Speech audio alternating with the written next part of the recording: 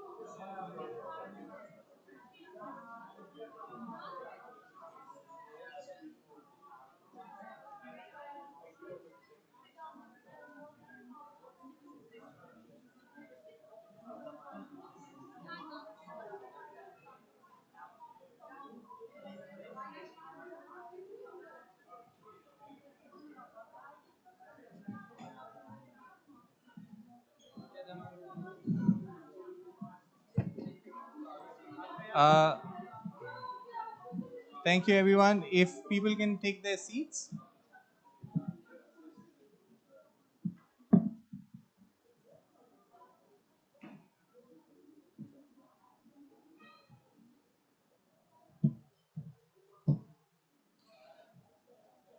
Thank you for coming to the side event.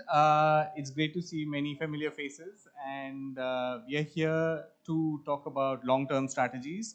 For those of you who don't know me, I am Siddharth Pathak from the 2050 Pathways platform. The 2050 Pathways platform, just to give you a bit of an introduction, is a multi-government, multi-stakeholder platform that brings together different governments to support them towards development of their long-term strategies, which are drawing from the Paris Agreement Article 4.19. The idea is to support governments to actually chart out a path towards their respective decarbonization goals and to sort of understand how this pathway is designed, what are the sort of key elements of the pathway that would be very valuable. We've been supporting over 10 countries in the past year or so to actually develop their long-term strategy, and overall around 60 plus countries have now submitted their long-term strategy.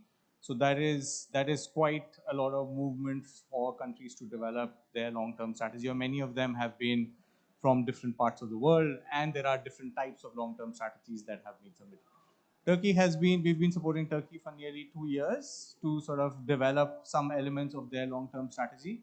And it would be very valuable to hear from our panel today to talk through what are the sort of developments on the long-term strategy, but also on the National Action Plan on climate change that is near approval for the time being. Just to sort of give you a bit of an introduction to the panel itself, we have three esteemed panelists. We have Sebastian Camilo, the director for Directorate of Climate Change and Risk Management of Colombia, who would be speaking about some of the experience that Colombia has around development of their long-term strategy.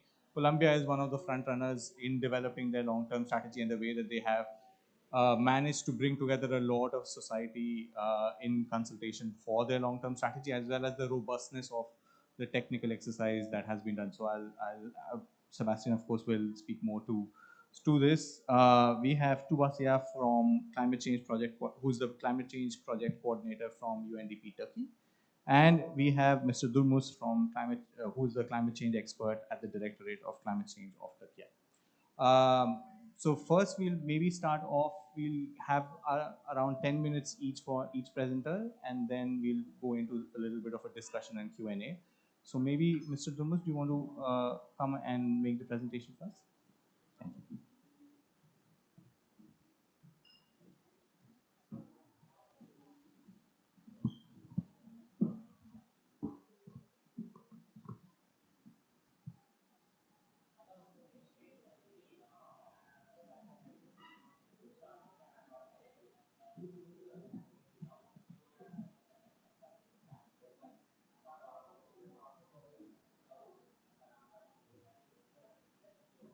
Thank you, Mr. Start. Good morning, everyone, joined us by virtually and in person. Before starting, I would like to extend my thanks to UNDP and 2050 Pathways platform for their collaboration with the Director of Climate Change, and hope that this cooperation will continue. Turning to the subject,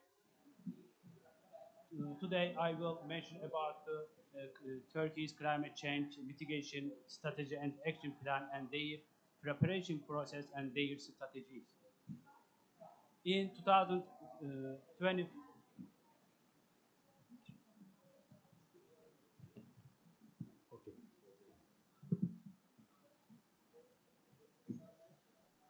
in, in 2021, Turkey announced the 2053 net zero emission target and ratified the Paris Agreement. After that, the Directorate of Climate Change was established as an affiliated institution with the Ministry of Environment, Urbanization and Climate Change. By doing so, Turkey has strengthened its institutional framework for climate change. The main responsibility of the Directorate is to determine policies, strategies, and action for Turkey's climate policy. Then, as Directorate, we started the project Revision of Turkey's GHG reduction target and developing long-term low-carbon strategy, collaboration with the UNDP, to aim of this project to revise Turkey's NDC and prepare the climate change mitigation strategy action plan and also LTS. Then we formulate a project team consists of 13 people, including project manager, team leader, sectors experts, and modeling expert, as well as gender experts. The first component of the project, which was to revise the NDC, was completed, and Turkey has revised their emission reduction target for 2030 based on business as usual, and increased their emission reduction target from 21% to 41%, and Turkey's updated first NDC was submitted to UNFCCC on 13th of April this year. Also, Turkey's first Climate Council was organized by the Directorate in February 2022 with more than 1,000 participants from public and private sector, academia, as well as NGOs. At the Council, 217 decisions were taken, which lays out the principles and objectives of Turkey's climate policy. In line with the 2053 net zero emission target, also the updated NDC and Climate Council decision, the climate change mitigation strategy and action plan has been started to prepare.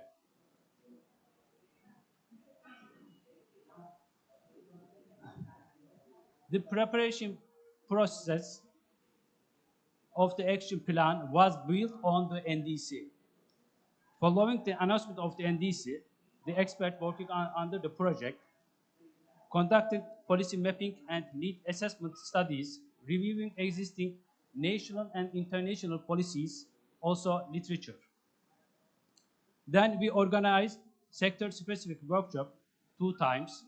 The stakeholders from the public and private sectors and non-NGOs, also business association, were engaged in the formulation of strategies and action to be included in this strategy.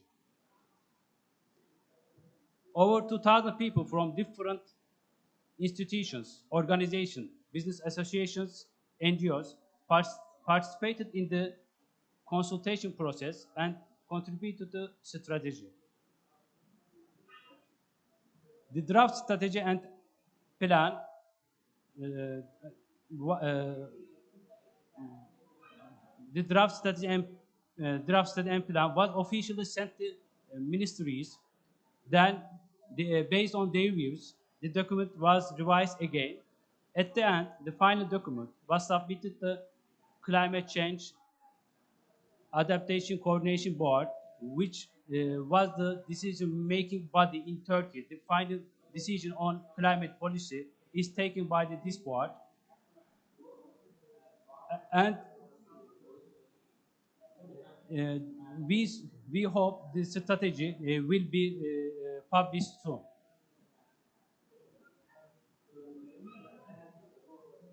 This strategy and action plan covers 7 main mitigation sectors, which are industry, which are energy, industry, building, transportation, waste, agriculture, LULUCF. Also, in this strategy, there are 2 cross-cutting thematic areas, which are carbon pricing and just transition. In this strategy and action plan, there are 49 strategies and 265 actions in each sector. For each sector, we have strategies top, and under these strategies, we have actions. Also, for each action, the responsible institution was identified. Also, the indicators to monitor this action also is developed.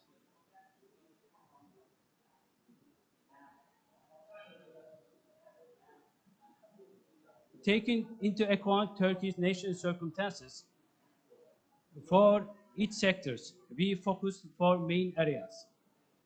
Focus areas of the energy supply sector are energy efficiency, renewables, new technologies, and infrastructures.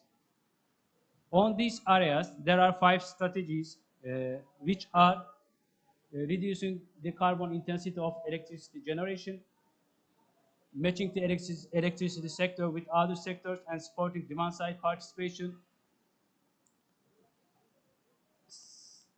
strengthening the electrical infrastructures, increasing efficiency and reducing technical loss rate, expanding the use of low carbon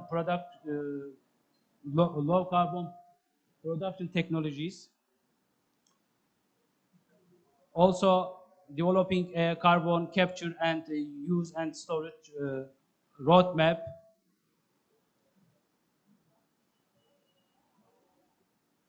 When it comes to manufacturing industry, we have focused on energy and resource efficiency, full conversion, alternative raw materials, and innovation. The strategies on manufacturing industry are utilizing the energy efficiency potential at the highest level, increasing the use of renewable energy, reducing the carbon footprint and carbon dioxide intensity of in the manufacturing industry, also increasing the capacity of the manufacturing industry sector stakeholders, enhancing the circular economy and resource efficiency, developing new technology options by R&D, also developing sustainable investment tools, also enhancing suitable financing mechanism and sources for investors.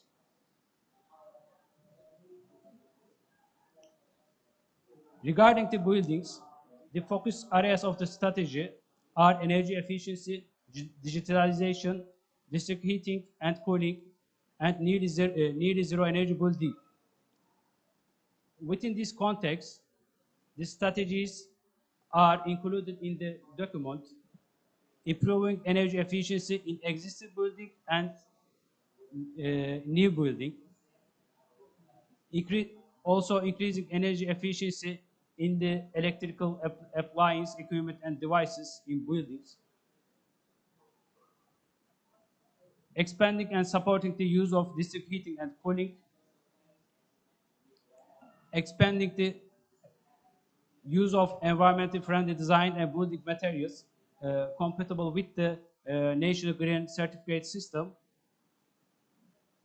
also ensuring dissemination of the building information modeling system.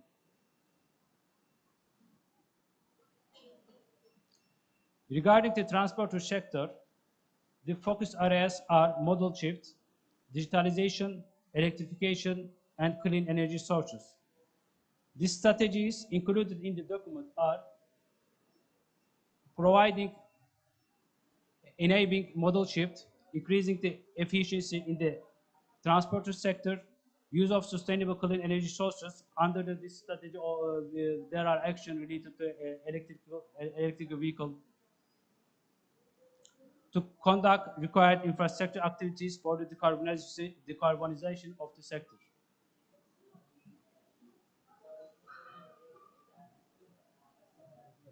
When it comes to waste sectors, main focus areas are zero waste, water management, circular economy, and R&D. Thank you. This strategies related to the waste sector included in the document are preventing and reducing waste and wastewater, increasing the recycle and recovery, reducing the rate of waste sent to landfills without pre-treatment, improving wastewater management and treatment infrastructure, developing human resources and increasing social awareness, enhancing incentives for waste management, and increasing R&D activities. In agriculture sector, effective land management, loss residue and waste management, reduction of methane emission, and reducing chemical substance use are main focus areas. Within this context, several strategies are developed for emission reduction activities. These are reducing methane emission from livestock, ensuring efficiency in the use of fertilizer, reducing the use of pesticide and antimicrobials, improving loss, waste, and residue management, and enabling land and soil management, ensuring farmers have access to suitable financing opportunities, expanding training, awareness raising, and capacity building activities. The other sector covered by the action plan is LULUCF. In this sector, carbon sink areas, carbon management, circular bioeconomy, and technological infrastructure were chosen main themes for developing mitigation strategies. 5 strategies are included in the action plan. These are protecting, managing, and expanding ecosystem, and ensuring the transition of forest and agricultural enterprises to a high value-added circular bioeconomy, doubling project support to 2020 levels by 2030, increasing the number of technical staff and professional trained in carbon management, development of technology infrastructures. Also, our strategy covers 2 cross-cutting themes. One of is carbon pricing, the other is just transition. Regarding the carbon pricing mechanism, emission trading system, voluntary carbon market, and carbon pricing infrastructure are the focused areas. And the strategies for carbon pricing are establishment of emission trading system in Turkey, carrying out infrastructure studies on other carbon pricing instruments, establishing infrastructure for voluntary carbon market, and conducting studies to evaluate accession to Article 6 of the Paris Agreement. For the just transition, we only have one strategy. This is building capacity for just transition and employment transformation. Also, we will develop an online monitoring system for monitoring and evaluating the action plan. The implementation process of the action plan will be monitored on an annual basis through the monitoring indicators for the action plan. Between January 1st and March 31st of each year, the institution will insert the progress made on the action in the online system. The annual monitoring and evaluation report, which will be prepared by the Directorate of Climate Change, published, and then it will be submitted to the Climate Change Adaptation and Coordination Board for their consideration. Thank you for all for listening to me. Thank you.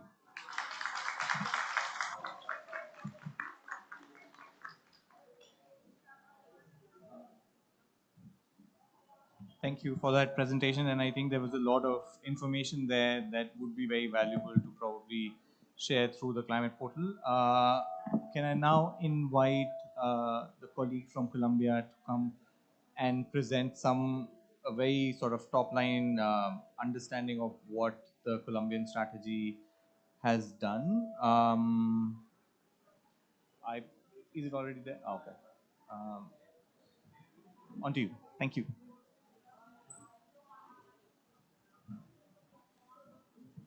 Well, good morning, everyone. Thank you very much for this invitation. It's a pleasure to be here, and thank you very much also to the Turkey government, and thank you to our colleagues and the 2050 pilots. It's a pleasure to be here and share a few comments on what was and what is this process of the long-term strategy development in a country like Colombia. And thank you very much for sharing the experience of Turkey. I think that we have many similarities. There is a long way to walk, and it's a hard job to do in countries like ours. I would like to use a few slides, and I would like to mention that I used these slides a few days ago on a public hearing with parliamentarians here at COP28. And actually, I would like to start saying this because one of the most important things that we need to do on a long-term strategy implementation is public consultation. We need to speak about this. We need to go to other stakeholders, to speak with parliamentarians, to speak with civil society, academia. We need to reach out to national governments and go also to local governments and other stakeholders to engage them on what that's mean. So that is one of the most important things that I would like to mention, and that was part of what we are trying to do with our long-term strategy in Colombia. The second point that I would like to mention is that we already have an NDC. We have an NDC that is a 51% reduction of emissions by 2030. It is also a reduction of emissions according to the levels of 2010. So it is a huge effort for a country like ours. We are also looking for a net zero goal by 2050. So that is the most relevant goal that is inside in our long-term strategy. But we need also to work in the capacity, on the increasing of adaptation capacity in a country that is highly vulnerable like Colombia. So we need to do both things in a very transformative approach on a country that is having many challenges that I would like to show you before. This is very complex, and this is the second message that I would like to share with you. We already have a lot of very useful information that is published by IPCC. Something that we use in the construction of the long-term strategy of Colombia is the information provided by IPCC. Those are the scenarios produced by the assessment report, the sixth assessment report. So Colombia is using the scenario C1, so this is the recommendation of science, so that's the reason why we have a 51% reduction by 2030, and this is the scientific basis for the net zero commitment that we have for 2050. There are many relevant and important outcomes that IPCC produce for decision making, but I would like to mention that carbon budget is one of the most important. We already know how much we already expect. Sorry, good. We already know how much we already expend, so we know how big is the damage we produce in the atmosphere, and according to that, we also know how much we can put into the atmosphere in the future.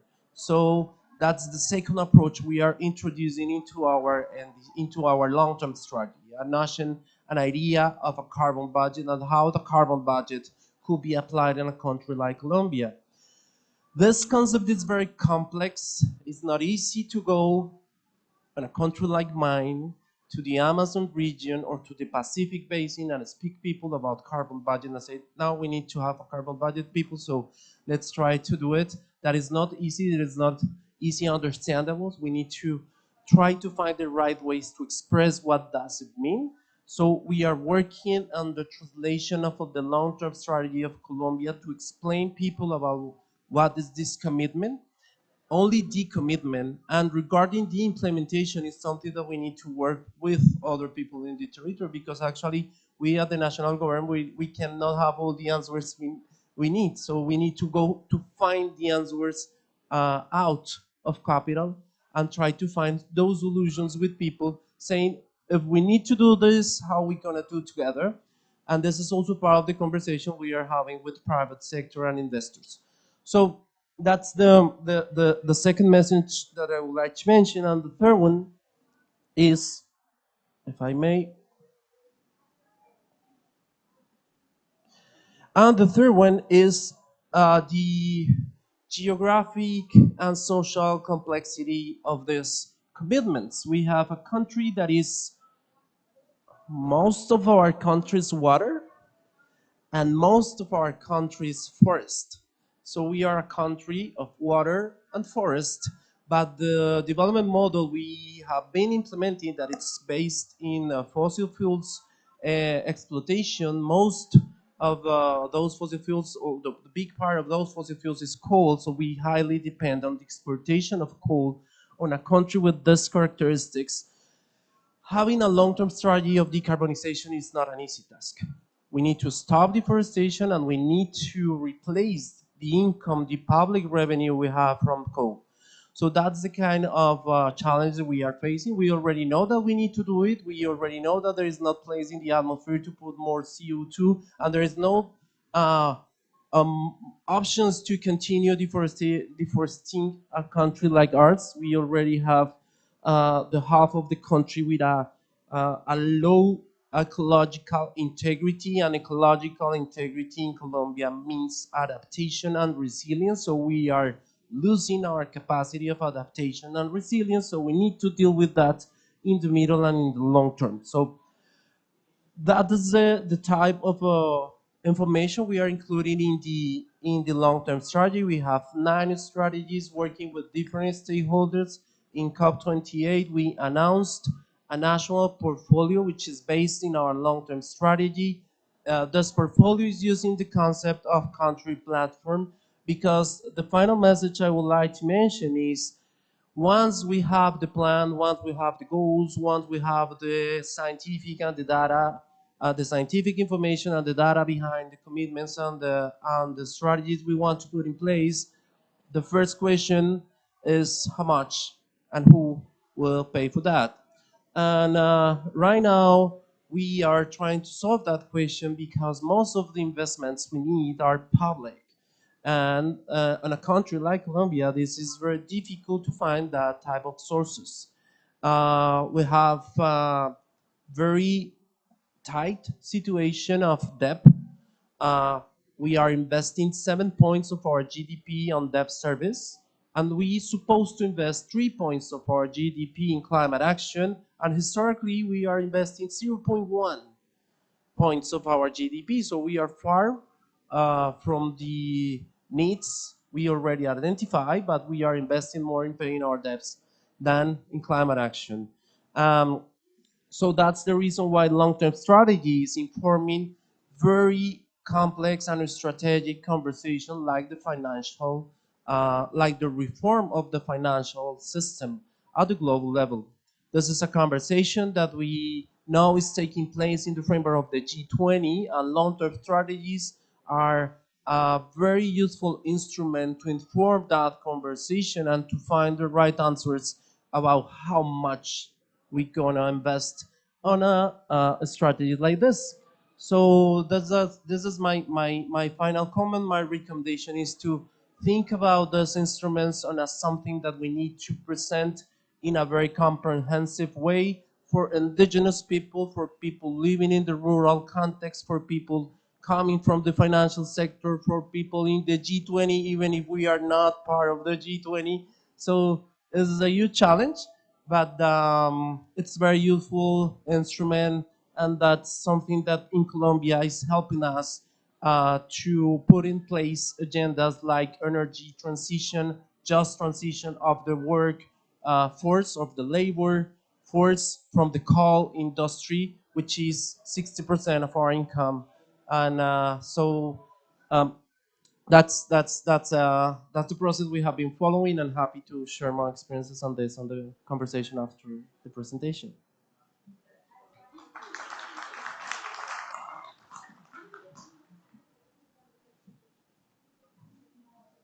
Thank you, Sebastian. I think what you presented was excellent, and I think some of the messages that you gave, especially on engaging different stakeholders, the challenges of the different types of stakeholders that are there within the country and ensuring the inclusion of all of them, at least for getting them to be understanding of what this long-term strategy is all about and what the carbon budget or the limitations are all about, are very interesting. And I think what we always find fascinating in the platform is, even though countries are far apart and very different in terms of how they sort of geographically are or like political systems, the problems that many countries are facing around the long-term strategies are very similar. And I think that Tuba is going to sort of talk about some of the communication exercise, which is, I guess, the problem is quadrupled because of the size of the country in itself.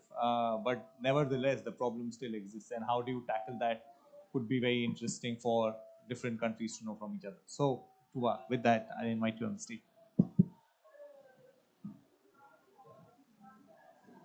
Yeah, thank you, Siddharth. Sorry.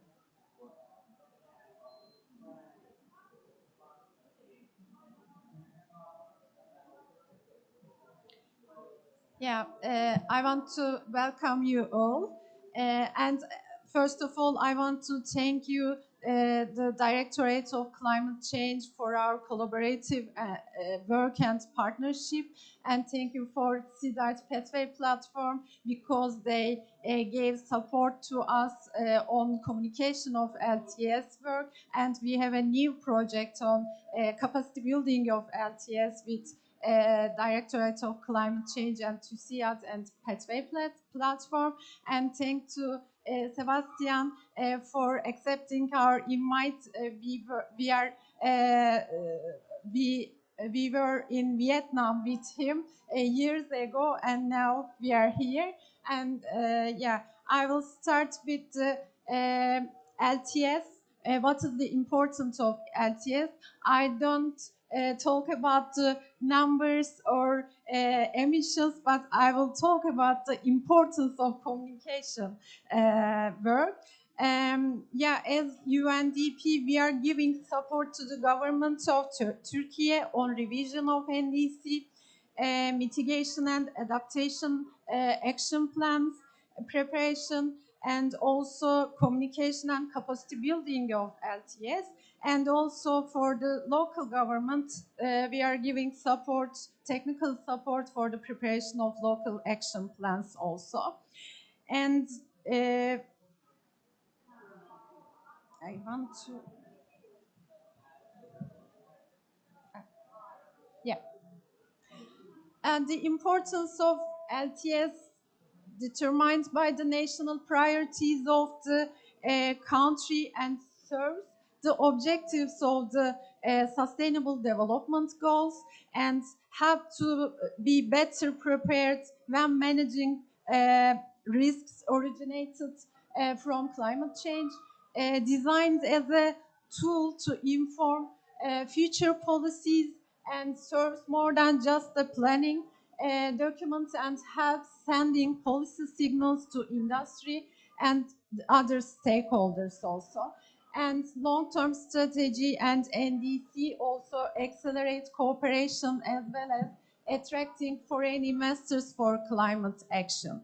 In this regard, the purpose of the communication is preparing the holistic communication strategy, including capacity building, awareness raising, and campaigning activities also.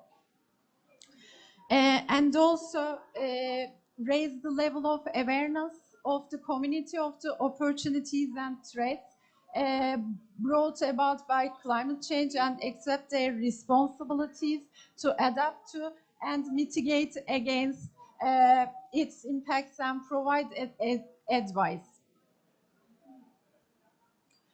Yeah, our first activity was the preparation of communication strategy.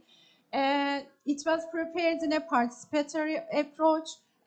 With the participation of Directorate of Climate Change was the critical part, because we prepared according to their needs and responses.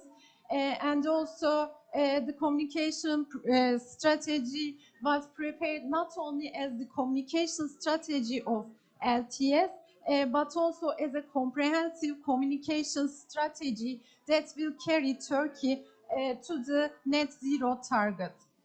The other critical activity was the stakeholder meetings. It was really important because we include all the stakeholders of our processes, preparation of LTS, preparation of action plan, because they are the ownership of this policy, important policy documents.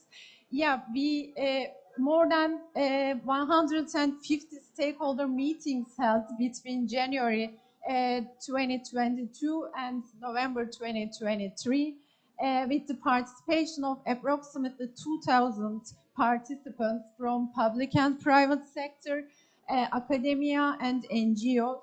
And awareness was raised about the LTS process, action plan, and also NDS process and their participation in policies and roadmaps was ensured. And also these events were shared via posts and also social media, LinkedIn, Instagram, and in this way secondary target audience also was raised awareness and informed about the process. Yeah, you can see the photos from our several stakeholder engagement meetings. And we produce a project logo and guidelines, and the other important issue was the social media campaign. You can see the videos that we produced under our project under walls. We prepared 7 sectoral videos and also 80 social media posts with their visuals and 12 short videos and 4 infographics and also 8 sectoral videos that you can see on the walls of the pavilion. And we shared all these posts via Instagram, Twitter platforms of Directorate of Climate Change and also UNDP accounts, because it increases the efficiency of the posts and also sustainability of the work. And a total of 1,500 new followers were gained from the posts shared during this period, and also approximately 2,000 users were reached by the content published on Instagram, Twitter, and other accounts. And this was demonstrating the success of the campaign also. And at 26 pages magazine titled Climate Change, Green Transformation was prepared and published in cooperation with a magazine group, which is the Turkey's largest magazine group. And magazine was produced as an addition to Capital and Economist magazines, and distributed along with these magazines, and reached nearly 170 people, this magazine. And also Climate Change Summit Green Transformation, organized by Capital and Economist magazines in cooperation with the Directorate of Climate Change and UNDP, was held on June. And the event, which brought together the business world and approximately 170 CEO level executives from the business world attended to the climate summit. It was important because, as you know, that the emissions, the highest emissions coming from industry, and it was important their ownership and raise awareness at high level. And we held 2 panels. One was titled Climate Change, Transformation, Economy and Opportunities, and the other one is the Green Banking, Impact on Growth under the Climate Summit. And the CEOs of industry discussed the transformation process in the industrial sectors, in parallel with climate change, adaptation investments, and areas of opportunity that will arise in this direction. And in second panel, the banks of the CEOs of the banks was discussed the impact of financial network on changing sectors and technology transfer in industrial sector. Yeah, and lessons learned. Yeah, raising climate change awareness is really important, as I mentioned, particularly in the context of LTS was crucial during events like the Climate Summit and Capital Supplement, because executives' genuine interest in understanding the risks and benefits of low carbon development was sparkled. And also these high-level events effectively captured the attention of policymakers and also accelerated the technical work and enhanced cooperation by leveraging experiences and expertise and resources. And effectively communicating climate change goals, progress and impacts, along with emphasizing the benefits and opportunities, has the power to inspire action also. And challenges, it was the important part.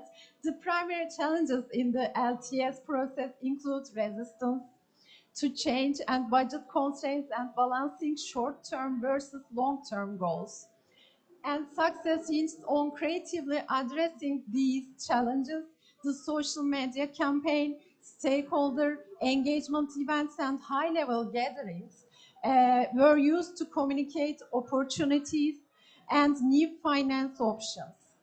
And recognizing the importance of staying informed and continuously learning about opportunities, goals, and responsibilities also under LTS or action plan work. And as we discussed at the beginning, the sustainability of the communication activities is important. In this way, we develop a website and merge to the Directorate of Climate Change website to provide its sustainability after the project ends. And also social media campaign will continue under the Directorate of Climate Change, because they have a lot of posts, videos, and materials for continuation of the work. And after the revision of long-term strategy, they can revise also communication strategy in this way and continue their communication activities in this way. And yeah, thank you very much. Thank you.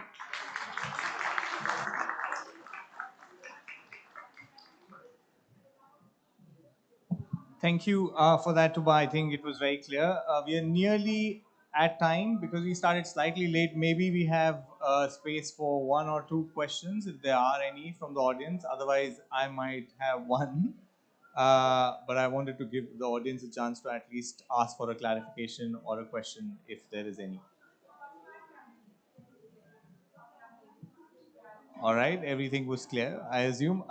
Just in terms of the presentation in itself, and particularly for the panelists, I think it would be very helpful to have a bit of a reflection on stakeholders, particularly from the financial sector, and your insight on engagement with those stakeholders. Because of course, different stakeholders have different perspectives on long-term strategy and long-term changes, but from both the presentations, it's clear that the financial stakeholders are the most important, or well, not most, but they are extremely important to operationalize the long-term strategy. And I was wondering whether you can share some insights from particularly those stakeholders, whether it was the banks or whether in Colombia's case was the public sector in itself. So that'll be great if you can take a few minutes to talk through that and any other final statements that you might have towards each other or any questions you might have for each other. So maybe start with Sebastian, if that's okay. Thank you.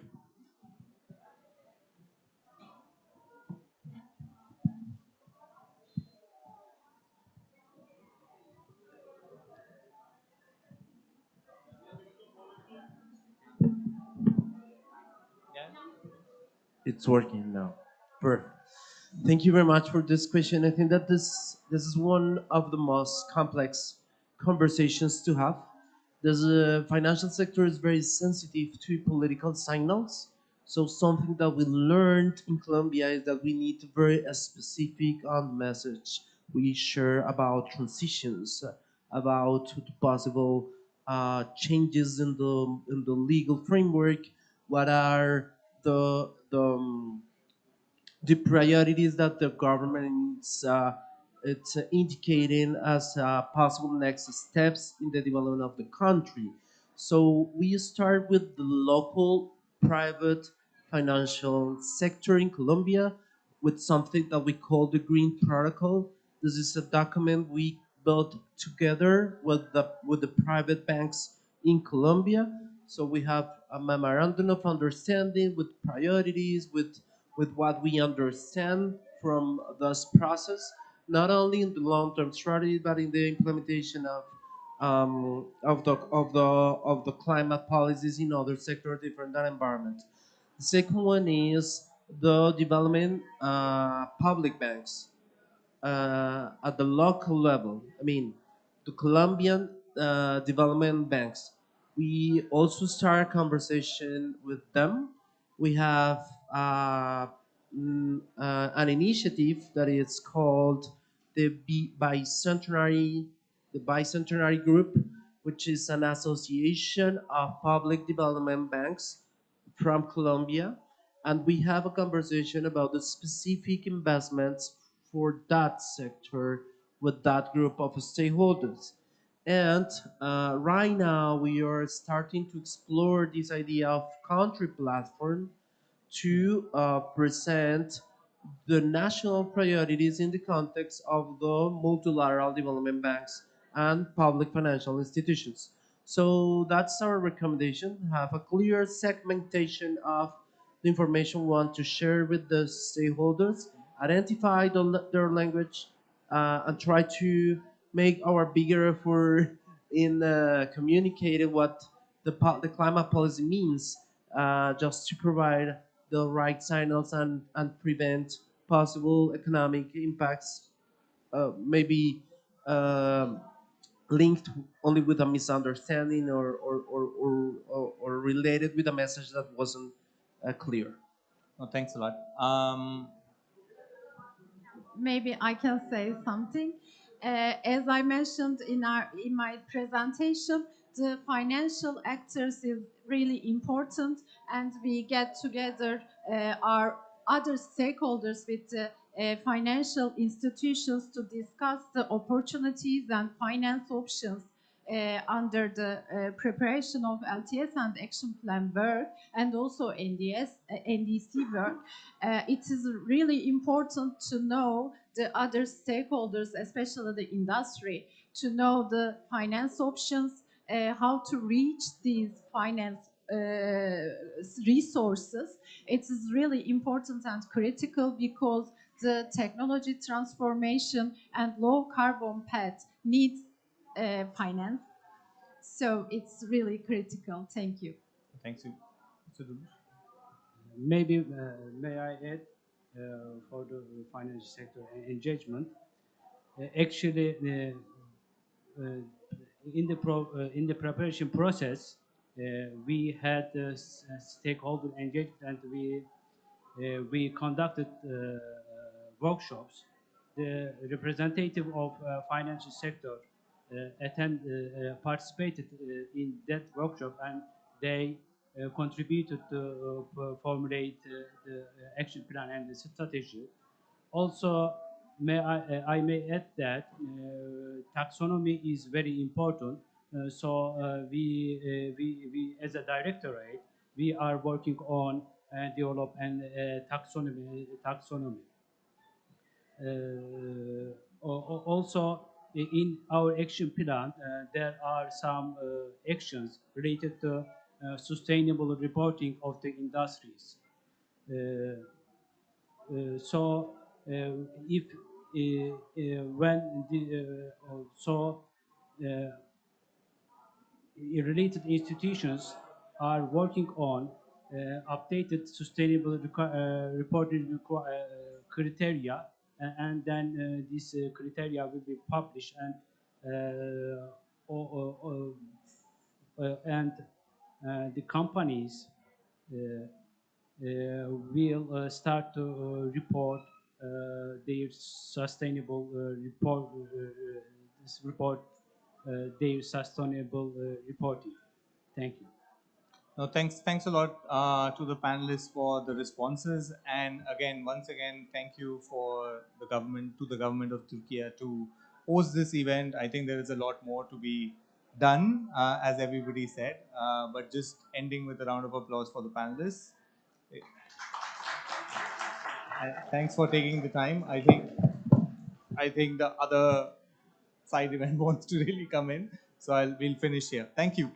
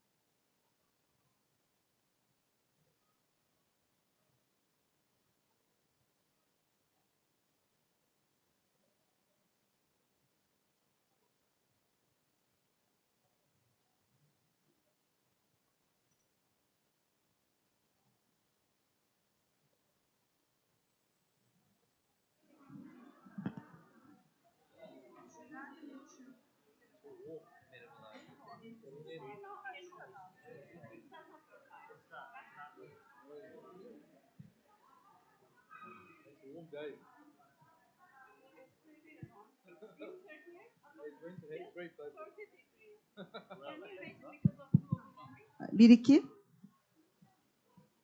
Sevgili konuklarımız, panelimiz başlamak üzere. Sizi davet ediyorum oturmaya. So, we are ready to kick off our panel once the audience takes their place.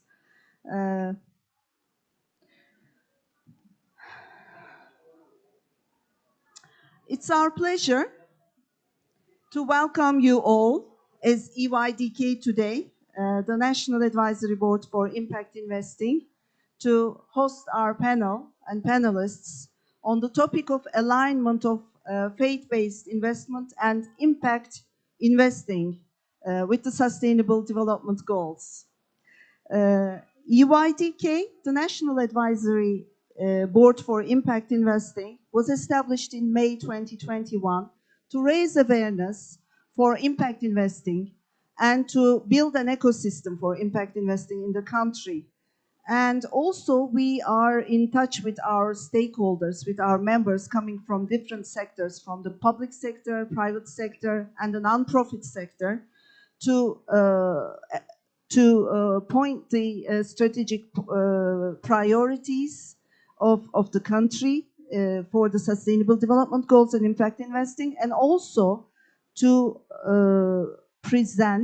prepare policy recommendations for all sectors. So that is who we are. And we are hosting a panel today as we have recently established a working group for faith-based aligned investments, the convergence of faith-based investments with impact investing and the SDGs. First of all, I would like to welcome our panelists and to introduce them one by one. So on my right, I have Mr. Mohamed Dawood, the Managing Director and MENAT, Head of Islamic Finance from HSBC. On the very right, I have Ms. Seçil Kızılkaya Yıldız from the Executive Vice President from the Development and Investment Bank of Turkey. And on my left, I have Mr. Ali Kemal Küçükcan, Executive Vice President of Turkey Emlak Participation Bank. And on my very left, I have Mrs. Fatma Çınar, Director from the Participation Banks Association of Turkey. Welcome you all. When we look into the world, we see that the world is changing. We are more and more exposed to sustainability. So sustainability is mainstreaming now. When we think about 10 years ago, it was different. It was like a different, just the beginning of a new era. But now it's mainstreaming. And when we think about the $4 trillion gap for to meet the SDG agenda in the world, we need to capitalize, we need to mobilize more capital for impact investing and for SDG-based investments. And for that, we need more alternative and innovative instruments and investments to be included in the market. In that sense, faith-based finance takes a great role. According to a report prepared by Oxford University Said Business School, the faith-based finance amounts to $4 trillion. These were the numbers for last year. And $5 trillion actually, and $3 trillion of it consists of Islamic finance, whereas the rest, the $2 trillion, represents the faith-based finance, representing Christianity and Judaism and other dharmic religions. So there's a great potential there that we need to mobilize. And for that reason, we have established a working group at EYDK to work on this, to see what we have in our hands, what inventory we have, to go through the terminology together as a country, and to offer policy recommendations to all sectors, both the private sector and the public sector. So let's kick off the panel, and I will start with Mr. Mohamed Dawood. As HSBC is an active and global financial market player in the Islamic finance industry, we will ask for his suggestions to see the practical steps he's going to tell us here. How far has Islamic finance come down to the ESG path, and what more can be done to grow and accelerate down this path, Mr. Dawood? Great, thank you so much, and thank you for the invitation. It's great to be here today. So Islamic finance really has been around for the last 50 or 60 years. And within that time, it's made a tremendous impact within its domestic markets. And if you look at the core of Islamic finance, the core of Islamic finance is very much around ethical investing. So when Islamic finance, when these institutions, Islamic banks, participation banks were set up, part of their mandate was to invest into sectors and areas which did not cause any harm to communities or societies. So, for example, armaments, gaming, alcohol, those sectors traditionally were excluded from investing or financing in Islamic finance. But Islamic finance at its very core is really about impact investing, I would argue. And it's about making a real change to societies and communities. And within the very DNA of Islamic finance is a desire to be able to protect communities, to protect the environment. But I think in the drive to develop Islamic finance, and while much progress has been made, I think we've fallen back slightly when it comes to focusing very much on what I would say the SDG type or the ESG goals. And I think Islamic finance, I think conventional finance over the last 10 years has really driven the agenda when it has come to ESG and sustainability. But so it's very much within our heart, it's very much within our core, and it's within our DNA. And I think Islamic finance now really does need to pick up and actively look at the promotion of this much more. So in the last, for example, 4 or 5 years, we've seen the development in the Sukuk market. We've seen the establishment of green bonds. We've seen the establishment of sustainability bonds.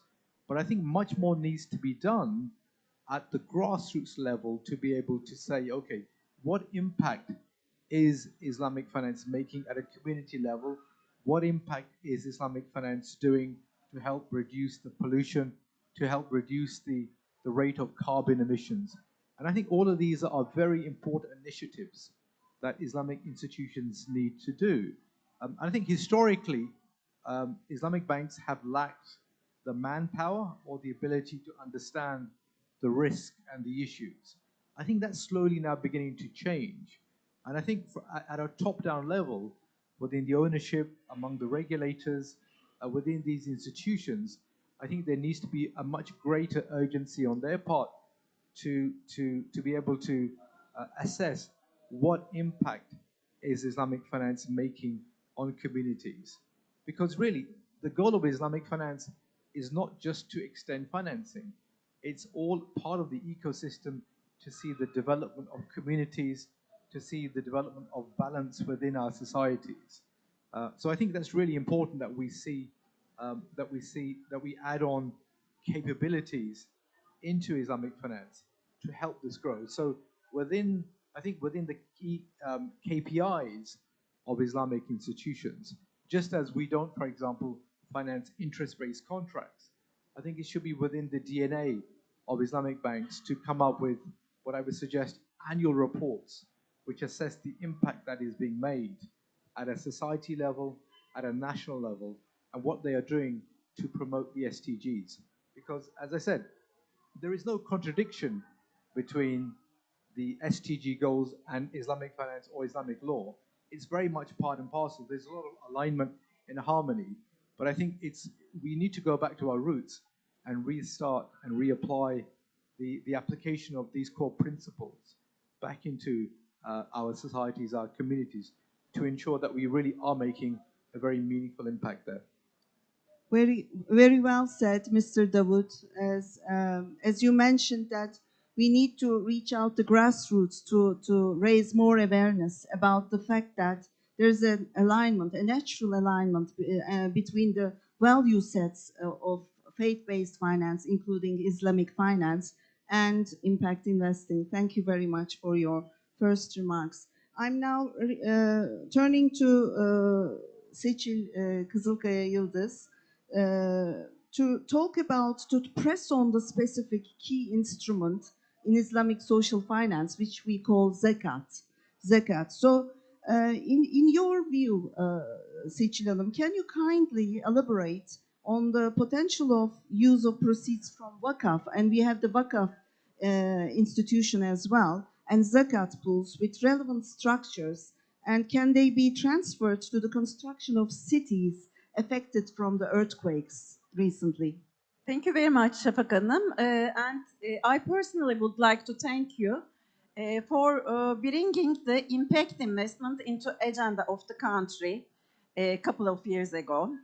I also would like to thank the Directorate of the Climate Change for this very important panel. And I would like to thank you again for this panel, because Islamic finance is very much important in terms of ESG, and we need to bring it to the agenda of our country to further use it as a public finance tool going forward.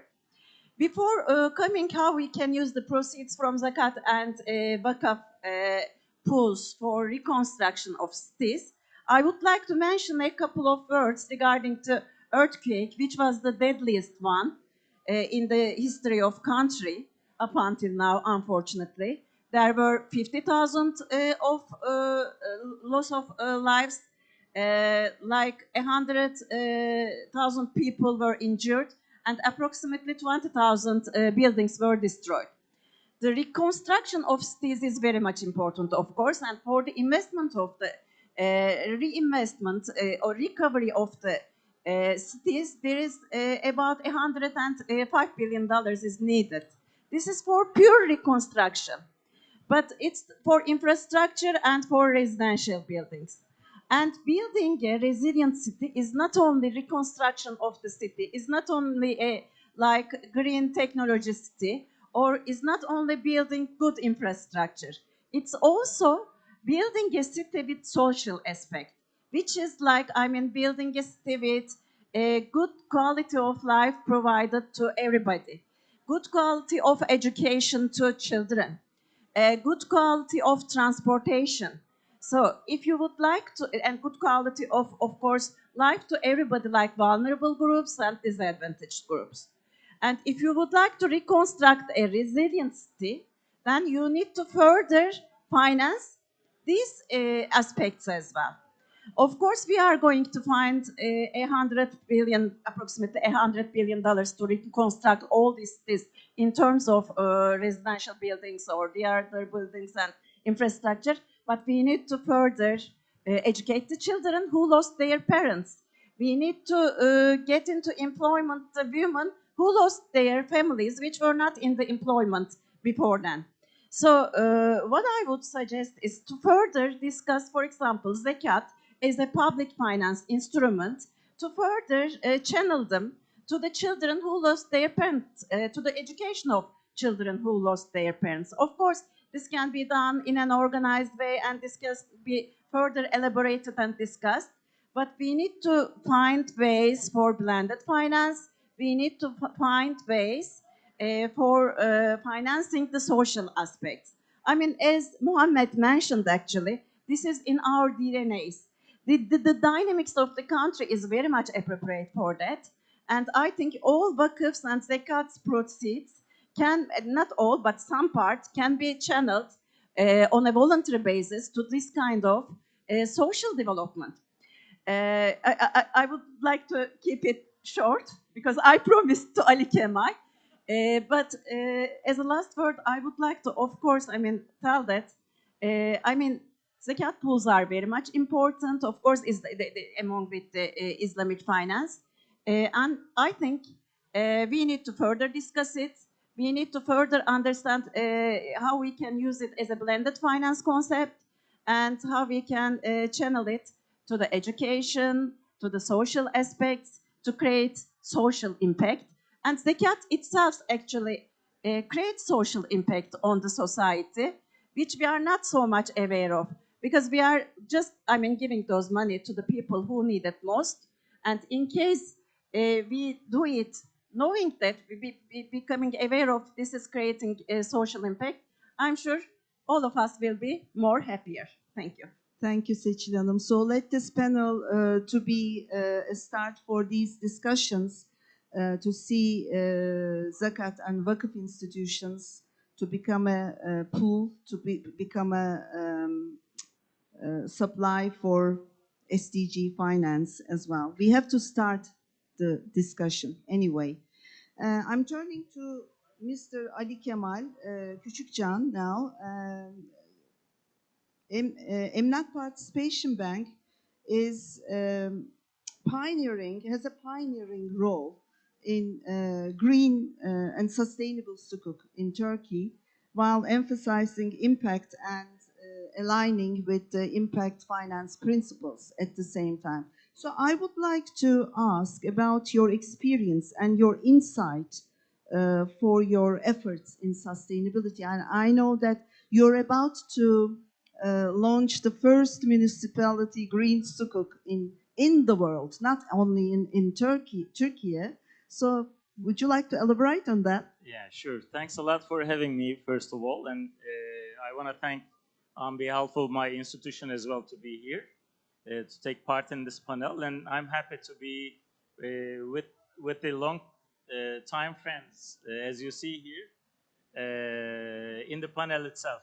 And then Seçil, I'm 100% okay. You can use my time as well here. No problem there. For those who are not familiar with my institution, I'll just briefly maybe give a very short introduction who we are. Emlak Katılım is the youngest state-owned Islamic bank, so-called participation bank in the sector. We started our operations back in 2019 March, so we're going to celebrate our 5th anniversary next upcoming March this year. On the ownership, we are owned 100% by Ministry of Treasury and Finance, but on the organizational level, we are reporting to Ministry of Environment, Urbanization and Climate Change, which is a unique kind of like status that the bank has, in that we are reporting to 2 different ministries. And of course, being under the roof of Ministry of Environment, it's very natural that having a sustainable or green fields at the core or at one of the main activity areas in our bank activities. And about our journey in the field, those who work in this area or somehow touch to sustainability and green, they would for sure, especially the bankers, it's not easy to establish a proper infrastructure and working model in this area here. It requires bringing in some certain important factors together, like vision, will, and support of the top management, experienced human resources, plus hard work of the related teams. In our own experience, we were lucky enough to bring all these together. And I want to thank my colleagues here. They are here with us today. Our investment banking team put a tireless effort in the field and hard work since day one. Our first step in the process was taking part in the zero waste project of the government, which was sponsored by Ministry of Environment. That was back in 2020, which created a little bit awareness within the bank, within the employees. And then we started to work on our sustainable finance framework, establishing our sustainable finance framework program to set the base for our green and sustainable issuances going forward. And our program was established, our framework was established with strong references to the international institutions, well-known institutions like International Capital Markets Association, like IDB, Islamic Development Bank, Malaysia Security Council Commission, and Indonesia Bonds and Sukuk framework. The process there also included a second-party opinion by an accredited independent audit company in Turkey. We completed this framework in the middle 2021 and then issued the first ever Green Sukuk of Turkey in November 2021. That was like around $2.5 million worth of local issuance. That was in Turkish lira. And that was followed by another Sukuk, Green Sukuk we issued on behalf of Turkish Wealth Fund, their subsidiary Istanbul Finance Center. We arranged that Sukuk as the first like customer Sukuk in Turkey, Green Sukuk. I just want to touch upon the regulatory authorities' maybe involvement as to how they can impact to kind of develop the process. Actually, Ali Kemal Bey, we will touch upon that point in the second part of our conversation. Okay. But thank you for your first remarks. And although Emlak Participatory Bank is a young institution, you we are are the going youngest. We are the youngest, celebrate your 5th year soon. You have achieved a long way. Now, Sukuk issuances are thriving in the country, in Turkey, but you're one of the pioneers in the market, and you have great examples. Thank you for sharing those with us. I'm now turning to Fatma Çınar, Director at Participation Banks Association of Turkey, which is a very important institution that has a facilitator role in of participation banks for raising awareness and the convergence of SDGs and impact investing, Islamic finance, and the SDGs. And I would like to ask you, Fatma, how do you engage your stakeholders in the ecosystem to integrate sustainability and SDGs into the business? Thank you very much. First of all, warmest welcome to all the audience from online and here physically. And glad to be here to discuss this very important convergence with Islamic finance or faith-based investment and impact investment. I just want to give a very fresh data announcement from Islamic Finance Development Indicator, just last week announced. Total asset size of Islamic finance industry now reached the $4.5 trillion with 11% increase compared to previous year. So as you mentioned at beginning of the discussions, we need around $4 trillion financing for SDG financing gap. So we cannot ignore the potential of Islamic finance and also what we discussed till now with the organic engagement and purpose of Islamic finance with impact on society and individuals. So we have a growing industry which also targeting social impact investing as a strategic goal for all activities. So we have a huge potential. And also I just want to touch upon the idea of impact in Islamic finance. It is originated from Maqasid al-Sharia.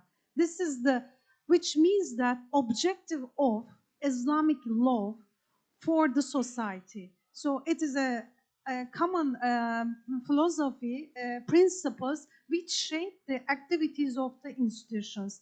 Now, we are talking about how we can institutionalize Maqasid Sharia. Just again, a very fresh announcement from global industry. In Malaysia, Islamic Capital Market Institution announced a guideline how to the implementation of Maqasid Sharia for Islamic finance transactions. Which means that now we are much more closer and clear how we can engage with SDG agenda. And back to 2015, announcement of United Nations for Sustainable Development Goals, immediately Islamic Development Bank also announced their planned strategic alignment for UN SDG goal, which is a global goal for all society, universal goal. And after 2 years, 2017, we have a very important initiative by IDB and UN, Global Islamic Finance and Impact Investment Platform. Because UN has 170 country coverage and IDB has 57 members, countries, and there are mutual countries which they can conduct projects for serving for the society, especially vulnerable and also which needs especially social financing for their needs, for their adaptation to the society, which they cannot borrow from the banks or financial institutions, which they cannot have necessary collateral for credit alignments. So it looks that from the supranational initiatives like IDB, UN, now we are coming to market players to take necessary roles for financing of SDGs. This is how we work, with a manner. Now we are now where we need to deliver this understanding to real sector and also customers. Increase awareness how they can contribute. For example, Seçil touched the point of zakat. Zakat is an individual responsibility in Islam. So persons, people personally can also contribute social finance agenda of SDGs individually. So this holistic approach is very critical. In terms of engagement with those international institutions, we have a MOU as association with UNDP because we do consider capacity and also potential of those institutions to support this agenda. We have totally 8 members as association, 6 of them full-fledged Islamic banks and 2 of them digital banks, and 1 full-fledged is on the way. Totally our asset size is $65 billion. So we do consider to activate, to trigger this financing for the sustainable finance projects. That's why we first initiated capacity building programs. First, we arranged programs with UNDP, IDB, and also some other institutions like Impact Investing, National Board engagement. First, we increase awareness about we are an ecosystem. We are serving for the same goals. Despite we financial institution, we are an NGO, or we are another institution, we have mutual goals in addition to corporate goals. So maybe later on I can give some concrete engagement examples, how we take these mutual goals into place to have concrete results. Thank you very much, Fatma Hanım. I think it's notable to press on the fact that, there is a global recognition and understanding about the convergence of Islamic finance and impact investing, given the protocols made between UNDP Private Sector Center and Islamic Development Bank, and also with your entity, with TKBB, to run the agenda in Turkey as well. Thank you very much for your remarks. I'm now turning to Mr. Dawood again. to ask my second question. Considering your active role as a global financial market player, what role can Islamic finance regulators play in driving the SDG agenda? And are there lessons to be learned? Absolutely. I think it's the role of regulators really cannot be overestimated or underestimated. I think it's because it's the regulators who are really setting down the agenda for the growth of Islamic finance, and they are creating the framework, the legal framework in many countries. For example, Turkey, the regulators have played a very important role in creating the legal framework to allow for the growth of Islamic finance.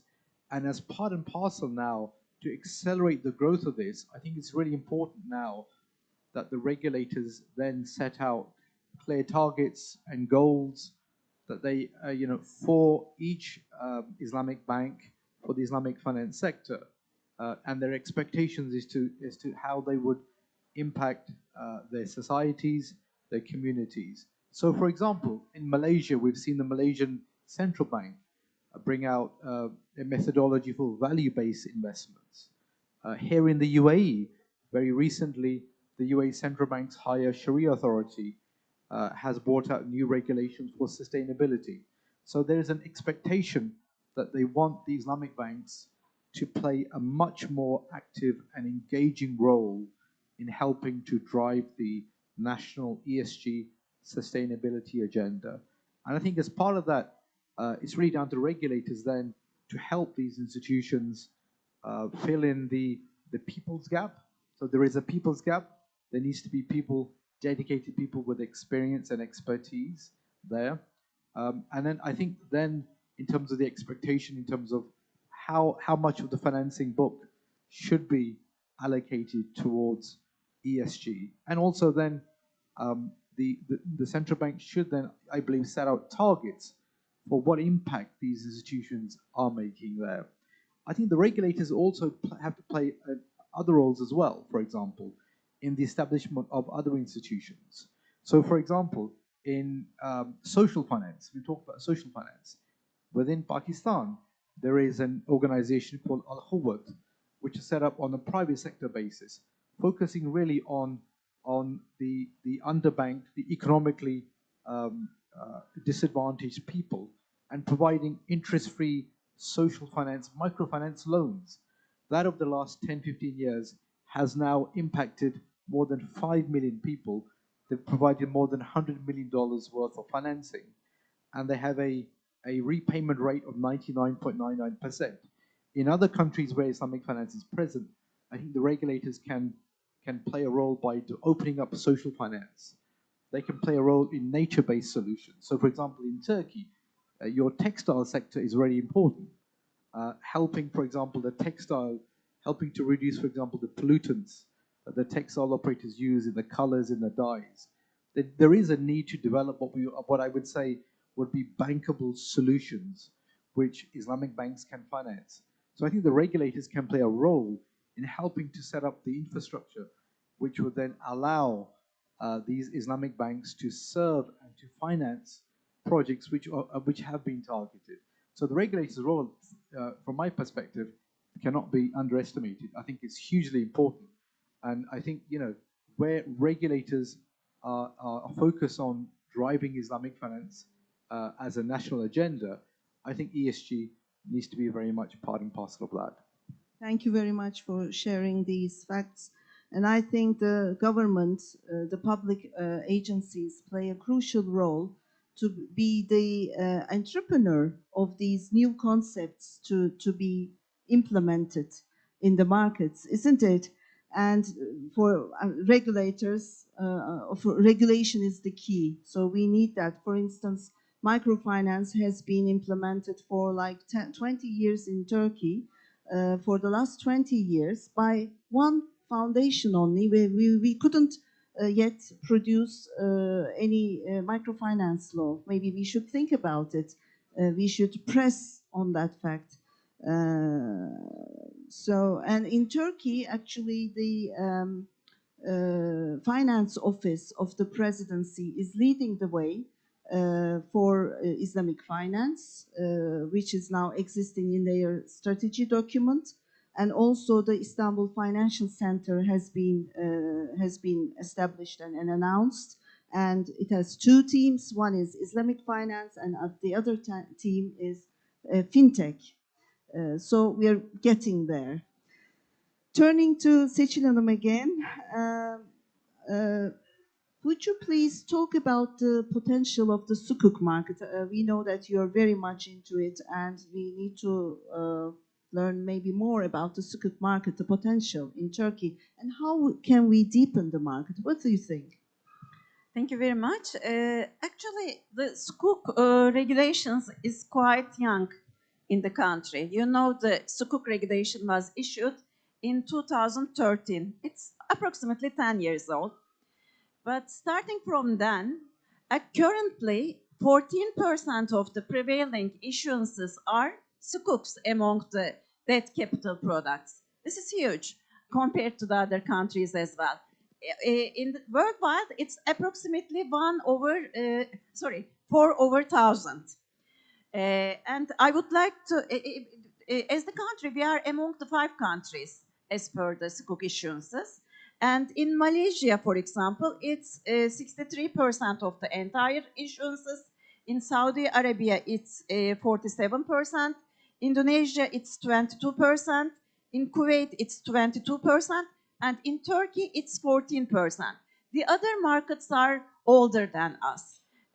For the time being, having 14% of issuances in terms of numbers is quite huge number. And we are developing very fast, I would say. So to further develop the sukuk markets, I would give a couple of advices maybe. What we can do further. Actually, we need to expand the range of sukuk investors, first of all. So we need to structure the products in a way to make them more attractive to the investors. The first thing is this.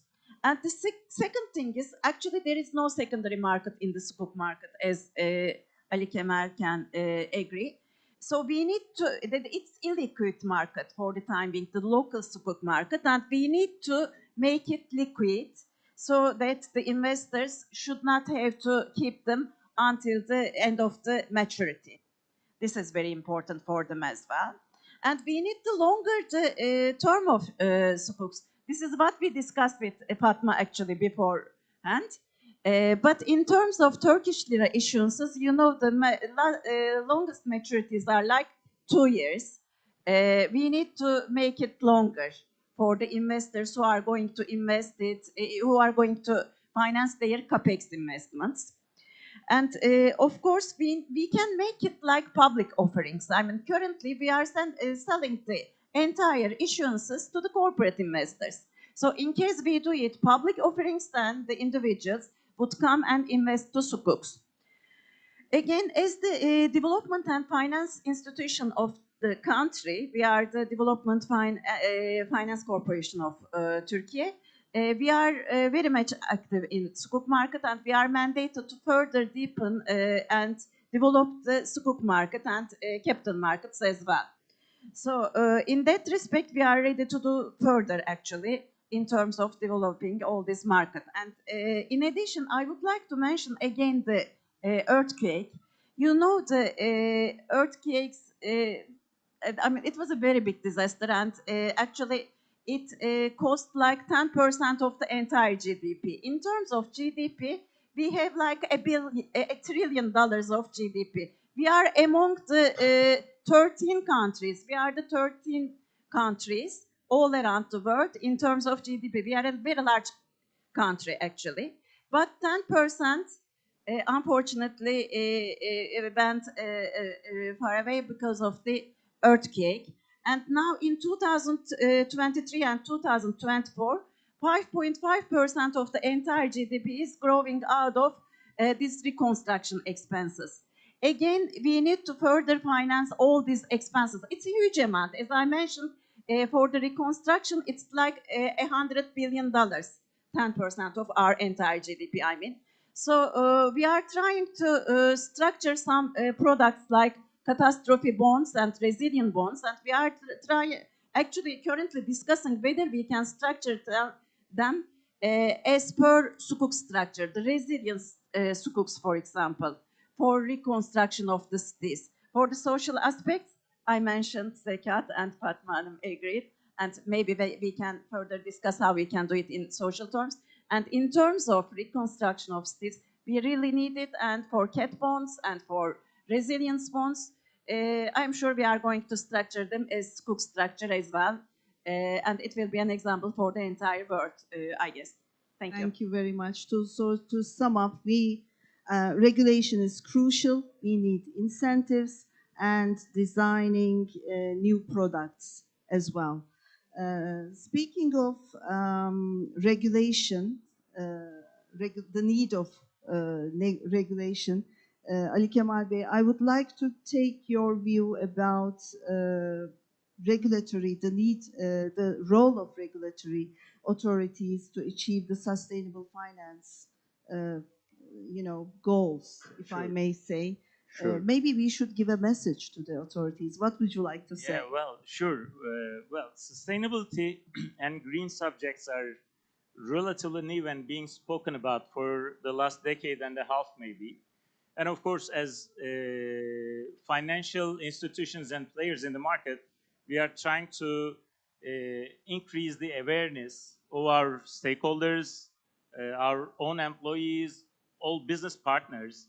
But of course, it's not enough. I mean, to be realistically speaking, with this standalone, I would say, efforts of just 10 to 15 banks, it's not going to be enough for sure. Not easy to convince all your business partners towards the same aim here. Therefore, it is very crucial and essential that regulatory authorities step in and create some motivation tools to bring people together, or business partners, community, all economy and ecosystem to move towards the achieved or desired goals, to achieve desired goals here, for sure. Well, these are ideas already that we share with the authorities in various different platforms. Just to give you an example of 3 different authorities, for instance, if the tax authority itself creates some tax incentives towards green and sustainable, maybe scopes or issuances for the investors, out of their maybe earnings, they will pay less taxes. It's going to be important, and you could attract more investors to the issuances there to motivate, to enhance the number and the amount of issuances there. And from, for instance, BRSA's, the supervision authorities perspective, if somehow they decrease the risk weight for the banks when they make green loans, when they make sustainable loans, it's going to be easy, or kind of like motivation for the banks' balance sheet management. If you look at the portfolios today, if it is, I don't know, maybe 2%, 3% green loans, it will for sure enhance the green investments that the banks or the other financial institutions will make. Another example could be with central bank, for instance. As you know, almost all sector banks, for the liquidity management needs, we go and use the repo mechanism of central bank. Like we use our bonds or scoops as collaterals to get liquidity from central bank. If central bank kind of motivates the collateralization levels of green bonds or sukuk issuances or sustainable linked issuances for achieving liquidity, that will for sure boost the financial institutions to invest in sukuks, or like I said, green bonds or sustainable linked bonds.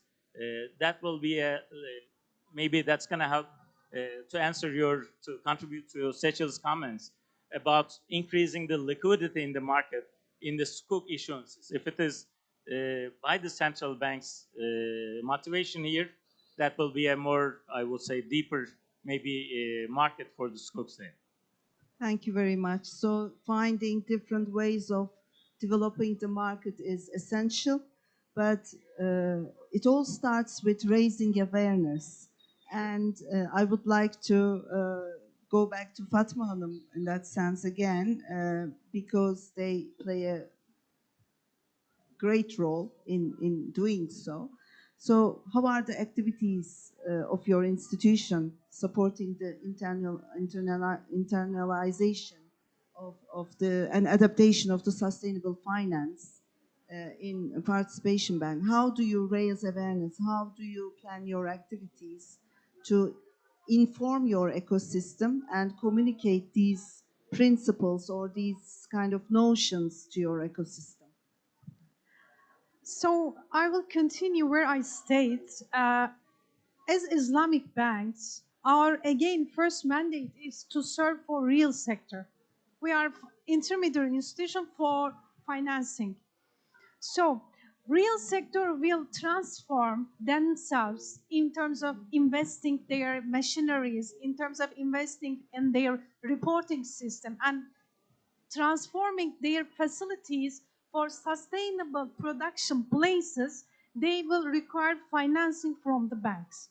So what's going on in Turkey from regulatory perspective and authority perspective? Because we are engaging those changes in the industry with regulatory bodies and participation banks for necessary adaptation.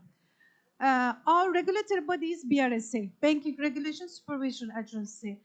BRSA announced Sustainable Banking Strategy Report for 2022-2025.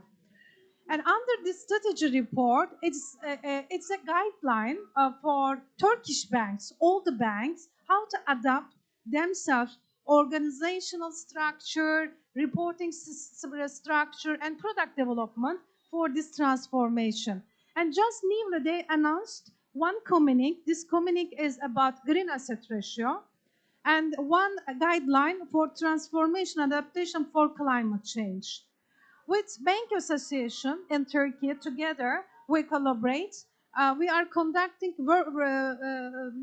working group studies for this adaptation. What we are doing? For limit allocation for companies during their financing demands, we need to have new criteria, eligibility criteria for giving financing. So we are now exactly setting these criteria sector by sector. We selected 6 sectors initially. We started with energy as naturally. And during these discussions, the banks first providing necessary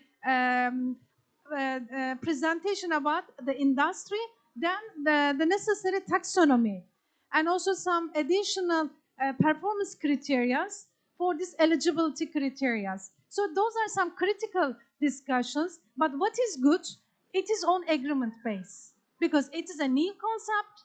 It should be adaptable, not theoretical. It should be adaptable, and we will transform this taxonomy with our credit allocation strategies to the customers. So we coming year will be very critical, because we will see how the real sector will adapt those changes in limit policies, credit policies of the banks.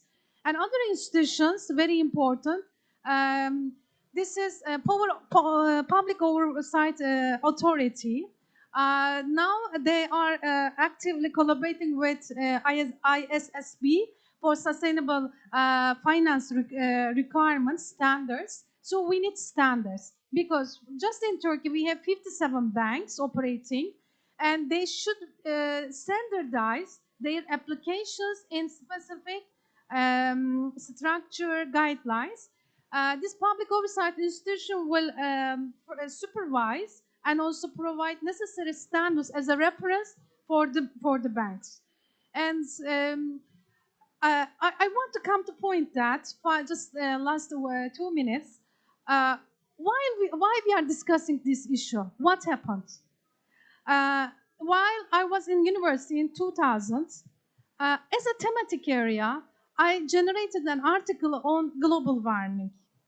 And I just focused on global warming, how while using perfumes, how we providing harm to the atmosphere.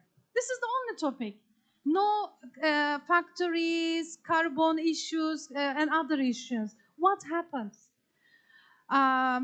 It looks that there is something balance problem on production and consumption. This is the root problem. This is the main problem. We should also concentrate on consumption side. So there should be necessary awareness about for managing, controlling our consumption, because our resources are limited. Even now, we are using atmosphere and resources of our kids, our next generations.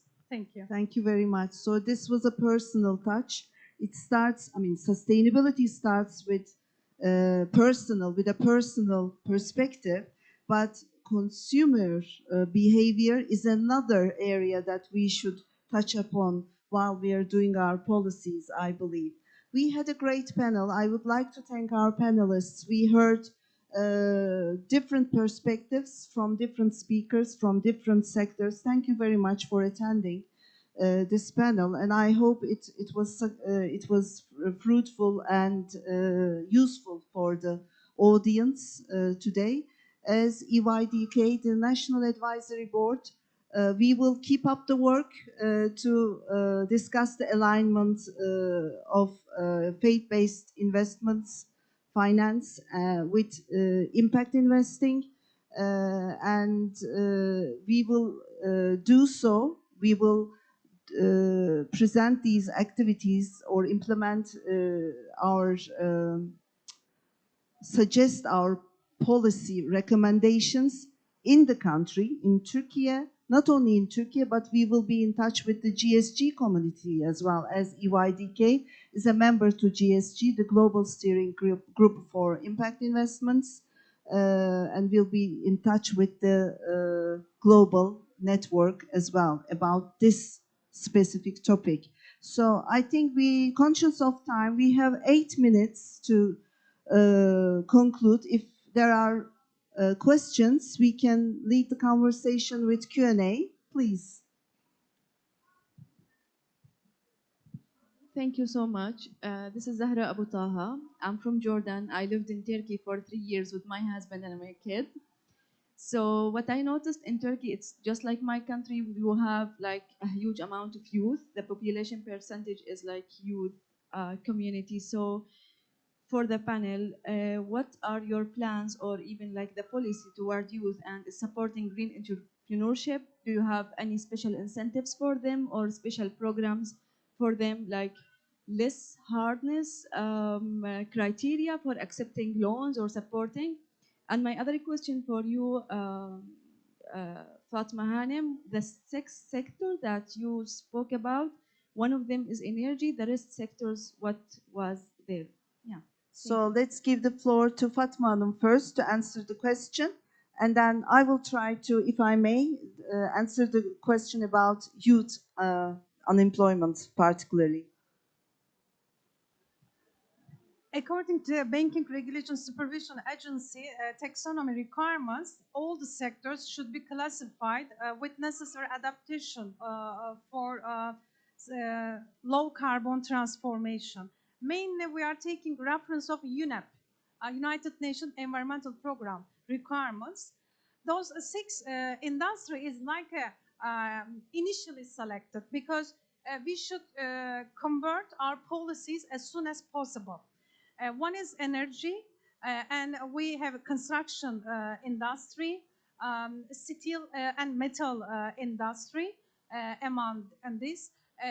Agri industry is one of the industry which we will also work on it. Those are just selected initially, but this is not the only industries. All the industries of the country will be prioritized and classified according to this low carbon transformation.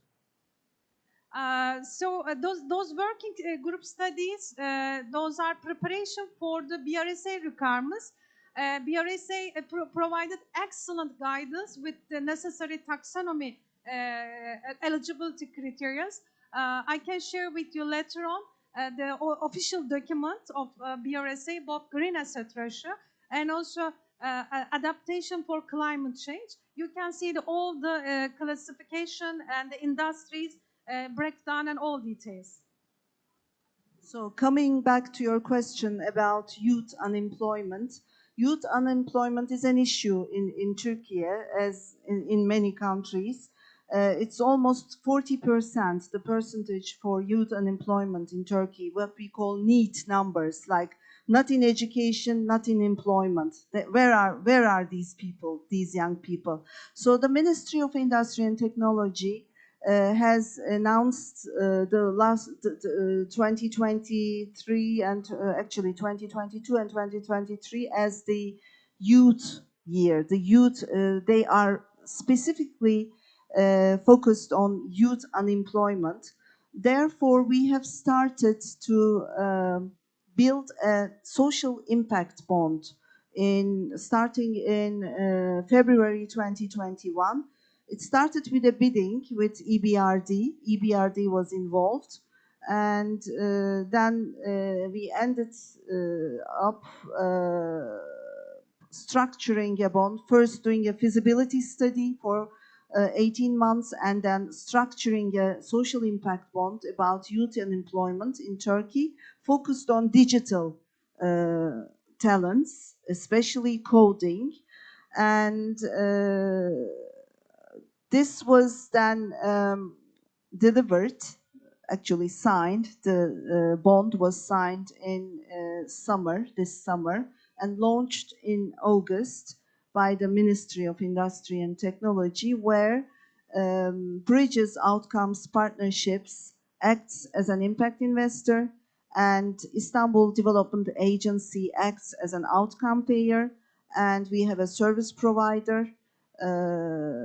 So it's a pilot project, it's a small project, but it is important because Turkey never had such a contract before. So now we do have it, we do have the pilot, and it's going to be scaled, of course. Scaling is the second part of it, although it was a little project in the beginning. That is a good tool to start with. And I know that you're from Jordan, aren't you? And there is a SIP, a social impact bond, delivered in Jordan as well. Maybe we can talk about it later. So I think we're just almost there. So I'm just wrapping up the panel, if I may, if there are no more questions. There is one more question, gentleman in the back. Hello, Halil Metin from private sector, Turkey. Thanks to all participants, and thanks to Fatma Hanım, I got very good sentence from you. What happens? Why now we are talking about carbon and emissions? That's the right questions. And for the private sectors, the main questions for motivational bosses, really they don't want to be involved, and they don't want to make investment in a short time. And now there is a big stress for taxation till 2026. We have just 2 years. And now really we don't have any tool to get support from our bosses. Because of that, we would like to know what kind of support that we can get from bank, from government. That's the key point. Thank you. I think we need someone from the government here, but maybe next time. So I will leave the floor to Fatma Hanım. So definitely this agenda also discussing with the Chamber of Commerces in Turkey, who are representative of real sector, because you need special packages, special financing to make necessary financing from the banks, at least at transformation period. And also there are institutions like Credit Guarantee Fund, and also just newly Islamic Credit Guarantee Fund established. Those institutions also studying with Turkish Treasury special guaranteed packages for sustainable finance transformation. The eligibility criteria for getting this financing and this collateral will be if as an institution you will utilize this financing for this transformation. So definitely the government bodies, with Turkish Treasury, with Chamber of Commerce's, and also Turkish banks coming together, having some workshops, some programs, how we will manage this adaptation. You're right, the main big work will be done at your side. We are just talking about how we can be intermediary for this. Maybe some advisory also solutions, because awareness in financial players is much more than you. So I think we need also some awareness programs, capacity building programs, at least prepare yourself, strategize yourself for this adaptation. And also just back to you, we have also advisory companies. They are also putting sustainable finance as their core issue at their agenda. So they are also supporting the industry. Thank you. Thank you, Fatma Hanım. So raising awareness, it's a marathon, never ending. Thank you very much for your participation and the wonderful questions, and to our panelists again, thank you. Have a very good day.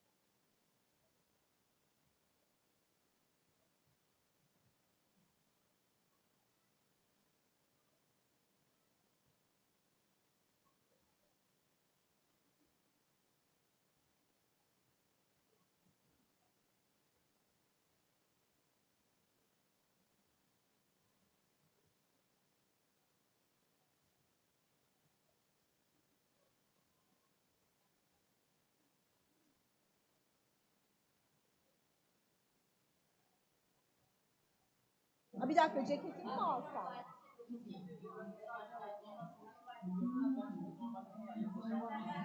Doğru.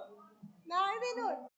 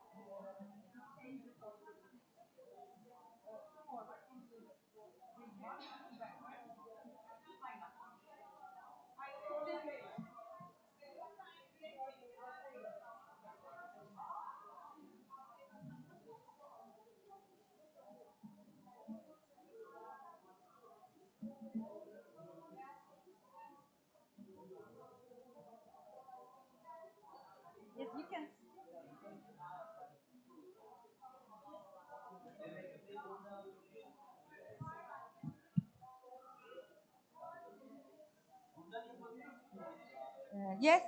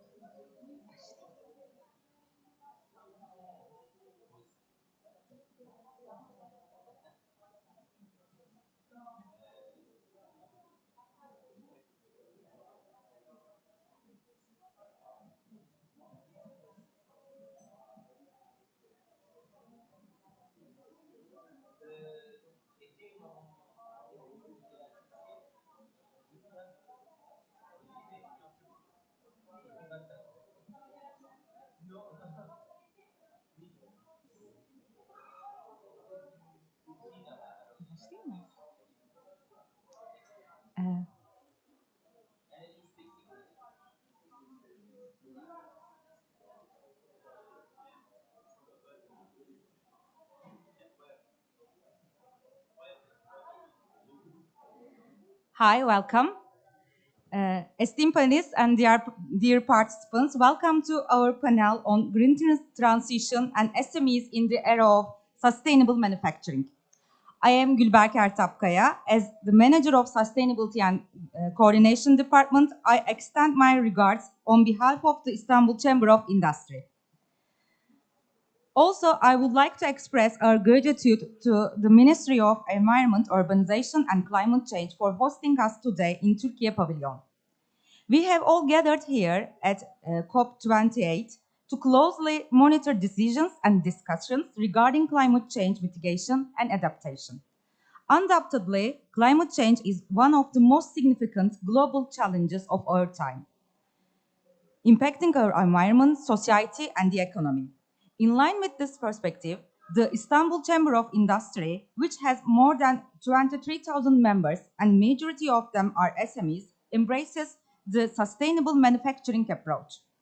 For this purpose, we concentrate our sustainability-oriented efforts on 6 main themes, which are climate change and sustainable industry, circular economy, resilience of industry, future of work, safe working environment, and sustainable finance. In this context, we are playing a pioneer role for increasing industrial awareness and create value through a sustainable approach with the initiatives such as Green Agenda Talks, Green Bulletin, Green Blog, and trainings. We also continue collaborating with national and international stakeholders in sustainability, driven by our awareness, social, and environmental responsibilities. Today, we aim to explore the evolving dynamics of the industrial sector with a particular focus on integrating SMEs into climate change mitigation efforts in this side event. Also, our discussion will delve into recent advancements in strategies and reporting standards. Additionally, representatives from companies implementing industrial best practices will share insights and experiences highlighted the advantages of SMEs embracing the green transition. Now, I want to introduce our distinguished panelists. Ms. Lamia Kamal-Chaoui, Director of OECD Center for Entrepreneurship, SMEs, Regions and Cities. Ms. Nicolette Bartlett, Chief Impact Officer of CDP. Mr. Romain Narsi, Board Member of RX Blue Matters, also CEO of Rematters Textile Recycling Solutions. And Mr. Murat Balaban, founder and CEO of Epison Biontech. SMEs emerge as crucial contributors in the transition toward a green economy. However, there are some substantial barriers that SMEs must cope with. I want to begin with Ms. Lamia Kamal-Chaoui to put the framework of green transition, its impacts on SMEs. Ms. Lamia Kamal-Chaoui, floor is yours.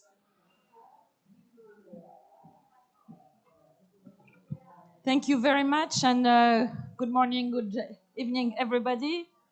Well, I come from the OECD, so of course I'm working on public policies. And as you know, for people who are here, OECD is an intergovernmental organization, 40 member countries, and of course, Turkey is a member and has been a member from almost from the start. So I'm very pleased to join you today to discuss something that have long been neglected, which is the question of the SMEs in the net zero debate and more generally in the climate policy.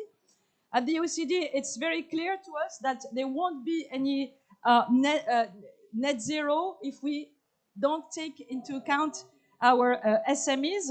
They are, of course, essential engines of the green transition. Individually, we know that they emit very little, but in aggregate term, and the OECD is producing a lot of data, we know that they have actually significant environmental footprint. They represent, 95% of all businesses from around the world, more than 50% of job. But we didn't know so far, what were their contribution to the environmental footprint. We recently started to do this job at the OECD to try to measure.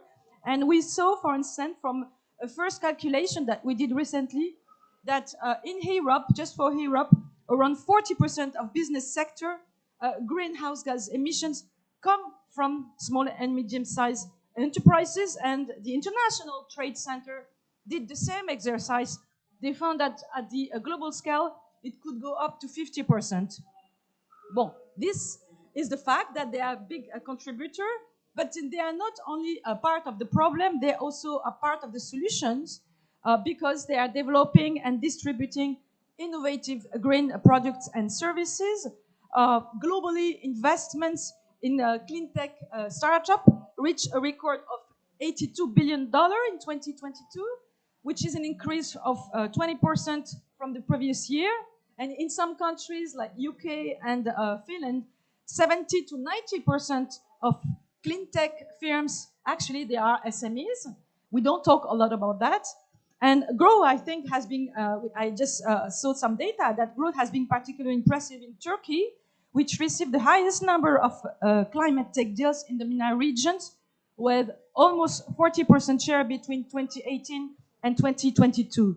And in manufacturing, which is the sector we're going to focus on today, green entrepreneurs and SMEs are developing and deploying new low-carbon technology and more sustainable business models and practices.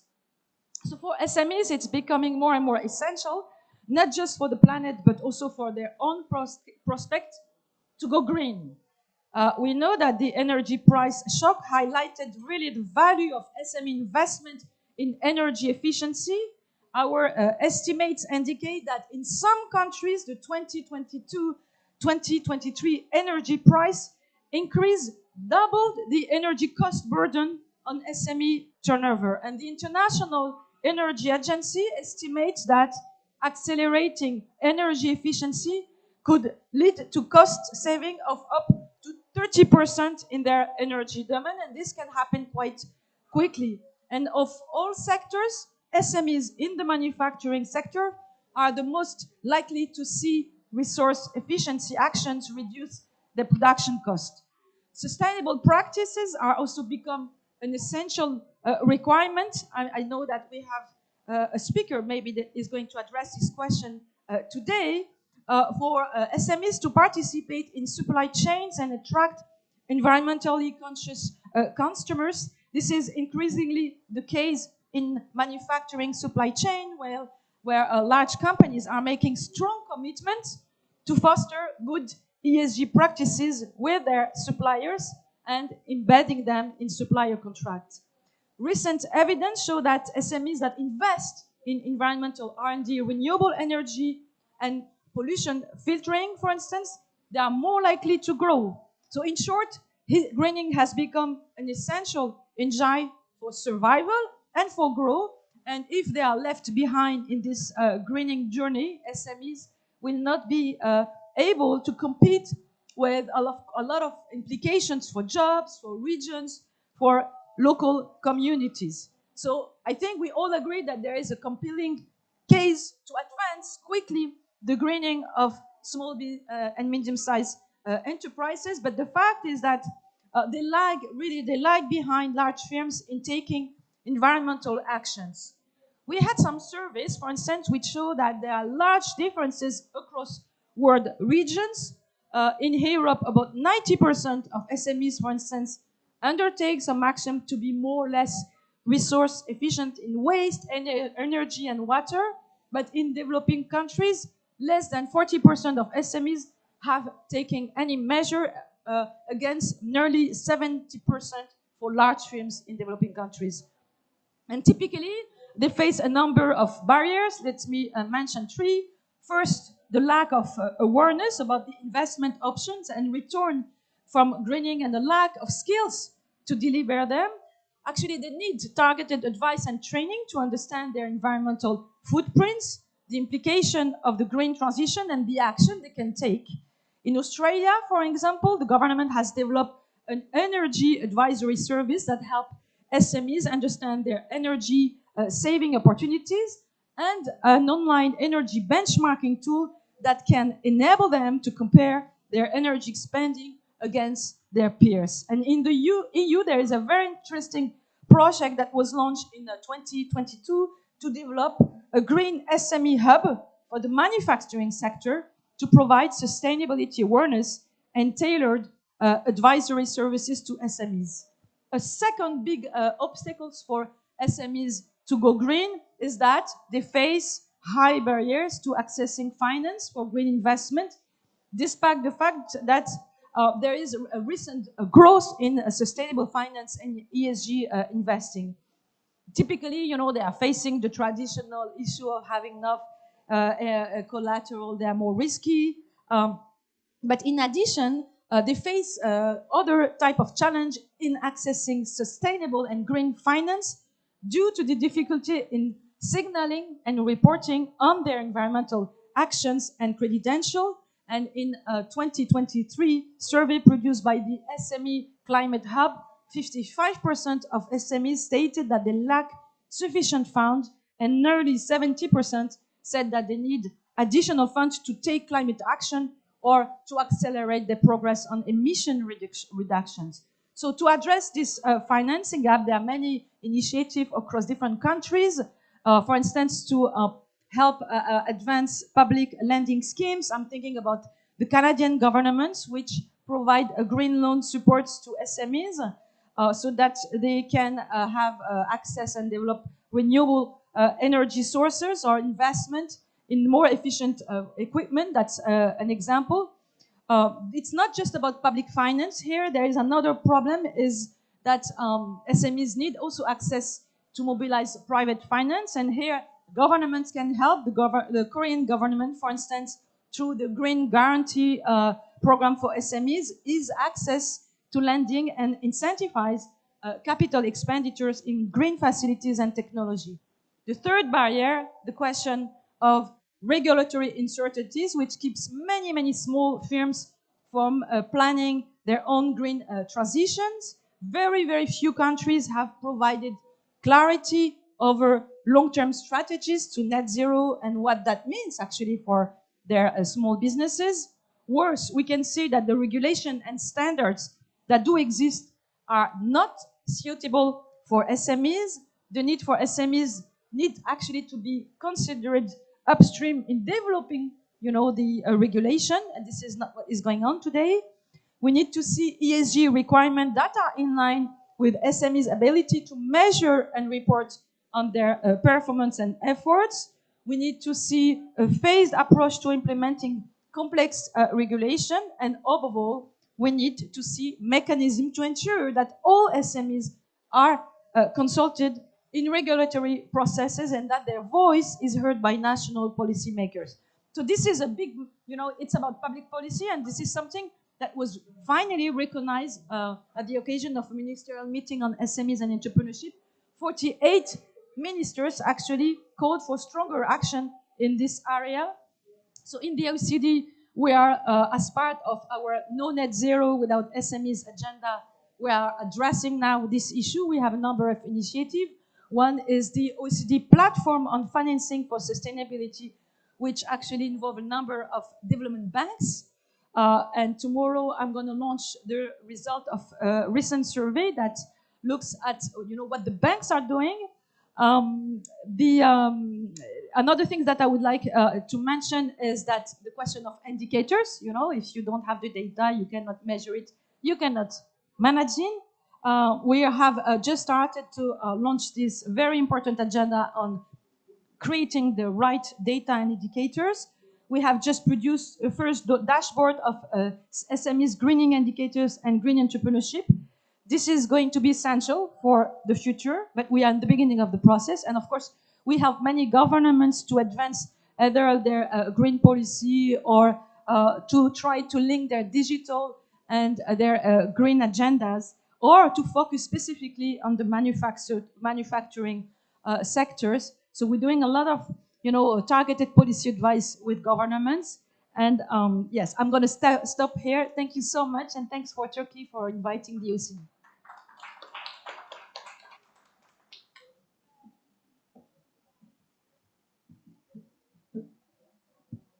Ms. Lamia Kamalchoy, thank you for your valuable highlights on the importance of the SMEs on accomplishment of green transition. Now, we will continue with Mrs. Nicolette Bartlett to listen recent advancements in strategies and reporting standards regarding climate change. Ms. Nicolette, the floor is yours.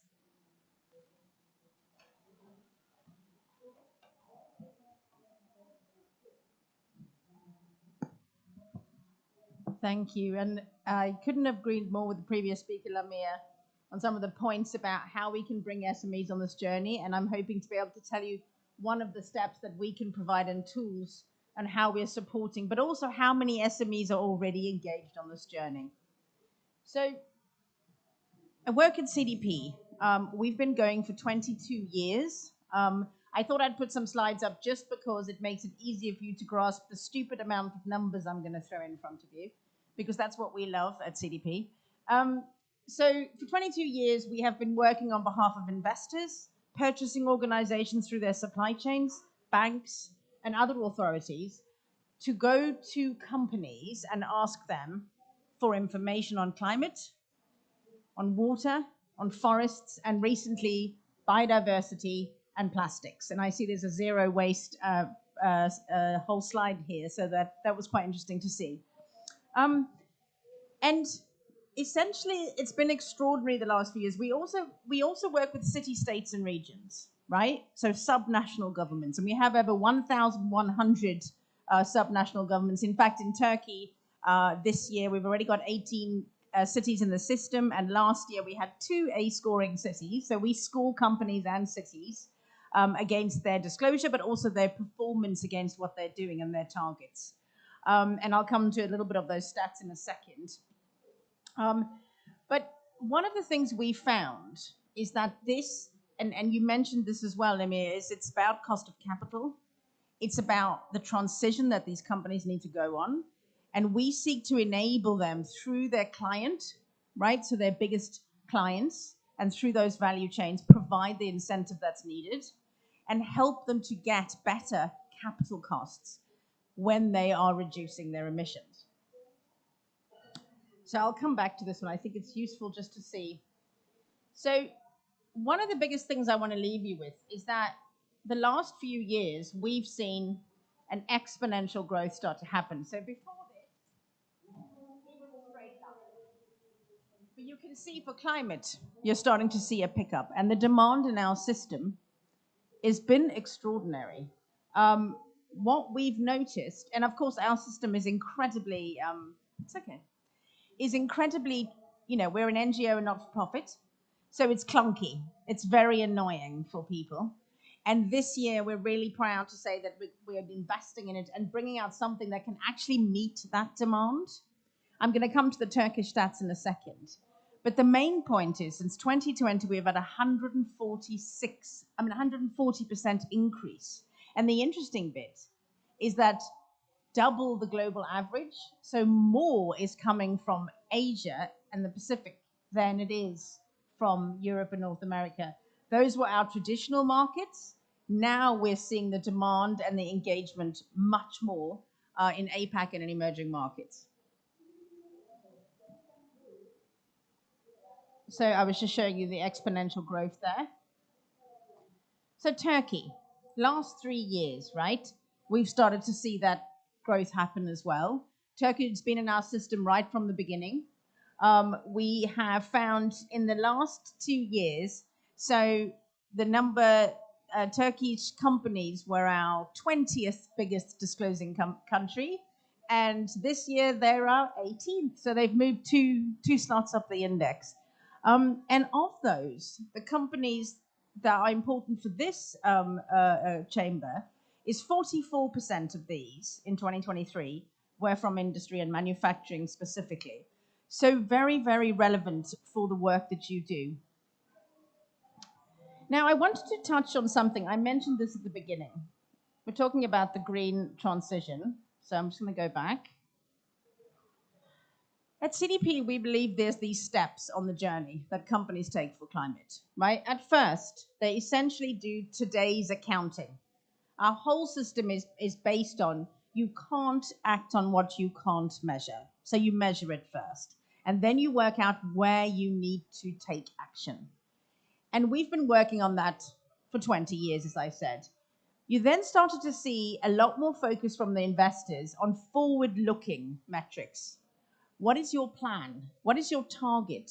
What is your strategy? What are your risks and opportunities? Is climate embedded in your board and governance, right? You set a target, and of course there's the Science-Based Targets Initiative, which there are some Turkish companies in, which is really exciting. And then you start to plan. And you can see now, and I'm going to point out a few regulatory drivers here, but that's where the action is now. That's where the regulator is focused. That's where the standards are going, right? So you'll see there I mentioned the TCFD and the ISSB, right? So that's the Task Force on Climate-Related Financial Disclosure. And the ISSB is the International Sustainability Standards Board of the IFRS Foundation, which sets the accounting standards for companies around the globe, right? And then the regulators take those standards and embed them into corporate governance codes in country. Now, they created a board 2 years ago, and they've published their first climate standard called the S2 standard. And it's really important that companies are ready for that standard because regulators are going to draw from it and place it into corporate governance. And CDP is designing its system to be 100% integrated with that. So when companies disclose through the CDP system from 2024, they will be aligned with that standard, and you'll be able to have a data set that you can take to your auditors and be ready for that regulation. Oh, wrong way, sorry. A bit painful. So, transition plans. Let's go there, because that's where we're at now. We're transitioning in the economy, and I'm going to bring the SMEs into this. So, I just wanted to show you 2020 to 2023. That's how long it took. Now, I showed you that journey, right? The beginning of that journey was 20 years ago. It took 10 years to get to the next step. It took 5 years to get to the step after that.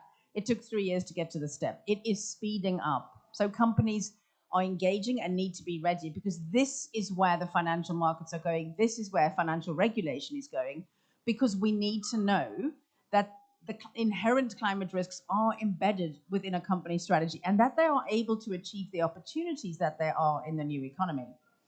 Now, we published a lot of work. We actually started asking about transition plans in 2015. And I'm going to give you some of the statistics of that. So now a transition plan is a framework where you set out for investors and for regulators, this is my target, right? I have done my ISSB reporting. I've done my scenario analysis. Now I'm embedding the following things into my strategy. This is how my capital allocation is changing. This is how my OPEX is changing. This is how my R&D budget is changing. This is how I'm restructuring the organization to achieve these goals. This is, and most critically, this is how my portfolio of products and services are transitioning to be ready for a zero carbon future, because that is what investors need to know. Let me give you a little bit. So what we've noticed in our latest data, where are the gaps, right?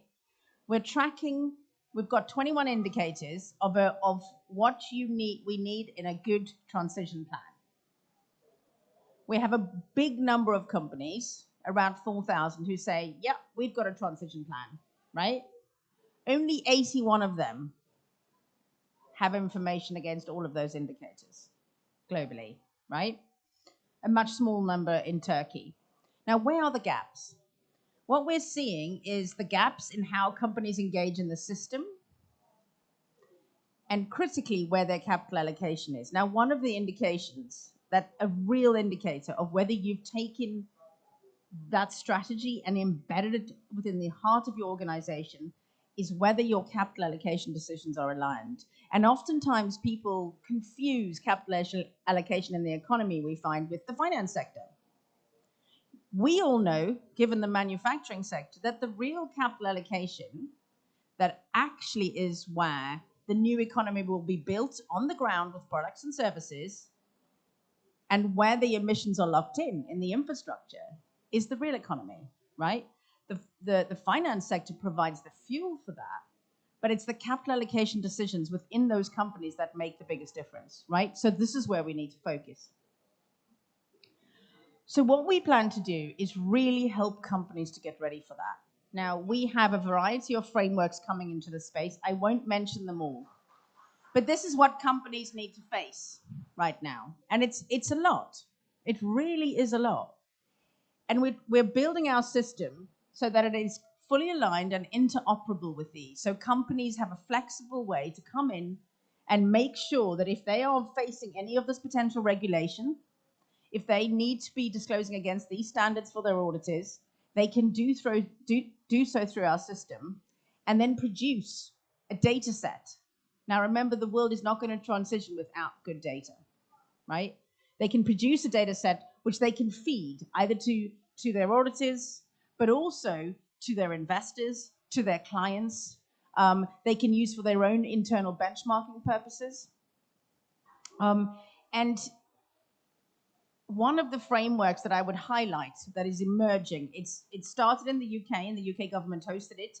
It is now going to security regulators all over the world. It's called the Transition Plan Task Force Framework, the TPT framework. Take a look at that. You'll see there's quite a thorough focus on that forward-looking indicator, and I think that's really, really important. So now, how do SMEs fit into this?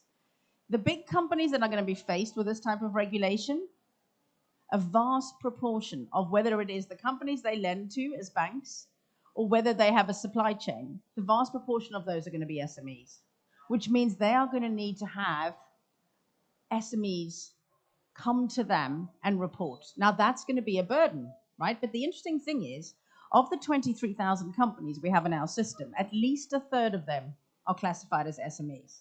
So they're on this journey, but they do need the tools. And so what we're doing is working to make sure that our framework is simpler for them to engage with, and that they have an access to a variety of tools. And not just that, we're working with some of those purchasing organizations. So we're working with some of those purchasing organizations and the banks, bringing them into the system. And say you've got a big buyer, right? Let's take a Walmart, a Vodacom is in the system. It needs to go out to its SME base. But those SMEs are struggling with cost of capital right now and their supply chain finance. The banks are coming in behind those big buyers and saying, okay, if you're going to stay with this company for a few years through your procurement, we will come in behind you. And if that company discloses and achieves certain benchmarks, we will give them points off their supply chain finance and their trade finance. So they're making them more bankable, right? Which is then driving these SMEs into the space, decreasing their cost of capital, which is a very, very big issue for them in their transition. Now, of course, there are many types of SMEs in the world. The EU classifies 250 million turnover as an SME. That's a listed company in Singapore, right? So you've got big discrepancies globally. You've also got companies that are less than 50 million, right? That's a small company. The differences between the capabilities, the capital that they have to access is quite vast between those two types. So we need to also make sure that there is a journey for companies to go on, and also that we are focused on the smaller and what they need, and then the next step and the next step, because they cannot all be faced at in the same way, and they look very different in different places. So I won't carry on for much longer, just to say, simpler framework, really excited to work with partners to bring SMEs on this journey and make sure that they're able to provide the data to their buyers and their clients, and then making sure that they're able to get better cost of capital as a result. So thank you very much, and looking forward to the discussion.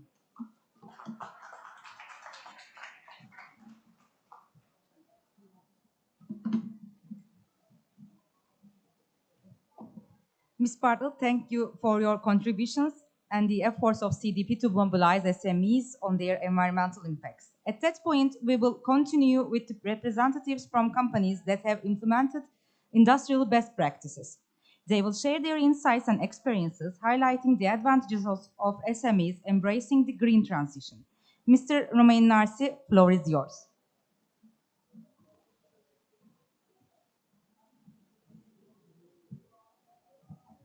Hi. So my name is Roman Arsi. As you may have noticed, it's not a very Turkish name because I'm French, but I've been living in Turkey for over 25 years. And I made my business life is in Turkey. And I'm here as a representative of EREX, Blue Matters. We are manufacturing jeans, denim garments for mostly European markets. We are around 600 people in the company, and we do around 20 million euro turnover. So we are, I think, a real SME. It was stated by our esteemed colleagues. In addition to EREX, I'm also the CEO of Rematters Textile Recycling Solutions. It's a tech company that we incorporated to support the textile industry in its transition to circularity. And we give consulting services to support companies that want to basically recycle or go circular. Today I wanted to discuss about the change in the industry, in the textile industry. For me, there are two main. Can we go to the ITSP? Yes, sorry, green one. Yes. Yeah. Okay, so for me, for the transition to sustainability and circularity, there are external factors like the EU Green Deal, Textile Waste Directive, EU taxonomy. Everything is done to fight against climate change, of course, water scarcity, this kind of major issues.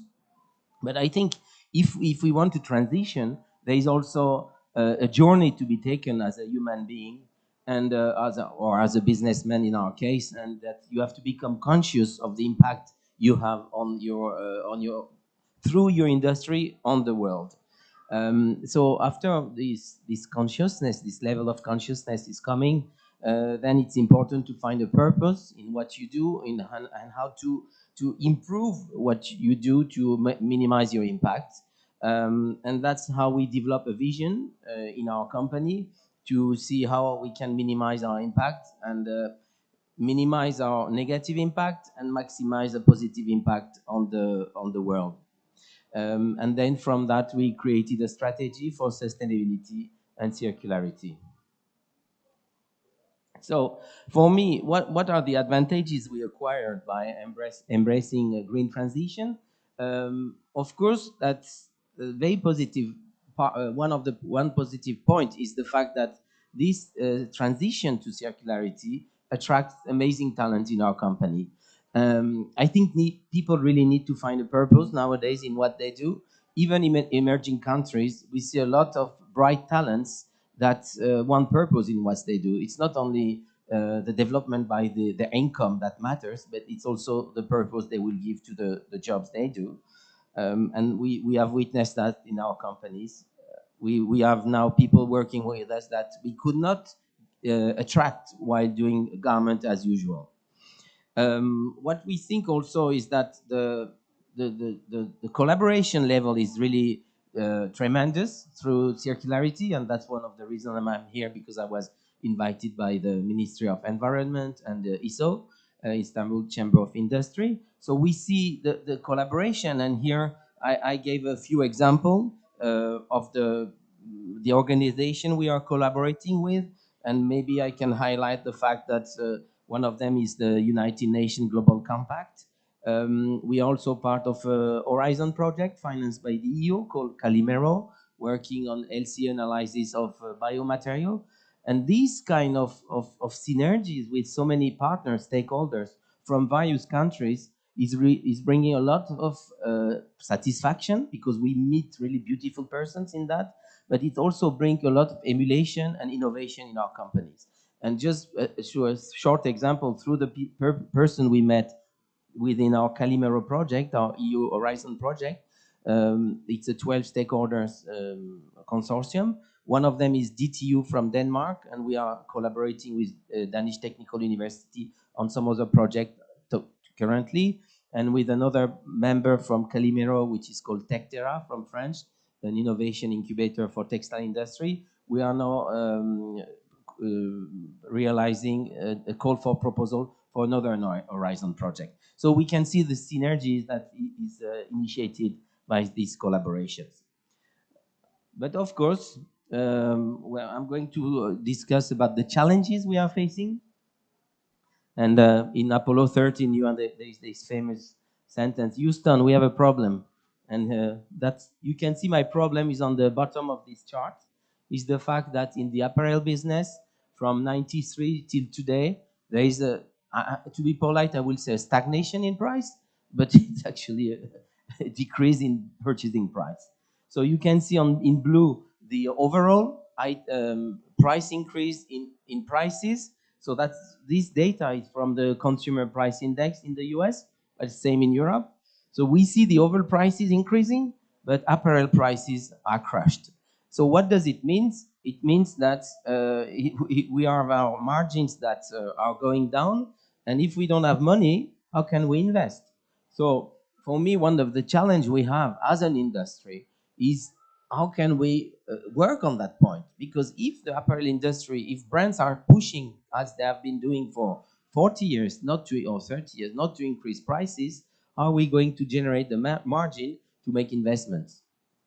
And so in a similar line, we see that we are a very sustainable producer. We have been on the sustainability journey for 15 years. Am I able to sell my sustainability bonus premium? No, I'm not. Brands are not ready to pay for sustainability. For them, it's like a default feature, but it's not a default feature. My competitors that are not sustainable can sell cheaper than I do. Are they ready to pay for it? No. So that's why it's coming to the next point, which is we have also limited access to specific grants or financing, and that's one of the points that were touched by the OECD. So we have. I mean, as a businessman, I think the transition was very. It was also a personal journey, saying that we cannot continue as we do when you see the impact you have on the environment. But as a strict businessman point of view, I'm not totally convinced it's the right decision, because there's a cost to sustainability and transition to circularity. And we need more support if we want to continue transitioning for the green industry. Thank you for your attention. Here are my contact details and our websites and LinkedIn page. Thank you.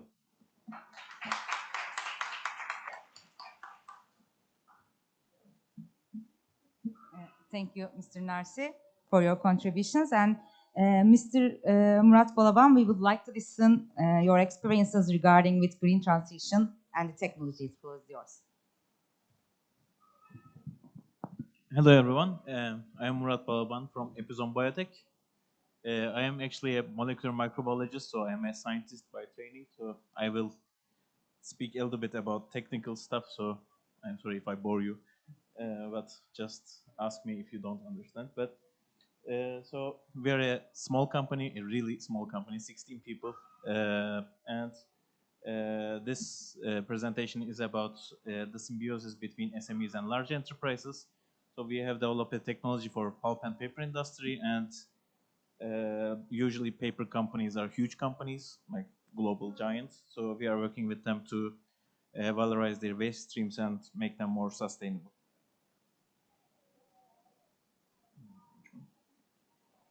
So I would like to talk about our company. We were founded in 2014 in Turkey, and we are focused on biological products for industrial problems. So we produce mainly microorganisms, and we also invent the ways, the processes to use those microorganisms to solve problems of industry.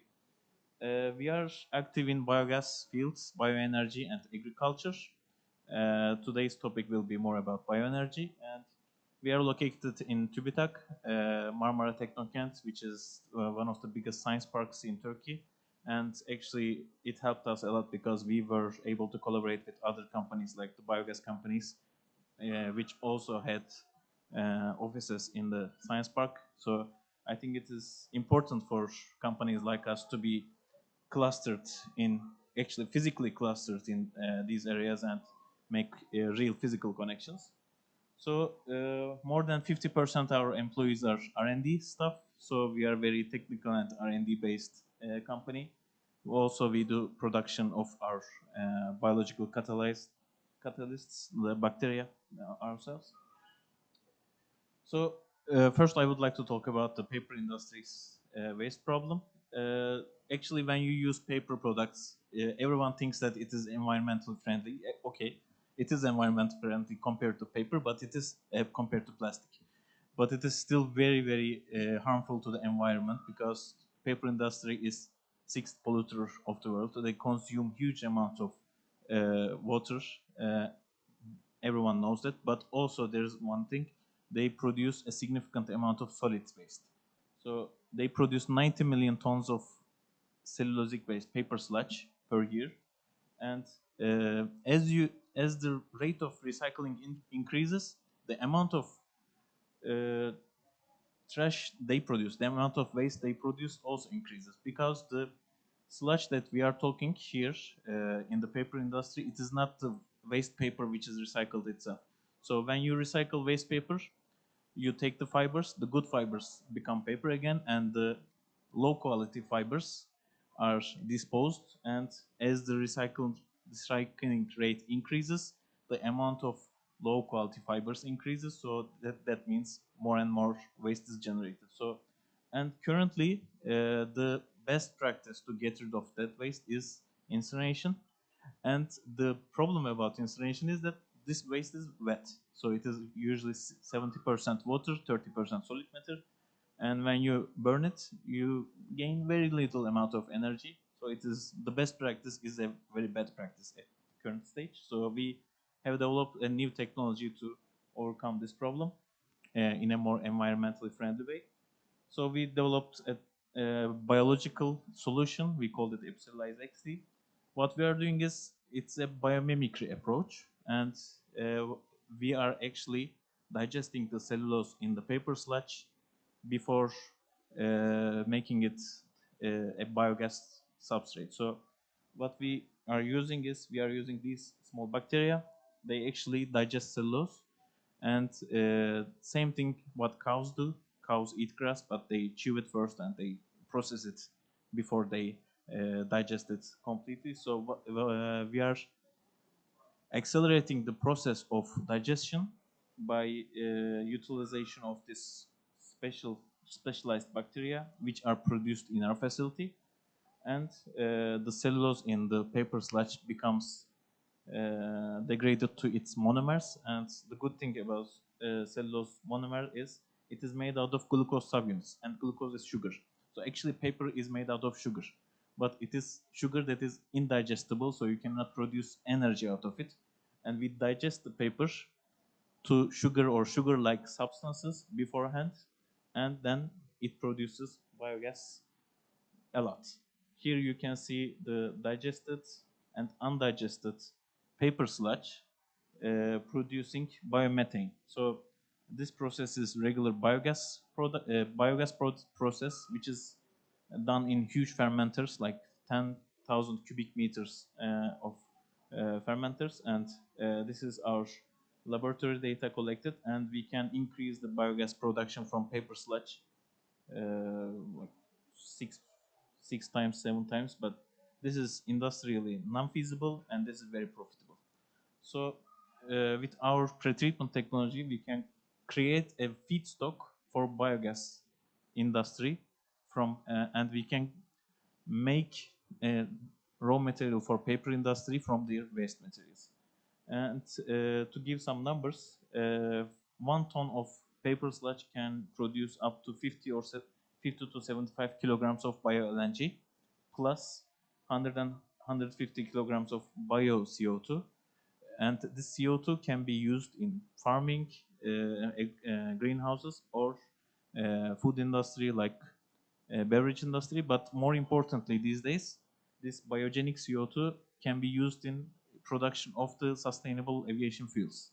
So from one source we can produce both bio-LNG plus sustainable aviation fuel precursors, plus also the leftovers can be utilized as organic fertilizers, fermented organic fertilizers, which is also decreasing the carbon emissions coming from the agriculture sector.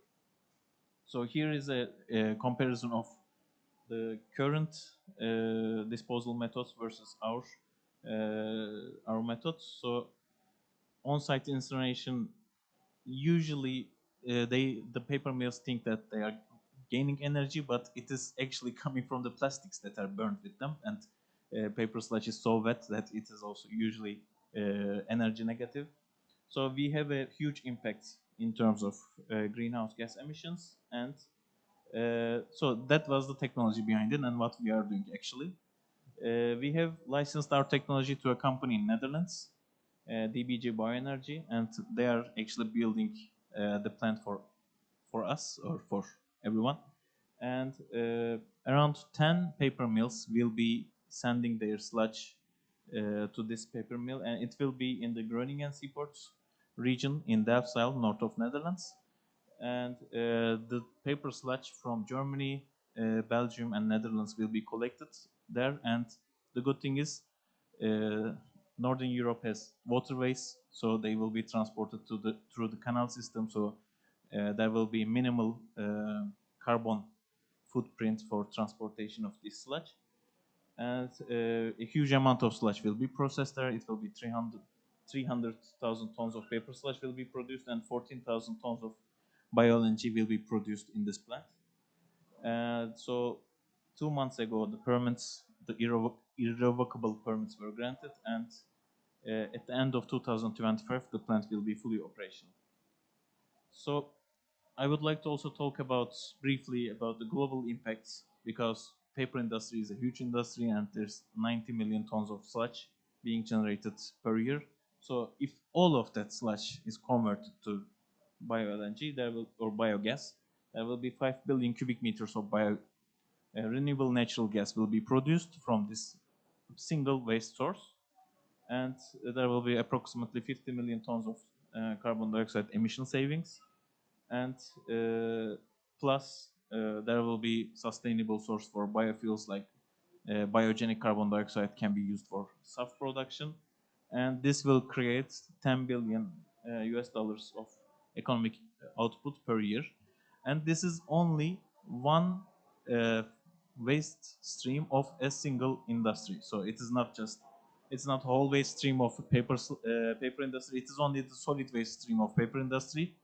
And I think there's a lot to do about it. And if we can, if companies like us keep on innovating, I think we will be able to produce more output for the renewable gases. So thank you for listening.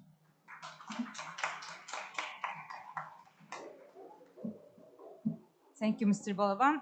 We have like approximately 5 minutes for the Q&A session. If you have some questions to our panelists. There is no question. Very understandable panel.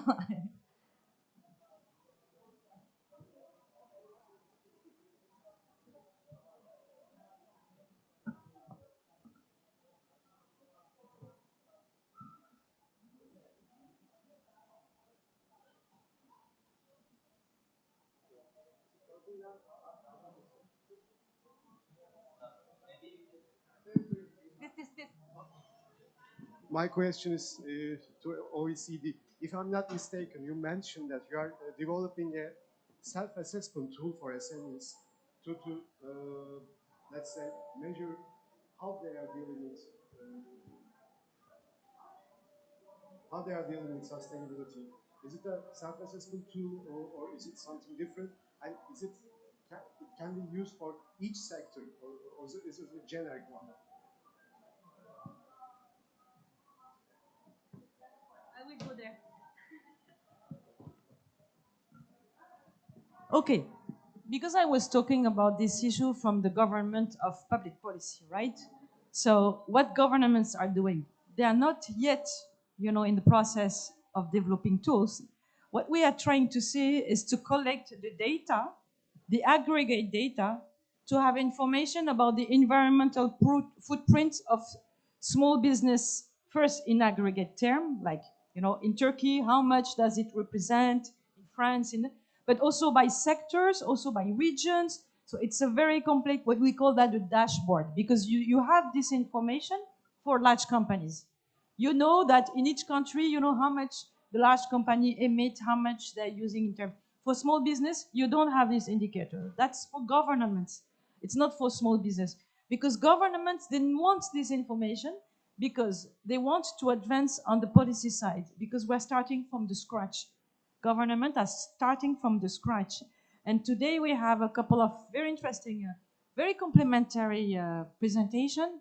All these systems of reporting that progressively is going to be compulsory, for at least it's already for large companies, they have to clean their supply chain. It's becoming even compulsory for financial institutions. But for small business, they are being asked a ton of things. They don't know how to do it.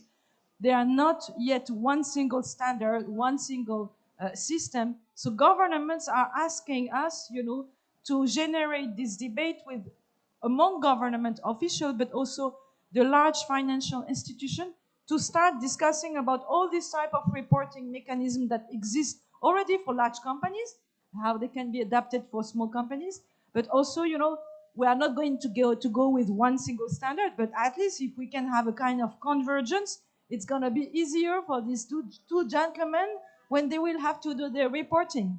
So that's one aspect. But there are many companies, like I think your institution, but many other, they are now being more specialized to see how, they can integrate all this information and provide some self-assessment tool to companies that they can use. That's the reason why it's very important to engage a debate at all levels, because everything is interlinked. Everything what she's doing is important for my constituency, the governments, is important for large companies, is important for the banks. And everything that you say is super important as well. I mean, you mentioned something like, well, I'm trying to do goods, I'm trying to go green in my stick, but there is no incentive mechanism, there is a huge opportunity cost. Where are we going? So this is something that we are looking at, and actually many governments, they know that, and they are providing incentive mechanisms, in different type of forms, so that a company like you should be rewarded until actually it's become also profitable, and maybe also working on the branding issue of your products so that it's eco certified. There are many. It's true that your presentation was more difficult for me and very interesting. So I'm gonna try to understand, all this technical process that you mentioned. But if I understand well, you are already a kind of eco-tech company, right? So the instruments that you need are different from the one that you need. That's the reason why, there are so many things to do, and we are starting this journey. If you want to live with one single message, is that we are starting this journey on the role of SMEs in the green transition. We are starting it now. It did not exist for 20 years. I've been following, what is going on that side, on the business side. It was really, really about the large companies, but we are missing now, all the elements, the data, the infrastructure, and everybody's waking up what is going on. And that's why we need really to double down our effort. And please use this a word, no net zero without SMEs. It's a campaign. So in your communication, always start by no net zero without SMEs, because it's true that governments are not yet completely convinced, not convinced, they are convinced, but engaged. And we need to do more and collectively to send this message.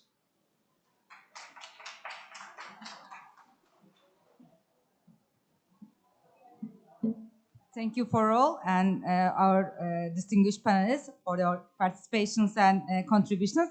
I also say the quote of the day: there is no net zero without SMEs. Thank you.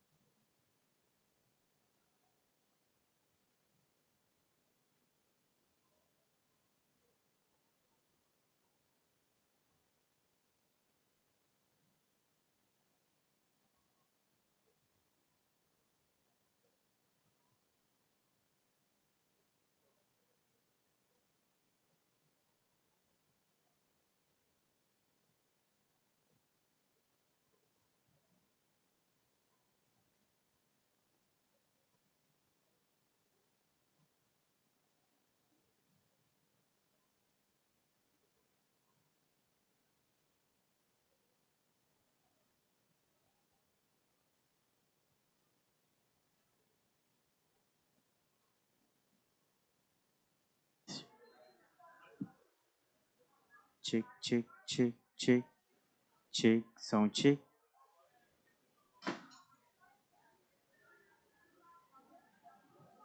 Check, check, sound check. This, check, check, check, check.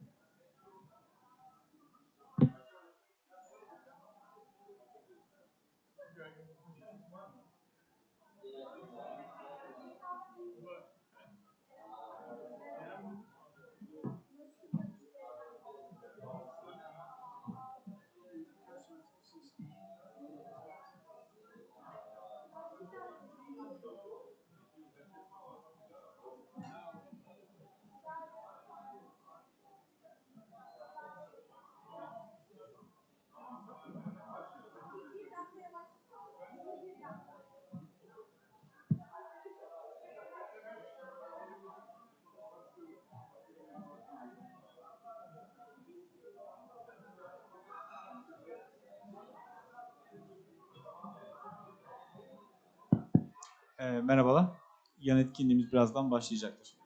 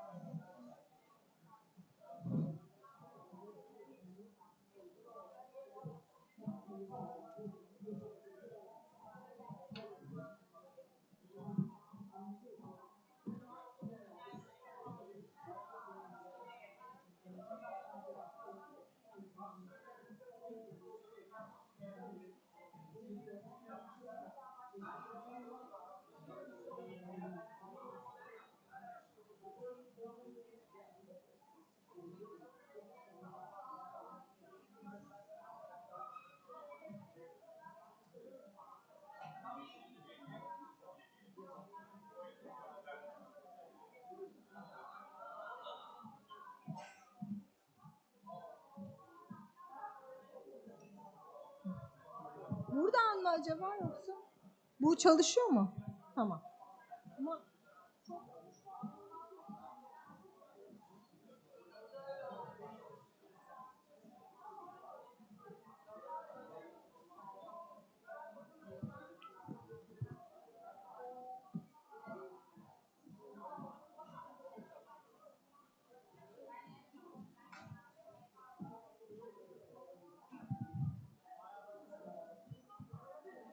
good afternoon, ladies and gentlemen, all our guests, all of you welcome. Let me introduce myself first. My name is Ceylan Ayrım. Today I'll be moderating our Sokar Turkey panel. Let me briefly introduce myself. Also, I work as a government group manager at Sokar Turkey so far. Our company, as most of you know, is Azerbaijan State Oil Company. It's one of the world's most established oil and natural gas producers and continues its activities in energy sectors in Turkey since 2008. Sokar Turkey is the largest direct foreign investor with the value of its investments exceeding $19.5 billion, and by this way is a pioneer in the sustainable growth of our economic development goals. I'm sure that our panelists today will give more information about our company. Before we start, we would like to thank our Minister of Environment, Urbanization and Climate Change, Mr. Özsasaki, and also Deputy Minister, Mrs. Varank. Besides, our gratitude goes to Climate Change Presidency for giving us the opportunity to organize our own company panel this year, and for coordination of participation in Sharm el-Sheikh last year as well. Also, special thanks goes to Orhan Solak and Yusuf Taşçı. Thank you for all your support. Today, we'll try to inform you about Sokar Turkey's sustainable efforts in a holistic manner, together with our distinguished panelists. Our panel will last approximately 10 to 15 minutes for each panelist. We have, by the way, 3 panelists from our company and 1 guest speaker. Moreover, the main focus of the panel will be the contribution of the refinery and petrochemicals industry towards sustainability goals and Sokar Turkey's roadmap. Well, I think we are ready and we can start. I have a problem with the microphone, sorry. Our first panelist, Mikhail Yusupov. He is the Chief Communication and Government Relations Officer at Sokar Turkey. Mr. Yusupov, under the title of an overview of Sokar Turkey's sustainability journey, he will talk about the sustainability-oriented initiatives implemented by Sokar Turkey in recent years and the importance of transparent communication of performance indicators. Mr. Yusupov, the floor is yours, please.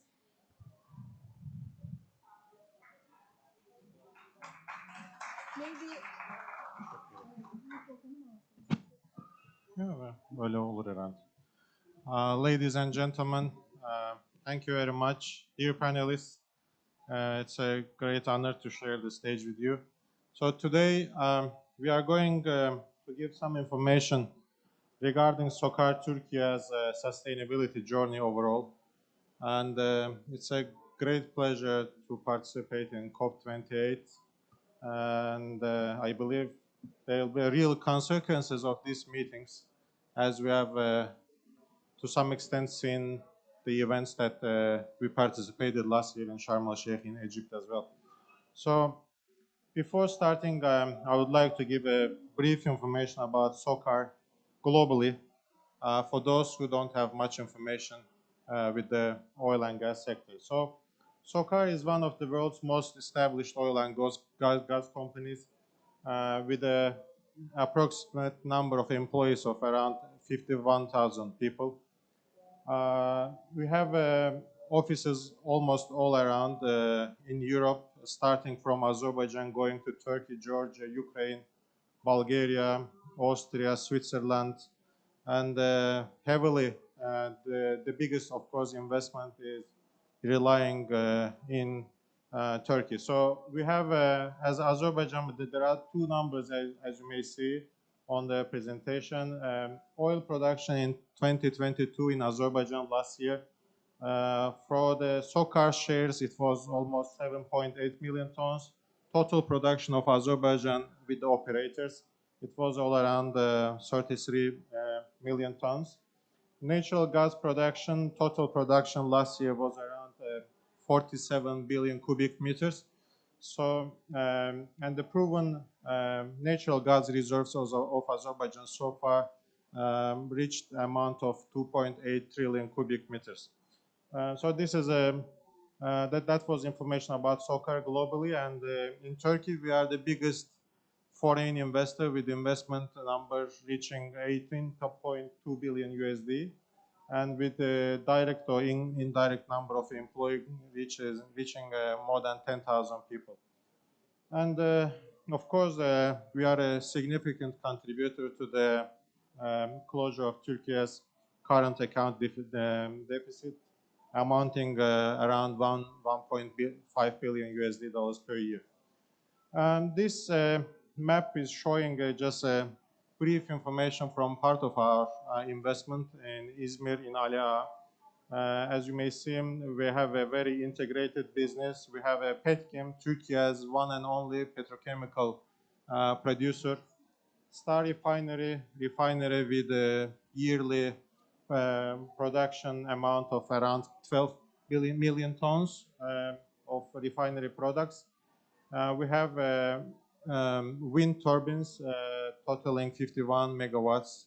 We have storage capacities, and we have the biggest in Aegean region, the third in the Turkish terminals, SOCAR terminal, 1.5 million TEU capacity terminal. So it's a kind of a integrated business starting in Izmir, first of all, in 2008. It is now our 15th year of our investments in Turkey, and overall 31 years of formation of SOCAR globally.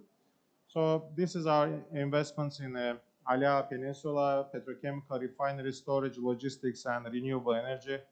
And on a global stage, TANAP, Trans-Anatolian Natural Gas Pipeline, which is carrying around 16 billion cubic meters of natural gas. So after giving a brief information about SOCAR, I want to talk about our sustainability journey. I mean, how we did so far and what are we going to do in the coming few years. There was a steep decline during the COVID-19 pandemic, and the oil demand is again reaching the peak and the pre-pandemic levels by this year already. The peak demand for the coming years is going to reach 2024, and between 2024 and 2027 in most scenarios. Petrochemical and refinery integration is remaining as a top priority also for the coming years. Today in the morning we had the chance to talk about the future of the plastic. So talking about that, we have also short-term, mid-term, and long-term plans. Unfortunately, time is changing fast. Previously, in like 10, 15 years ago, when you were saying a long time, it was like 20, 30 years. Now we are talking about 10, 15 years maximum. Maybe in 2, 3 years, we will say like long term is like 5 years. So we are sticking to our plans. We have developed long-term sustainability and decarbonization strategy as the leading industrial group in Turkey, and implementing initial initiatives to decrease our carbon emissions. If to say in numbers, 1% per year. And we have a midterm and a long-term strategies as well. Overall, our target is to decrease our carbon emissions by 40% in coming 12 years, and to be net zero by 2050. It is quite an ambitious target for oil and gas company, but we are currently implementing the plans. Our future targets are in line with our strategy, with our decarbonization strategy, not as only SOCAR operating in Turkey, but as a globally, as our president, chairman yesterday talked during his speech in Azerbaijan Pavilion. We are on the way of reaching net zero by 2050. We have a value creation model. I would like to talk a little about our value creation model. Maybe you don't see much over there, but we have inputs and outputs that we have visualized our value creation for the first time in our report, in our sustainability report. And with this model, we are trying to identify our operations inputs, outputs, and actual and potential impacts on our stakeholders. Stakeholders are very important for us, and we are, of course, almost in all inputs and outputs. We are in close connection and brief with our important stakeholders. I don't want to go into much details. I can share the presentation later on if you want. And also, I would like to give some more information about our key initiatives supporting our sustainability actions. And we have water footprint and wastewater recovery projects currently going on in our refinery and petrochemical business unit. My apologies, it's amazingly warm in this room. And in this city actually, so I'm sweating a lot. Currently we are analyzing our water footprint and wastewater recoveries, and with that we are trying to support not only all our operations but also our community, the people who are living around, the species that we have in our waters around our investments in Alia Peninsula. And the next project that we are implementing, one of the initiatives, it's about our biodiversity assessment. We are assessing, creating a plan that we are committed to implement, and preparing an action plan for main priority areas in biodiversity activities. And also, we have a dam in Alia. It's quite a large area geographically, and we are supporting the biodiversity projects for our Güzelhisar Dam. It's a dam in Izmir, in Alia. We have a green meter project. This is a project that is assessing the carbon footprint of our activities, of our operations in Scope 1, Scope 2, and Scope 3, partially in Scope 3. We have launched a website, special website. It's a pilot program for our employees. We are currently assessing the carbon footprint of our employees and reporting transparently. And and also research and development projects, which Bilal Bey is going to talk as per his presentation. But the presentation, I wanted just to give us a glance of information about the carbon capture, storage, and utilization projects, and the projects that are funded by the European Union, as you can see in Circular Terrain and Lewis projects. We have also diversity, equality, and inclusion journey program that is prepared in early March 2021 during the pandemic, and currently going on in 2023, and which we are proud of sharing, planning, obeying, acting, and also distributing information about the program, about this diversity, equality, inclusion journey, also with our stakeholders, and starting from with our people who are working for SOCAR family overall. We have a Sustainability Academy where we are supporting women at work, and we have already certified Equality for Women at Work program. So it's a program that we have started to certify in the early 2023 with the audit score of 88%, which is above average of Turkey and the sector. And also we have a program of UNGC target gender equality program. We have a transparent communication. I would like to give a bit of more information about our reporting. It's, as you may know, as some of who are in the sector, it's not only important to make these promises, but also it's very important to report these promises. Starting from 2019, we are reporting our sustainability journey in GRI standards, and especially first in oil and gas sector in Turkey with GRI standards. So the report this year, the report of 2022 was selected as a good example by Global Reporting Initiative, GRI, and will be used in international course content as a best practice. We are trying to be transparent, we are trying to be open, we are trying to show the figures, we are not hiding any details. This is because we want to first develop ourselves, to have challenges, to have questions, to have commitments together and work closely with our stakeholders, internally and externally. And today, in early morning session, we had another presentation about a documentary prepared by activist Engin Altan Düzyatan. I'm not sure if he's here now because he was going through registration in Blue Zone, but it is a proud moment for us as well.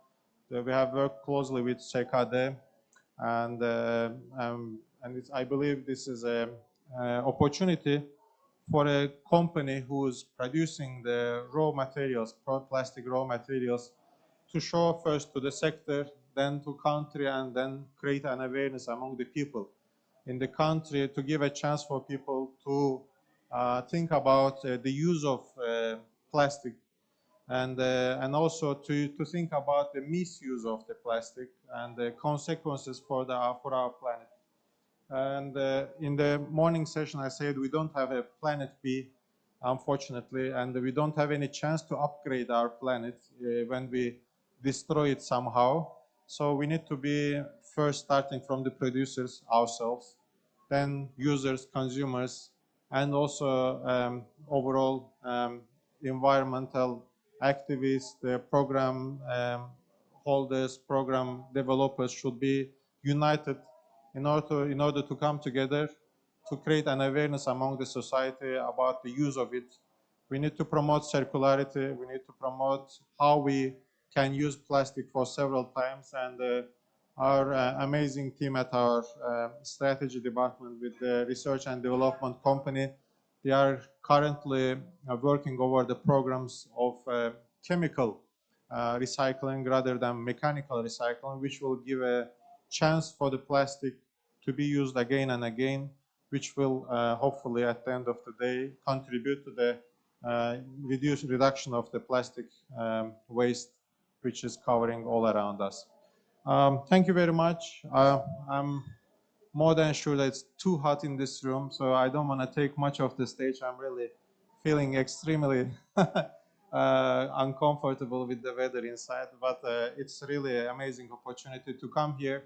Some people, I want to give a maybe social message at the end of the day. There are tons of people here, like maybe a few thousand people attending this event from hundreds of countries coming together. And I hear from time to time that this event is much more suitable for coming, networking, talking, but so more talk, less action. But I would also give another perspective. This is a chance, like 2 weeks chance to talk only about sustainability, only about environment, only about the people. So usually when we say sustainability, mostly people talk about the climate change, increase of weather, the warmth, but it's more about the people. So I believe we will use, as all of us, these 2 weeks to talk about all perspectives of the sustainability, not only about the environment, but also on the social and governance part as well. So thank you very much for those who listened, and we will take questions in case you have. Thank you very much. It was my pleasure.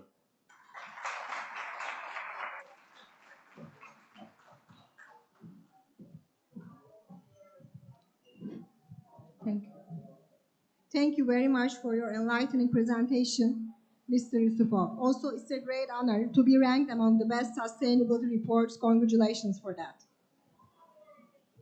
By the way, ladies and gentlemen, I would like to remind you that we will take the questions at the last part after everything is completed. Thank you. Secondly, I would like to introduce Mr. Bilal Guliev. He is the General Manager of SOCAR R&D and Innovation Company. And today, under the title of SOCAR R&D's focus on sustainability and decarbonization in the oil and gas industry, Bilal Guliev will touch upon SOCAR Turkey's global sustainability focus strategies specific to R&D. And I think we are ready, and the floor is yours, please.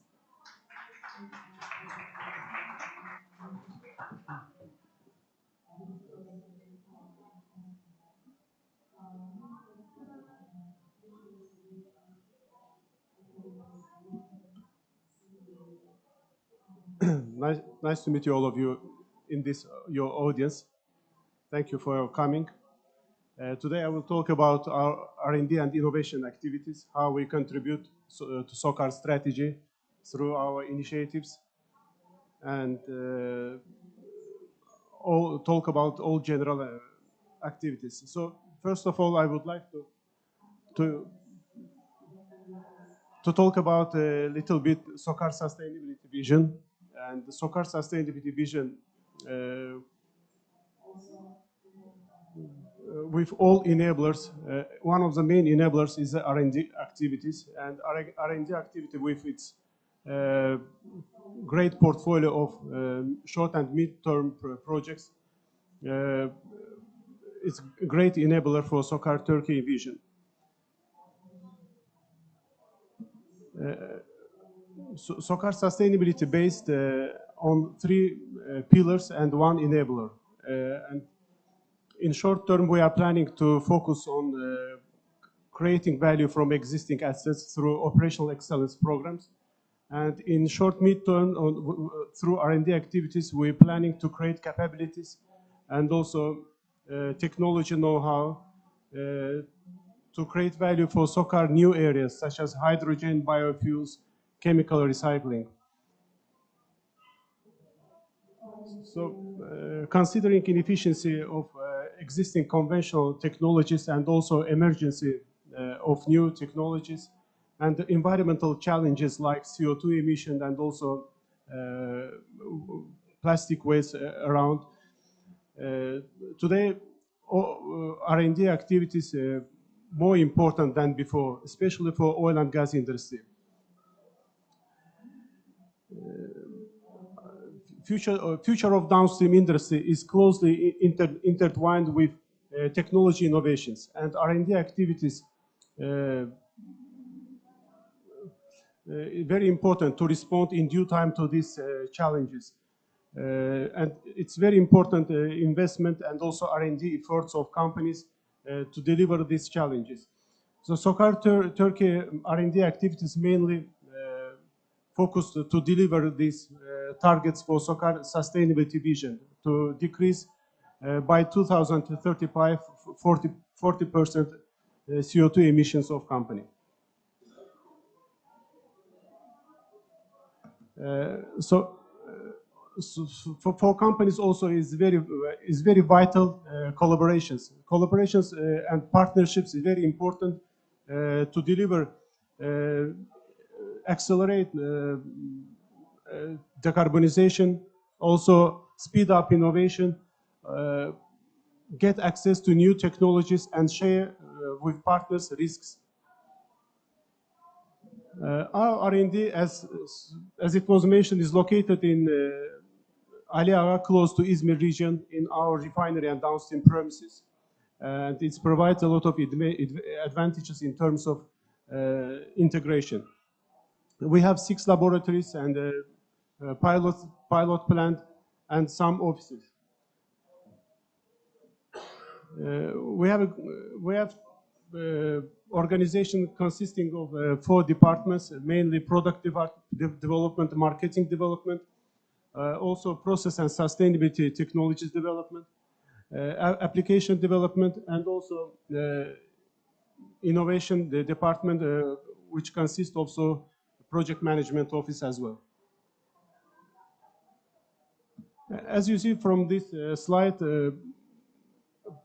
approximately half of our project portfolio dedicated to environment projects, sustainability projects. In R&D, I will talk about R&D activities in general after establishment of company and also what we achieved in last year. So we innovated 8 products, half of them already commercialized and half of them in the process of commercialization. We have a lot of patents, publications. Along with, we have been awarded 5 EU projects. I will talk about them, and also 3 national projects. We pay attention, and also it's very important for us we are collaborating with universities, industries, and all SOCAR group companies. So we also establish innovation management processes, and as a result of this, we have been awarded for the first time in industry by Innovation Management Certificate. And ISO 56002 has been awarded to SOCAR Turkey. As I already mentioned, R&D is very important for delivering in time targets and also accelerating decarbonization and also making energy transition happen, because through R&D activities we're developing new technologies and also deploying these technologies. Also in short time we drive down company plants carbon footprint and also carbon intensity of existing products. We are trying to diminish carbon product intensity. So development technological innovations is very crucial to achieve these targets. SOCAR Turkey is very closely engaged in development new technologies, and we are investing and carrying out by funding by SOCAR Turkey some sustainability projects. Most of them are, as you see, related to CO2 utilization, development of biotechnology products, and also chemical recycling through novel technologies, proprietary technologies, and also development of renewable fuels. We are developing and using in our premises in the downstream units, wastewater plants, our liquid bacterials, which effectively used in the composition of chemicals in waste treatments. And before sending this polluted water to the wastewater treatment plant, we are treating with bacteria produced in our R&D center. This rapid and effective decomposition of chemical waste provides a lot of advantages. So at the commercial level, we also provide these services to third parties as well.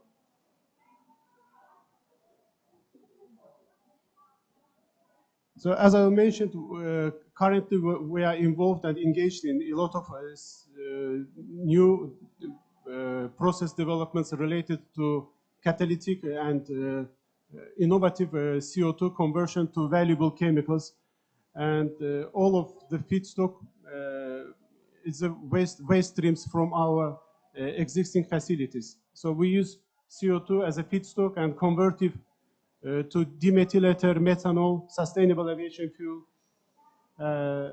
and also use bifunctional catalysts effectively produce dimethyl ether. We developed some catalysts and currently looking for partnerships with engineering companies to scale up this process.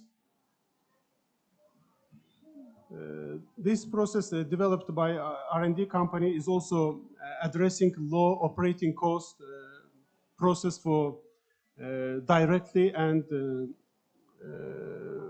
continuous processing, converting of microalgae to biofuels without any harvesting and also any dewatering. So low operating cost provides a lot of advantages. This year we signed partnership agreement with Technip Energies and jointly put our efforts for accelerating this innovation. And we are targeting in 2 years develop commercialized licensable technology. This technology will novel reactor design, PCMR technology, and this is modular plant, will provide a lot of advantages in terms of scale-upping, more than existing technologies. Technip Energies completed feasibility study, and according to initial results, annual return will be approximately 200 million, and payback period of the plant is 5 years, and after taxes, internal rate of the plant, IRR, will be 90%. This is worst case scenario. As already mentioned, we developing new technology to converting via bifunctional catalyst directly CO2 to dimethyl ether. We completed in our pilot plant some studies at atmospheric pressure and mild conditions. Laboratory scale already completed, and we are working on scale-upping and engineering phase of this process technology. So we are also dedicated to pioneering catalytic chemical upcycling technology, which is focusing on transforming waste plastics into valuable petrochemical feedstock. We have completed a process with catalyst and both catalytic and non-catalytic technology development for production pyrolysis oil, and also hydrogenolysis technology to produce naphtha-based feedstock for steam cracker has already completed. Laboratory phase scale already completed, and also we are looking for partnerships to start engineering phase and scale up this technology. We also initiated some hydrogen-related projects with universities. We collaborate with Middle East Technical University, with İzmir Yüksek Teknoloji Institute. First project is methane pyrolysis project for production of hydrogen and carbon black. The another project is with Sabancı University's production new electrolysis unit. This proprietary technology for new anode development. We also use solar technologies efficiently in our technologies for production of hydrogen. And recently we initiated some electrochemical hydrogenation projects to efficiently decarbonization of our industry. As I mentioned, we pay great attention to collaborations. It's very important to accelerate this and achieve decarbonization and achieve our targets in short, mid-term. We already have, in last 3 years, we signed new memberships. As already mentioned, we have EU financed projects and also TÜBİTAK projects. Okay. Thank you very much.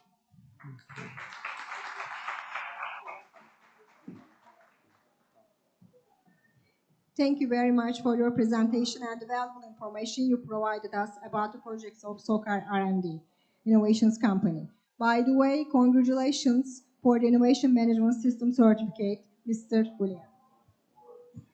Now, I would like to give the floor to our final panelist, Mr. Sultan Gare. He is the Corporate Strategy and Development Group Director.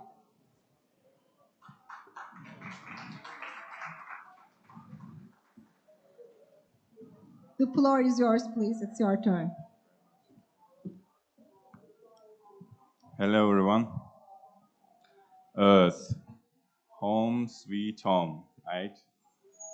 Let's imagine world is 46 days old. Then humanity would be just 4 hours old. And in that time, humanity managed to wipe out the 83% of wild mammals and 80% of ocean mammals. In that scale, Industrial Revolution started just a minute ago. And again, in that time, humanity managed to eradicate more than 50% of world forests.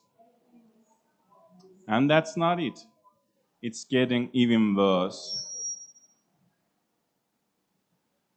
In the last 170 years, we have emitted more than 2.4 trillion tons of carbon dioxide. And the 50% of it have been emitted in the last 50 years. If we continue like this, there won't be a home sweet home anymore. So it's industry's responsibility to decarbonize. Every industry has its own targets, and you have seen here our industries, related industries, targets in order to decarbonize our operations, and it's a tough targets to achieve. But nonetheless, the impact is already seen. In the graph, you can see the global oil demand for different scenarios. Right now, we're in the current trajectory, and in this trajectory, it's expected that peak global demand, liquid demand, is being met in 2028. We're trying to pass to the further acceleration, but in order to make this happen, we have to be achieved commitments. So there is a lot of things that we have to do. The main driver of this fall in the demand is generally the electrification and the, this decarbonization efforts and so on and so forth. While crude oil demand is decreasing, non-crude oil is increasing, especially the sustainable fuel demand is increasing drastically. And that's a good thing, if we want to have a home at the end of the day. And finally, so what is the impact to our industry? As we can see here that starting from 2018, the major cash distribution between the profits of the companies have been started to be distributed to the dividends and capital expenditure. But after the 2020, 2021, it has been started the payment of the net debt. And starting from 2020, we can see a little bumps on the clean energy investment amount. So this shows that our industry has already embraced that we have to shift, and we can see the signs slowly in this manner. So if we conclude what is the general trends in our refining industry, we can see that energy transition is already shaping our refinery industry, and the demand is already falling. So that's why there are two plays that refineries are playing. The first one is investments in the green energy. The second one is the integration with the petrochemicals. When somebody says integration with petrochemicals, some may say that petrochemicals, really? Because it's also a carbon source, then why do we integrate our refiners with the petrochemicals and increase the petrochemicals? Now let's deep into that a little bit. This is the petrochemical demand trajectory throughout the years. As we can see, petrochemical demand has always been in an increasing demand, and it's going to increase stably, constantly, with the parallel with the GDP. But we're talking about decarbonization, so how these go hand in hand.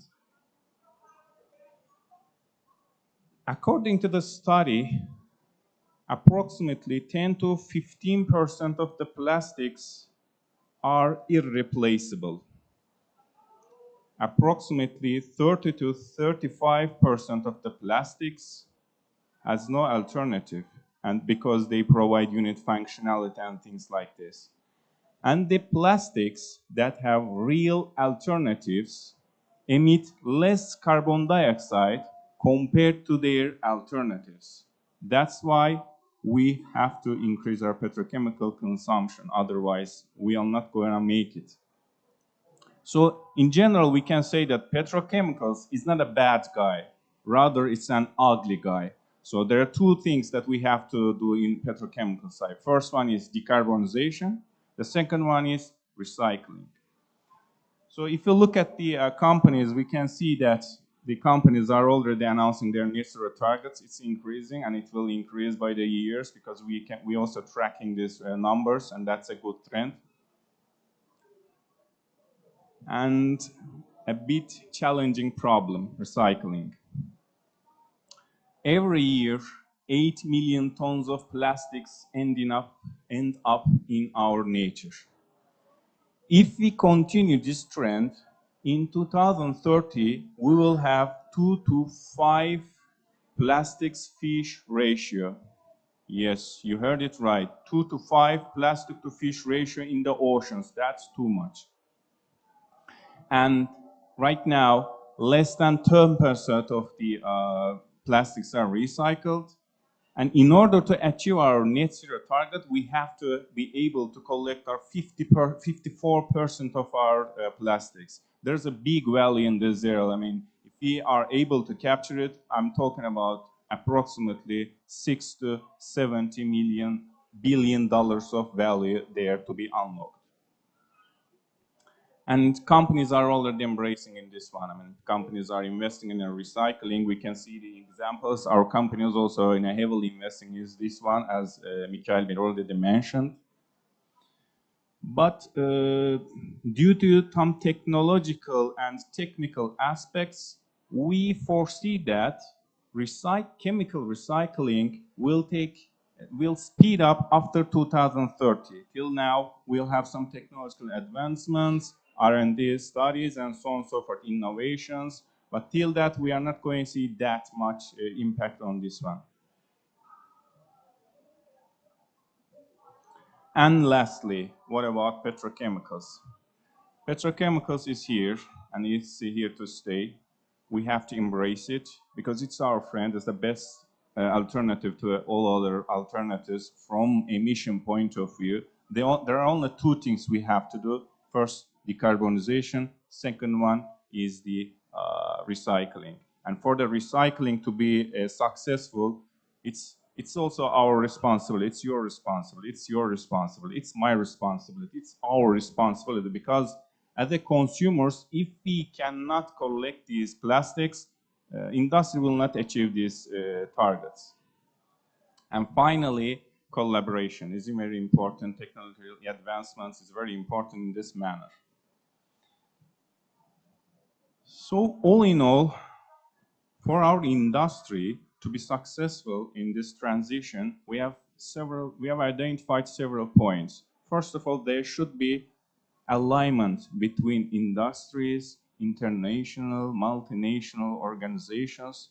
It should be incentives to support the industry along the way. the expertise change should be there so that everyone knows which industry is doing what and how can we share the information and the know-how so that there's a synergy between them. Collaboration is very important between different industries, technology players. Innovation and R&D research, I mean, it cannot stop. It should go forward and forward because we have seen how much we have already developed our technology, and there is huge amount of improvement area in this area. So I would like to conclude my speech by saying that we people are good at ruining things, but we are even better at fixing this. So let's be hopeful in this manner. Thank you very much.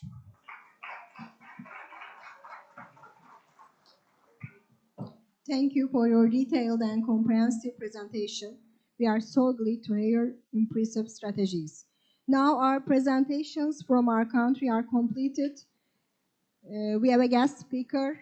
Now we would like to introduce the chairperson of one of the most influential NGOs in our countries as our guest speaker, Mrs. Ebru Dildar Eden. She is the chairperson of the Business Council and Sustainable Development Association, of which Sokar Türkiye is also a member, and that we are very pleased to host her at Sokar Türkiye panel. She will, I think, not going to make a presentation today. However, in light of her impressive educational background and experience, we would like to invite her to share with us her guiding tips on Turkey's journey to net zero.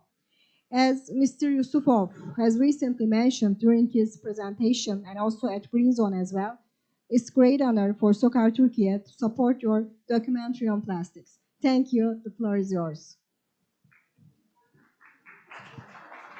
If you let, I think it's better that I sit here and talk from my seat. So, first of all, thank you very much to Sokar for inviting me, because I think in these kind of events, it's also a very good opportunity for all of us to be able to talk about it, because the Sokar is one of the biggest investor in Turkey in this area, which will going to have a big impact on our net zero journey. Whatever action you will be taking, you have already taken and you will be taking in the near future is going to help us. That's why it's very valuable. And I'm very pleased to have Sokar as one of our members so that we will be able to explore our corporations together. So today I'm going to focus more on the circular economy. Circular economy, it's a really an asset for Turkey in the near future because we do not have very strong sources under the earth, and so that's why to be able to use the existing material from the companies to be able to create value will be very important for Turkey. And the sustainable and green future hold vital importance for the preservation of ecosystem, humanity, and living beings. The predominant linear economy model and intensive industrial production since the Industrial Revolution have caused significant environmental damage today. As a result, we witnessed the climate crisis, unfortunately causing unprecedented destruction to our natural resources as never before in the existence of the world. Establishing a climate-friendly, low-carbon economic development model in Turkey is crucial. Integrating green economy and transformation and circularity practices into development policies is necessary. According to studies, to achieve the goal of controlling global warming, the world's circularity rate needs to be 17%, which is now 7.2%. It was a year ago 9.1%. So rather than to increase the circularity, unfortunately, we are decreasing the circularity because of the increased material extraction. This means that more than 90 million tons of the 100 billion tons of materials consumed annually are lost. A circular economy and economic model that differs resource usage will provide solution along with significant opportunities. We need to reuse existing materials and products for as long as possible. So it's not just once, it's as long as possible. Repairing, refurbishing, and recycling products should be facilitated. It's urgent to transition to a production and consumption model that encompasses all these aspects. I would like to underline the production. So you need to design the production accordingly so that you will be able to use that material. And reducing our global resource usage is the key. So we do have a big target to net zero emission. So, and there is also many analysis, some reports as well, and it shows that through this circular economy mechanism, in addition to renewable energy, there is a potential impact to 45% of greenhouse gas emissions, 45. For this to be achieved, many sectors need to implement correct waste management strategies. Implementing recycling, composting, recovery, and waste reduction methods is crucial. For example, plastic sector is one of the priority sectors in transition to circular economy. There is a report, another very important report of OECD Global Plastics Outlook. Only 9% of global plastic waste is effectively recycled, as I also gave the information before. Our Ministry of Trade published the Green Deal Action Plan. It's an important plan for Turkey. And within this plan, priority sector in the Circular Economy Action Plan were identified as textiles, plastics, construction, and manufacturing sectors. As BCSD Turkey, in collaboration with KPMG last year, we prepared a preliminary research report on circular economy potential in 5 sectors. Unfortunately, again there, we have found out that in packaging sector, the circularity rate is 7%, in textile, 16%. So that shows we don't utilize effectively, adequately our potential in circular economy. And EU Green Deal. It's an, I think, biggest anchor for Turkey in the coming years. And the European Commission implemented its first circular economy action plan in 2015, 8 years ago. And EU holds a top position for Turkey's total export, which is 40.6% of they have share in Turkey's export with $103 billion in 2022. So we have to take actions immediately. And as BCSD Turkey, we are also working with the Ministry of Environment, Urban Planning and Climate Change to prepare Turkey's transition to circular economy. I think it will be a great source for all of us to follow in the coming years. And what else we did as BCSD Turkey? We had with EBRD since 2016. We do have a platform where it's an open market where we are bringing companies together where they will be able to have a transactions among their materials that they throw away and the ones who are going to need them. Till today, they have been 77,000 tons of material exchange. It's not, the amount is not that high, but I think it's a good beginning. That's why we want to focus on that open market a lot. And we also had the collaboration together with TÜSİAD, as well as Global Compact Turkey, through Business Plastic Initiative. It started in 2019. 42 companies committed to reduce their 44,000 tons of plastic usage by the end of 2023, so at the end of this year. And it shows that the reduced amount of plastics equals more than 100,000 families' annual plastic usage. So we need to spread out this initiative so that more companies will become part of it, so that we will be able to save more plastic usage. And one quotation that I would like to share. Nature doesn't care for the promises made by humans. We ourselves must take actions for tomorrow. This is very important. That's why I do give so much importance what kind of actions the companies are taking as well as the individuals. And little bit more, some more data about the World Economic Forum's report. Transition to circular economy can contribute $4.5 trillion to the global economy by 2030. So that amount is almost 5% of the global economy. And also another number, the European Union has announced 670 billion euros investment plan for the period 2020 to 2027 to support the transition to circular economy. The countries are working, and as Turkey, we have to see that as a potential to increase our advantage among the competition within the countries.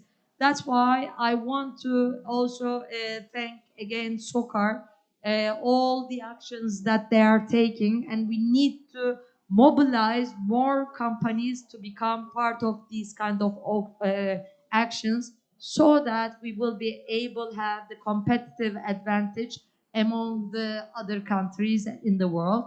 And lastly, to conclude my words with a beautiful quote from my favorite writer, Ernest Hemingway: "The earth is a fine place and worth fighting for." Thank you very much.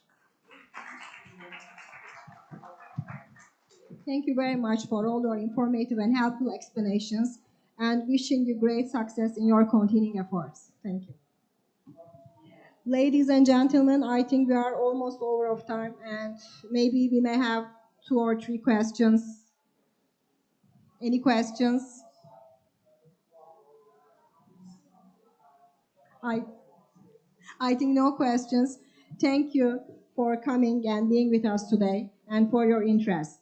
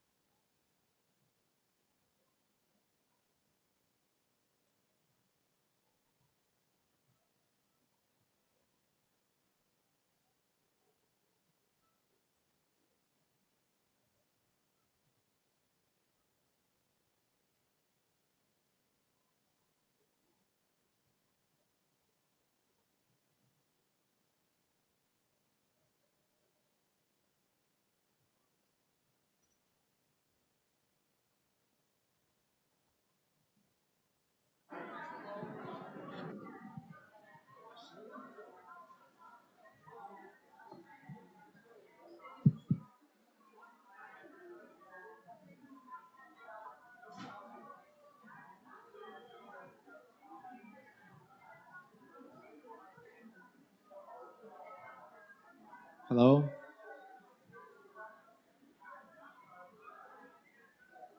Yes, dear distinguished guests, shall we start?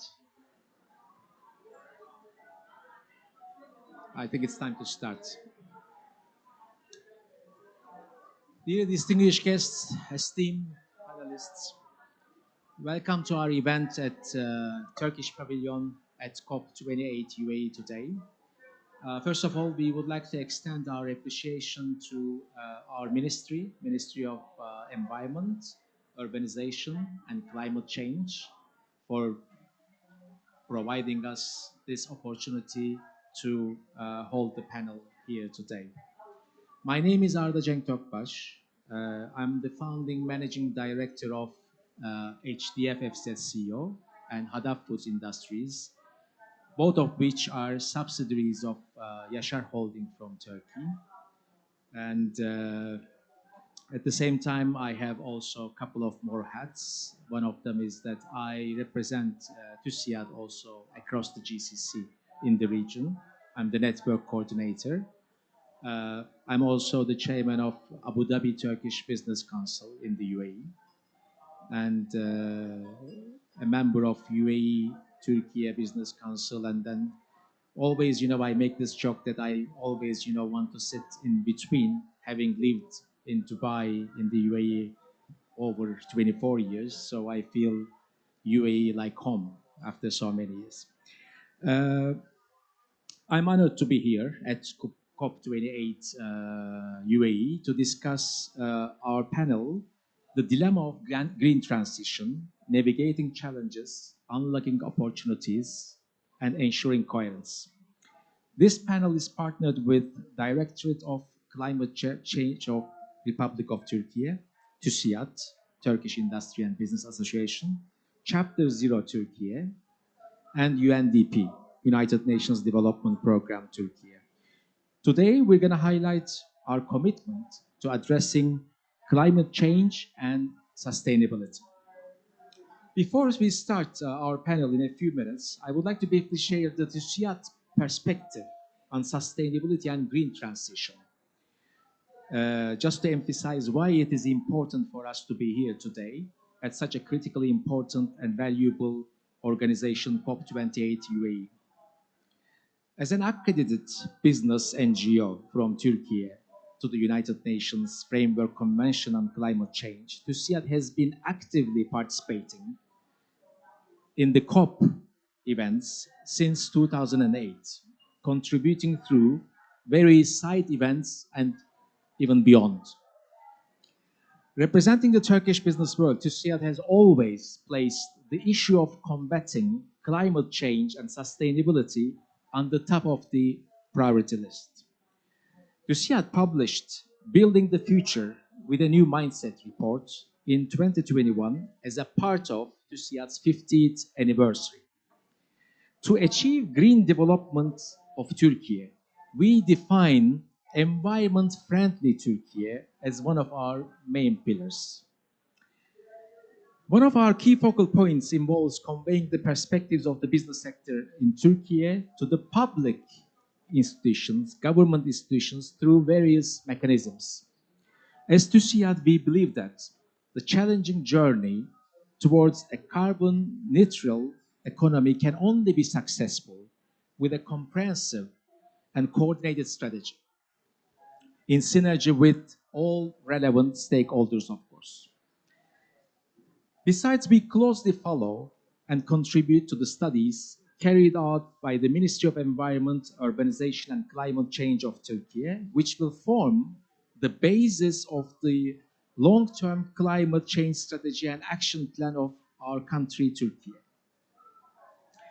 We also prioritize several critical areas on a global national scale to address climate change and facilitate a sustainable transition across different business sectors.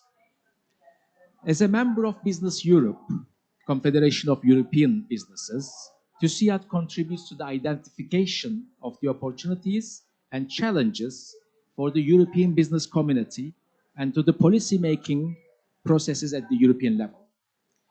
TÜSİAD as well is the host organization for Chapter Zero Türkiye, which works towards mobilizing C-level executives and board members to drive climate action discussion in the boardrooms.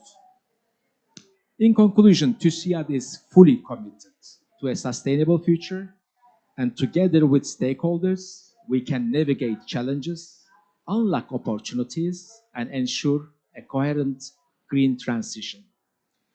Today, we have got 4 esteemed experts with us just to explore various aspects related to the green transition, such as the skills required, leadership in climate action, the role of digital technologies, and the importance of entire value chains and ecosystems in achieving sustainability goals. Now I would like to take this opportunity to introduce our guests one by one. Then we will start to deeply explore green transition altogether. Mrs. Nursel Ölmez Ateş has an extensive career background starting at Koç Group in 1995. Over the years, she has held positions at various companies at Koç Holding, including Ramstor, Koçtaş, Ford, Otosan, where she focused on HR transformation, gender equality, STEM education for girls. Besides, she built and led the Honeybees Are Becoming Engineers project, which I personally find very inspiring. Nursel Ölmez Ateş is known for her leadership in these areas and has received recognition as one of Turkey's 50 most effective chief human resources officers. She has also been an executive coach since 2013. Mrs. Nursel is currently the Chief Human Communication and Sustainability Officer at Borusan Holding. Borusan Group operates globally in production, machinery, power systems, automotive, logistics, and energy sectors with a strong focus on sustainability and responsible resource management. Mr. Cemal Tosun has a background in finance and started as a financial auditor in 2007. He joined Schneider Electric in 2011 and has progressed through various roles within the company. Notably, he has been recognized for his leadership in digital transformation, sustainability, strategic development, driving innovation and business success.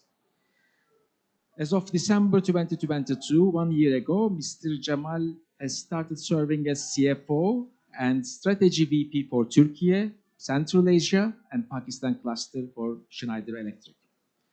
Schneider Electric is very briefly a global leader in energy and resource optimization, providing integrated technologies, software, services for sustainability for homes, buildings, data centers, infrastructure, and industries. Mrs. Yeşim Özlale Önen began her career as a consultant in 1999, later worked as a senior consultant at Deloitte. She also served as a project manager at Development Dimensions International Turkey. In 2007, she joined Sabancı Holding as Group Human Resources Manager, where she remained until 2011. Before she returned to Sabancı Group again, she worked as a senior client partner at Korn Ferry. Currently, Mrs. Yeşim holds the position of Group President, Human Capital and Sustainability at Sabancı Holding, an organization with a strategic focus on growth and sustainability in various industries. Sabancı Group has always emphasized growth in their core industries and investing in emerging sectors like energy, digital technologies, healthcare ecosystems, but while prioritizing always financial sustainability. Mrs. Meral Mungan Arda, we are almost namesake, your family name and my first name, has a diverse background, including experience as an environmental impact consultant and contract manager at the Ministry of Treasury and Finance of Turkey, and project manager at UNDP, where she has overseen chemical and waste projects. Today, she serves as the Climate Change and Environment Portfolio Manager at UNDP Turkey. I would like to extend UNDP Turkey focuses, let me just briefly mention that UNDP Turkey focuses on inclusive and sustainable growth, inclusive and democratic governance, and climate change and environment, collaborating with various stakeholders to address development challenges in Turkey. I would like to extend a warm welcome both to our speakers and to our guests here. And I believe we are ready now to dive into our exciting topic, the dilemma of green transition, navigating challenges, unlocking opportunities, and ensuring coherence. Let me start with Mrs. Nursel. Mrs. Nursel, I would like to ask you, while the labor market is currently experiencing talent shortages in almost every field, how would you evaluate the impact of the green transition on the labor market? What difficulties, in other words, what kind of challenges are waiting for us? Thank you very much for your kind introduction. First of all, I would like to express my sincere gratitude to TÜSİAD for their valuable invitation. It's meaningful for me to be the part of this significant event.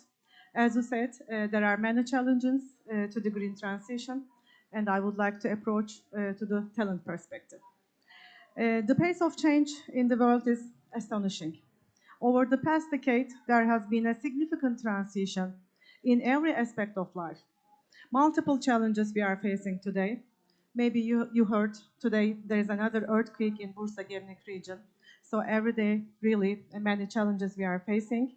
And we should understand the fundamental dynamics of this change, and being aware of these challenges are crucial. One of the main reasons is the accelerated technological progress and the digitalization, while the other reason is climate crisis and the combat against climate change. There is a strong mutual interaction in between, and if we understand the two matters well and react with the correct responses, we can achieve a prosperous and inclusive transition for a sustainable future. In fact, I know I'm talking about twin transformation. By using digital technologies for the transition to a low-carbon economy, which is required for the green transition and the decarbonization, we can make significant steps towards sustainable development. However, every transition also requires a corresponding transition in skills and the workforce. Today, I can say that the biggest obstacle to the realization of the business strategies is the talent constraint.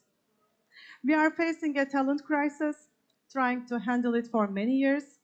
Talent constraint does not refer to a numerical shortage, actually, in the current labor market, but it is a competency mismatch problem. Accessing a workforce with the competencies and the skills we are looking for is the greatest challenge for all companies and everywhere. You may ask why we are facing with this problem today. We were not considering concepts such as ESG, sustainability, decarbonization in our business strategies 10 years ago. Acceleration of decarbonization and ambition progress on net zero target has an implication on workforce market.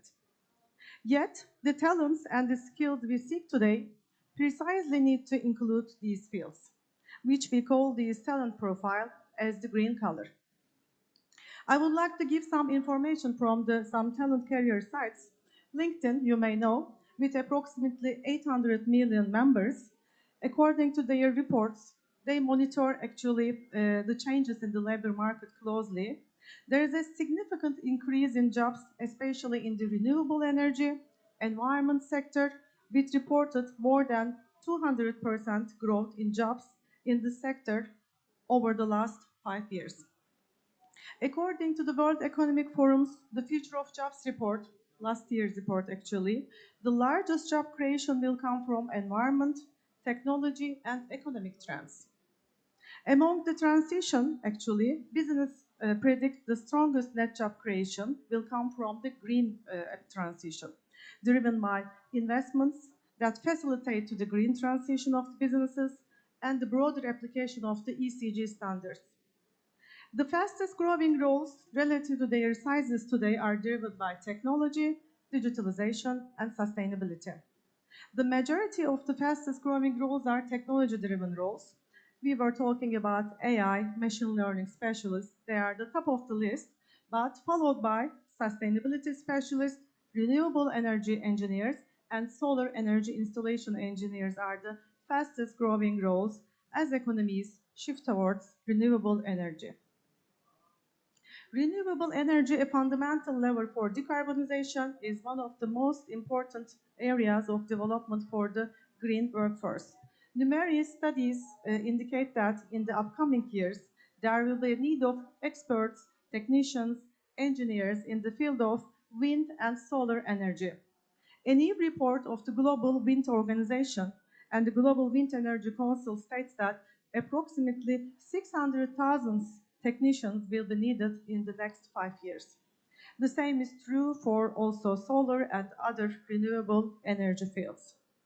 Areas such as energy efficiency, energy storage technicians, electrification, recycling, upcycling, industrial symbiosis also require expertise for achieving green transition. It is evident that there will be a significant demand for R&D engineers and new talent in these fields.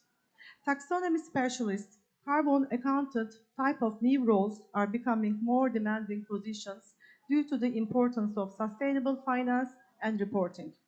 By all means, we should recognize that we need green-collar talents. Therefore, we need to build a green workforce involving all stakeholders for a successful green transition. And you may say, how? In the second turn, I will answer this question. Thank you very much, Mrs. Nursel. As you said, as you emphasized, talent management is indeed very important for the future of sustainability. Another significant point we will talk about today is digital transformation. Digitalization is important not only for daily life and business, but also for the green transition. At this point, I would like to ask Mr. Jamal, let's go in order of seating. How does digital transformation contribute to workforce transformation during the green transition? And what strategies can businesses engage to ensure a smooth transition for their employees? Yeah, thanks a lot. Thanks a lot for the invitation. Actually, this is really mindful organization, and then we are discussing about this, the mindful, the topic. So just in order to just answer this question, and I think we need to answer about the question about more in the transformation, because the transformation, the word is a bit kind of the hype topic, but in my opinion, we need to transform the transformation topic as well. So this is the first part, because when some words and some quotation is getting a more hype topic, and then it's getting a bit kind of unmeaningful the topic actually. So we need to discuss about the transformation topic as well. So here, the transition brings about the substantial socioeconomic benefits for the generation of the million jobs. So there are many different research that for the green transition, digital transformation, the high tech, and it's creating many different jobs actually. So here, in order to harness this potential, so there's a really the important terminology saying that like a learn, unlearn, relearn. So it means that we need to upskill and reskill for the critical the competency in our geography, and as well as we need to have again really strong commitment for the diversity, equity, and also for the inclusion part. And also transformation needs really like the holistic approach, and we need to compromise for all the stakeholder and all the people, and inevitably reflect that this transformation, like we cannot happen without people. And this is when we look at in the digital transformation, there's a 3 pillar in the digital transformation: the technology, the people, and the process. And the most crucial part and most crucial pillar is the people side. So we cannot succeed without the people part. And also it means that we need to convert the skills. We need to convert the competencies as well. And in 2 years ago, and when we discuss about for this technology for AI and data, and I heard many different kind of a concern about the people who are, more in the mid ages people, and then they are a bit secure about to losing their job actually. But what I can say that in today, this is not anymore scarcity. And when you look at right now that is more in the skills and competency. And for instance, I have 2 things in the strategy and finance. The strategy team is the average age is 24 years old. They don't have this type of the concern, because they have enough skills and competency. They know what they have to do actually about that. But here for the age, the young generation, they know actually for the path. But we need to transform all the workforce, not all the young generation actually. So and like everybody knows that different authorities just saying that the McKinsey, the Boston University, international, the agency, energy agency saying that like there will be like a skill force, many different new jobs will create it actually. And in the future, 9 out of 10 jobs will require digital skills. It means that AI and data, and also different like IoT skills actually. And we need to, and for the scarcity part, and we need to really upskill and reskill the stories. And also, I like the one quote, which is I think it's really explaining the story in a simple manner that AI will not replace you, and a person who is the AI will replace you.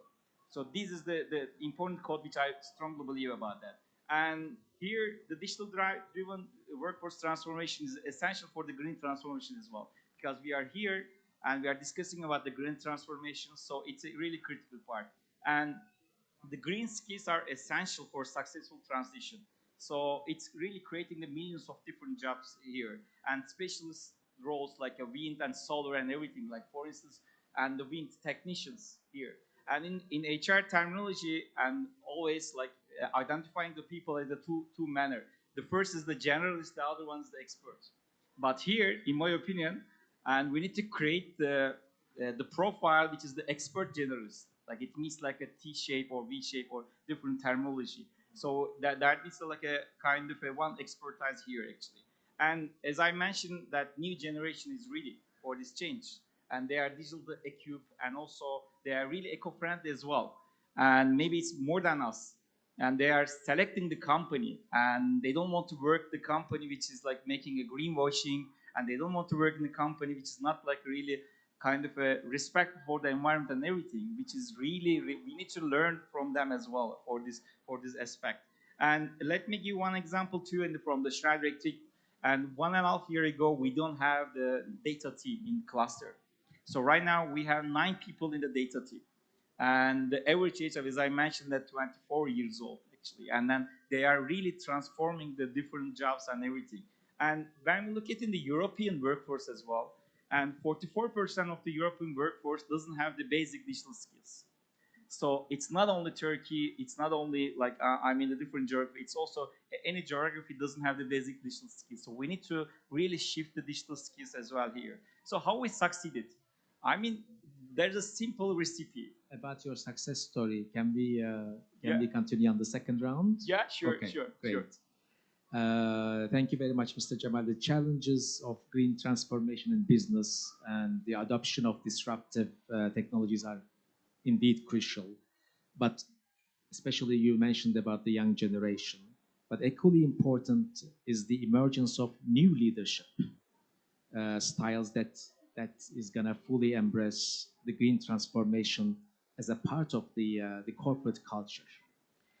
Mrs. Yeshim, from your perspective, I would like to know in detail your assessment of how leadership inspired by sustainable transformation is evolving.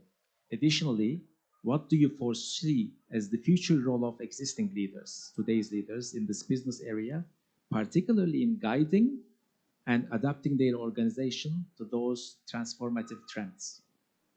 Thank you. To start with, it's always good to hear that as a middle-aged leader, AI will not replace the roles. So it's always good to hear that. It's always hope. So let me start by asking you a question. So just a show of hands, how many of you have heard something about leadership in tough times? Leadership in tough times? So any keywords that come to your mind? Anything that a good leader needs to do? Yeah, go ahead. Emotional resilience, perfect. What else? Being agile, perfect. What else? Leadership in what's that? Resiliency, yes. Transparency, that's true. Adaptive management. Communication. So I'm sure there's a lot of the keywords that this list can extend. The reason that I'm asking you this question, it's not going to be different for green transition. So we keep talking about leadership in all times. We talked about leadership in tough times. We talked a lot about leadership in pandemia. Remember those, ugly days? So we talked about leadership. So it's not that we don't know anything about leadership, or it's not that we don't know what to do. It's really about taking action. And it's just like, it's very similar to what we have been talking in COP about, having the hope, having the thoughts, but not taking action fast enough. So this is very, very similar to leadership as well.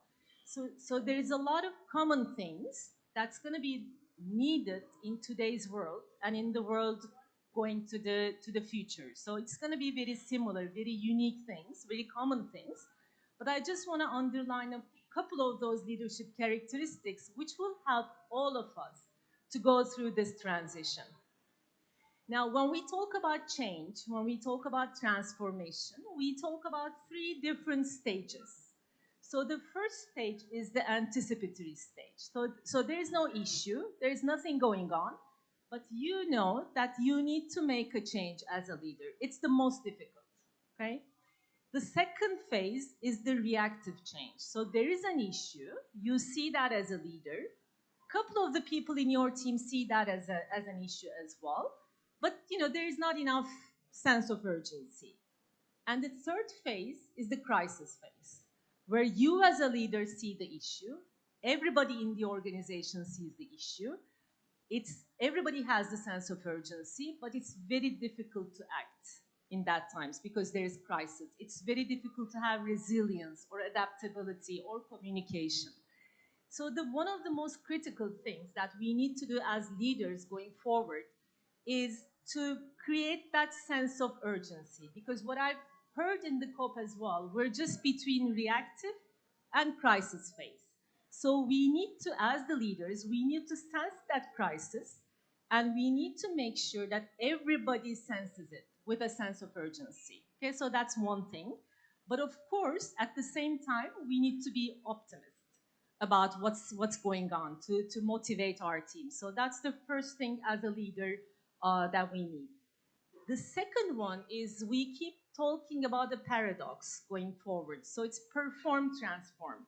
So as the leaders of today, and again for future, we need to manage our daily jobs, as all of you, I believe, do today. That's perform. But we also need to think about how do we transform for future. And for that, because it's 2 different mindsets, we definitely need to leverage our teams more. So we cannot talk about a heroic leadership anymore. So we need our teams to do that, perform and transform at the same time. So that would be the second thing that I would want to underline. The third one is, in this transition for, let's call it green transition, green transformation, we need to focus on impact. So we cannot just focus on the outcomes or the outputs anymore. We need to ask ourselves as leaders every day, what's the impact that I need to create on my team, on myself, and on the organization? So we always need to think about the impact. And maybe the last thing, but not the least, it's about being courageous. And I was surprised none of you has mentioned that, because I think, that's the one thing that I deal with the most. That's a lot of difficulty for me. I heard Paul Polman in one of the sessions talking about we need to be more courageous, to not only to set the targets, but to push ourselves out of our comfort zone. So I think courage has always been important, but it's going to be more important. And there is this inner development goals that lastly I just want to talk about. This was something I learned in WBCSD conference.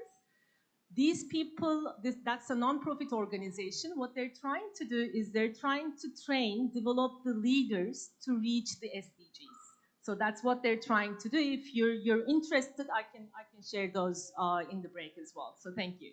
Thank you very much, Mrs. Yeşim, for highlighting how essential to have such visionary leaders with sense of urgency that can create impacts, especially in the context of this green transition. This is what we need. Herein, I would like to ask Mrs. Meral, how does UNDP, as one of the leading organizations for sustainable growth, support Turkey on addressing climate change? What are the challenges on this path for Turkey?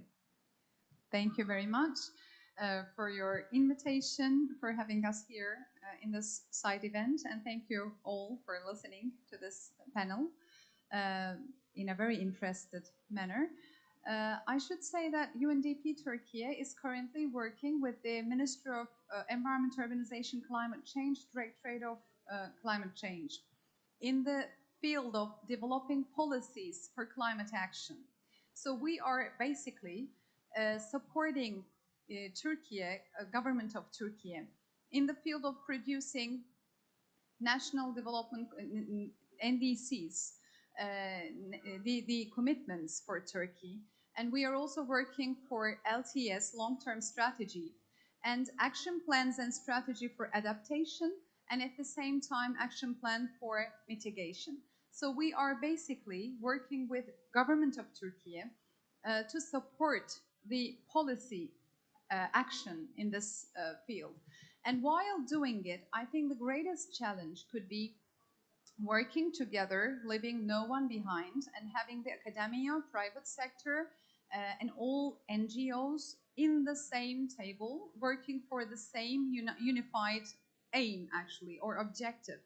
And while doing it, the national characteristics, Turkey's specific, unique characteristics should be taken into consideration, because Turkey is a producing country, it's a manufacturing country that we have to be taking care about while doing all the policy side. We have to be listening to industry side, which we are doing, thanks to TÜSİAD and thanks to all industrialists. We are actually working towards the same goal while developing the policies, because if we don't have these pillars, the industry, NGOs, academia, and governmental institutions in the same place, it is for sure that this plan is going to be failing. So we have to be working together for the same purpose, and we all should have a say while doing these policies. And thanks to the DCC, Directorate of Climate Change, I can say that the climate law that's coming could be the most participatory approach among all policies, because we had this climate council for days. We know that DCC has been listening to all parties, NGOs, private sector, all sort of academia and institutions. So the climate law that is soon to be announced, we know that there has been a participatory mechanism behind it. And we have been also working in developing NDCs of Turkey. We know that the emissions were actually, let me say, the commitments have increased from 21% to 41%. And we know that there is going to be a peak around 2038. And we know that we are going to be in alignment with our projections. We will be reaching net zero target in 2053. While knowing all, we know that industry is the key player here. So we need to be cooperating very well with the industry. And transitioning the industry is also our perhaps only tool there. We need to be transforming, we need to be going for cleaner production, we need to be doing industrial symbiosis, we need to be doing carbon capture, we need to do, let me say, fuel switch there.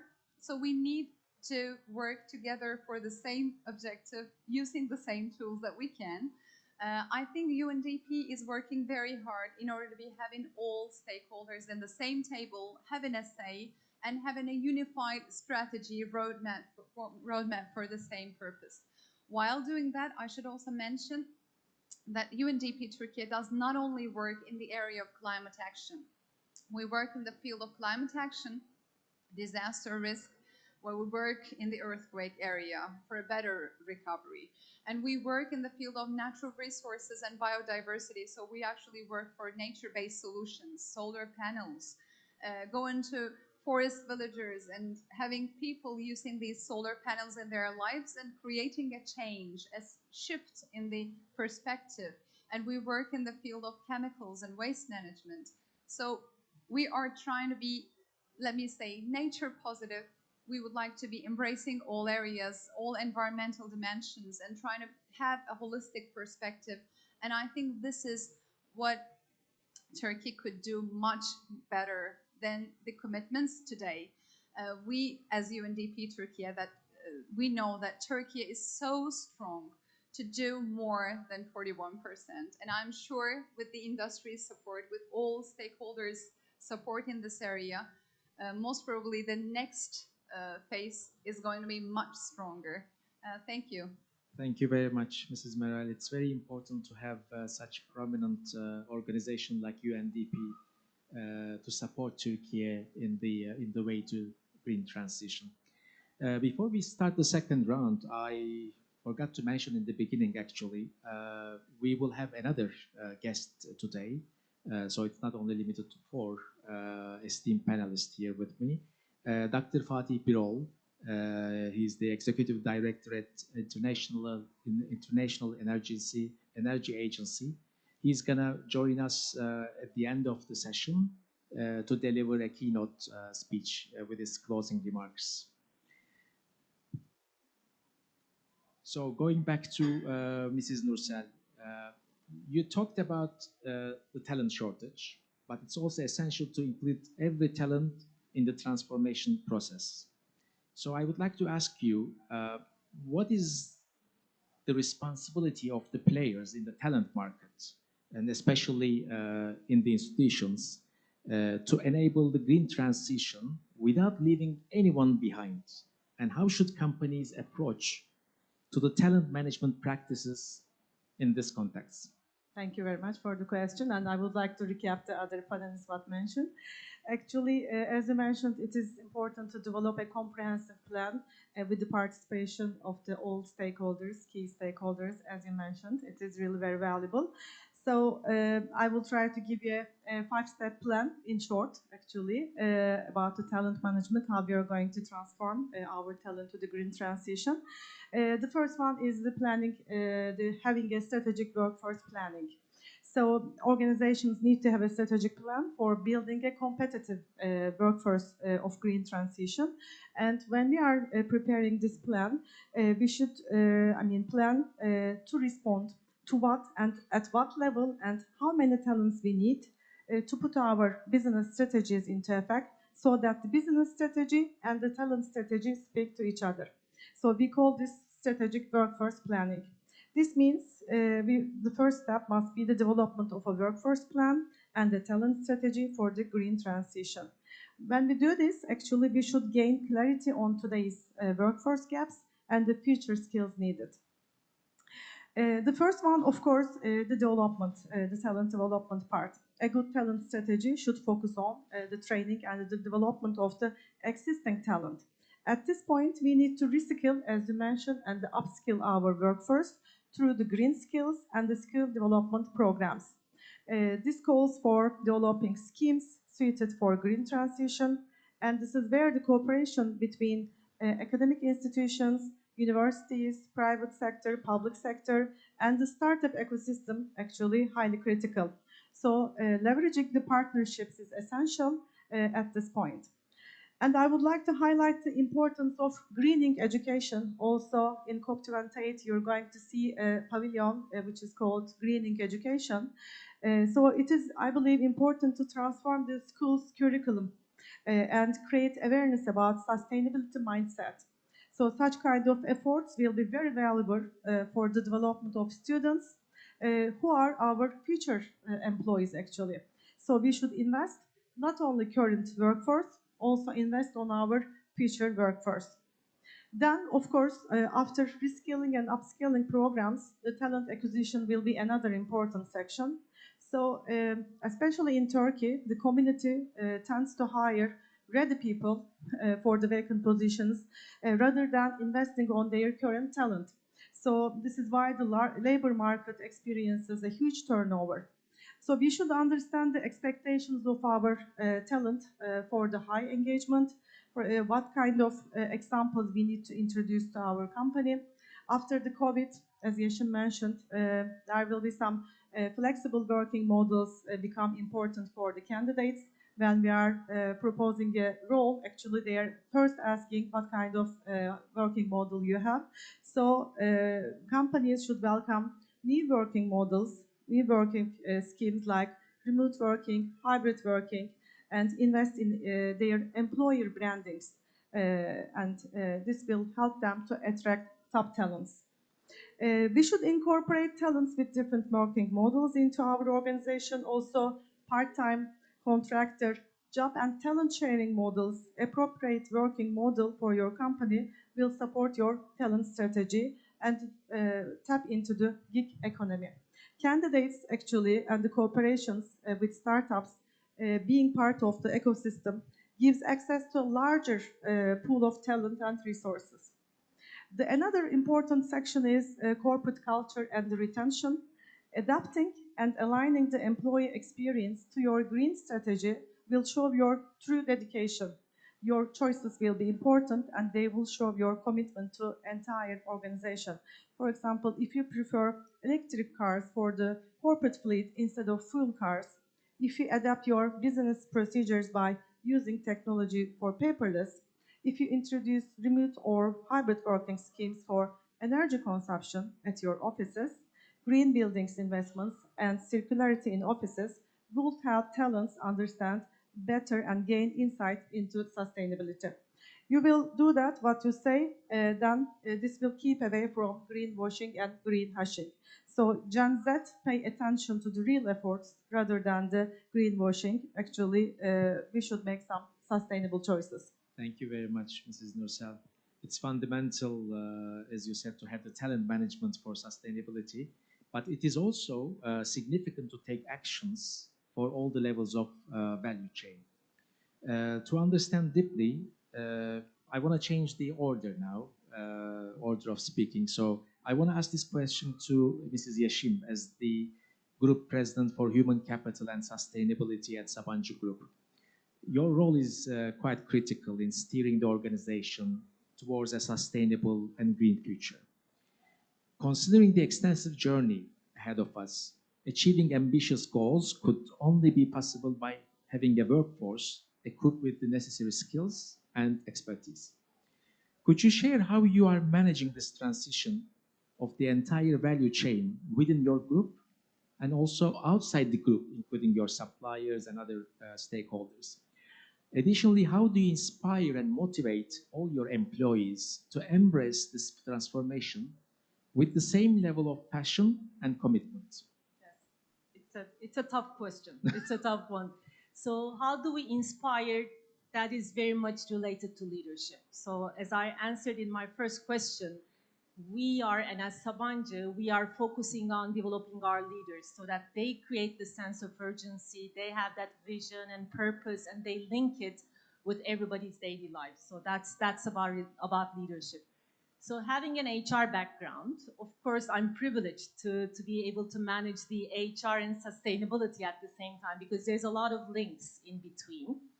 So there's some common research around, again, as Nursel has mentioned, about World Economic Forum's Future of Jobs report that I think we all memorized, kind of. So they talk about emerging of 30 million jobs, new jobs in the near future, which is really creating a lot of anxiety, probably in all of us as individuals and also as professionals as well. So there is going to be a different world.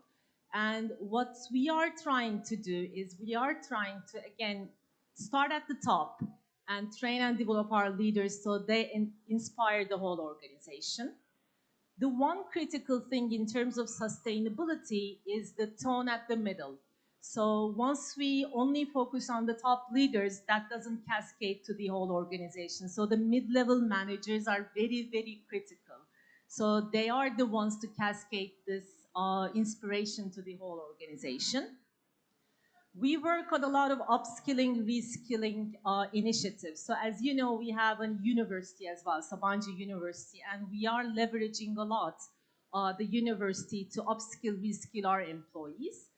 And lastly, in all of our attraction, retention programs, we're trying to look for those skills that we're going to be needing in the future. So it's kind of buy versus build strategy. So what kind of skills and talents you need to buy from the market, what kind of talents and skills you need to build internally. And I want to give a couple of specific examples of what we're doing in some of the companies. And like, for example, I see Chimsa is here, HR and sustainability. Like what they're doing in terms of the value chain is very critical. The name of the program, if I'm not wrong, Chimsa Supplier Engagement Program. So I'm sure you're going to be explaining this much better than myself. But what they're doing in that program is they select and prioritize some of their suppliers, and they apply surveys to analyze, including sustainability, to analyze where they are and to analyze their sustainability performance. This is for suppliers only. And then, based on the results, they develop a roadmap for their suppliers. So this is not only about developing people internally, but also developing people in the value chain. Another example is Enerjisi Üretim, which is internal. So they have an academy on sustainability. And what they're doing is technicians and engineers in Enerjisa, they're trying to train our people in terms of sustainability, in terms of the new skills that will emerge in the future.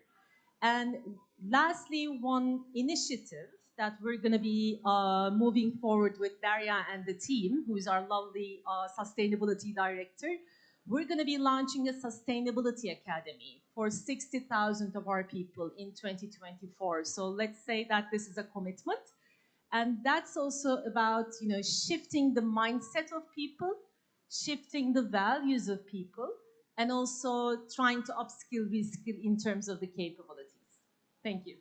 Thank you very much, Mrs. Yeşim, for such interesting examples, best practices actually from the group of companies at Sabancı. As you mentioned, the nature of sustainability initiatives requires us to take into account the workforce skills, value chain transformation, supplier engagement, as you mentioned, and employee motivation. Mr. Jamal, let's talk with you more about digital transformation.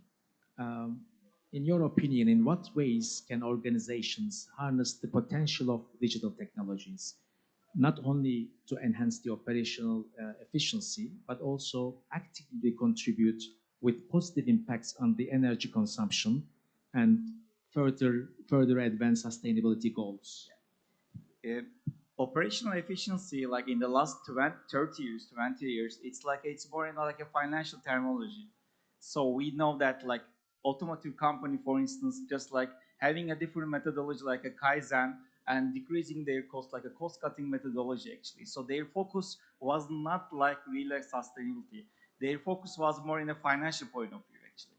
So, but the scientists are saying that there's a sustainability problem, but maybe the world is just kind of closing their eyes and then just living and in the instance actually. But then natural diseases become tangible in the world, and the scientific phenomena become like a social phenomena right now.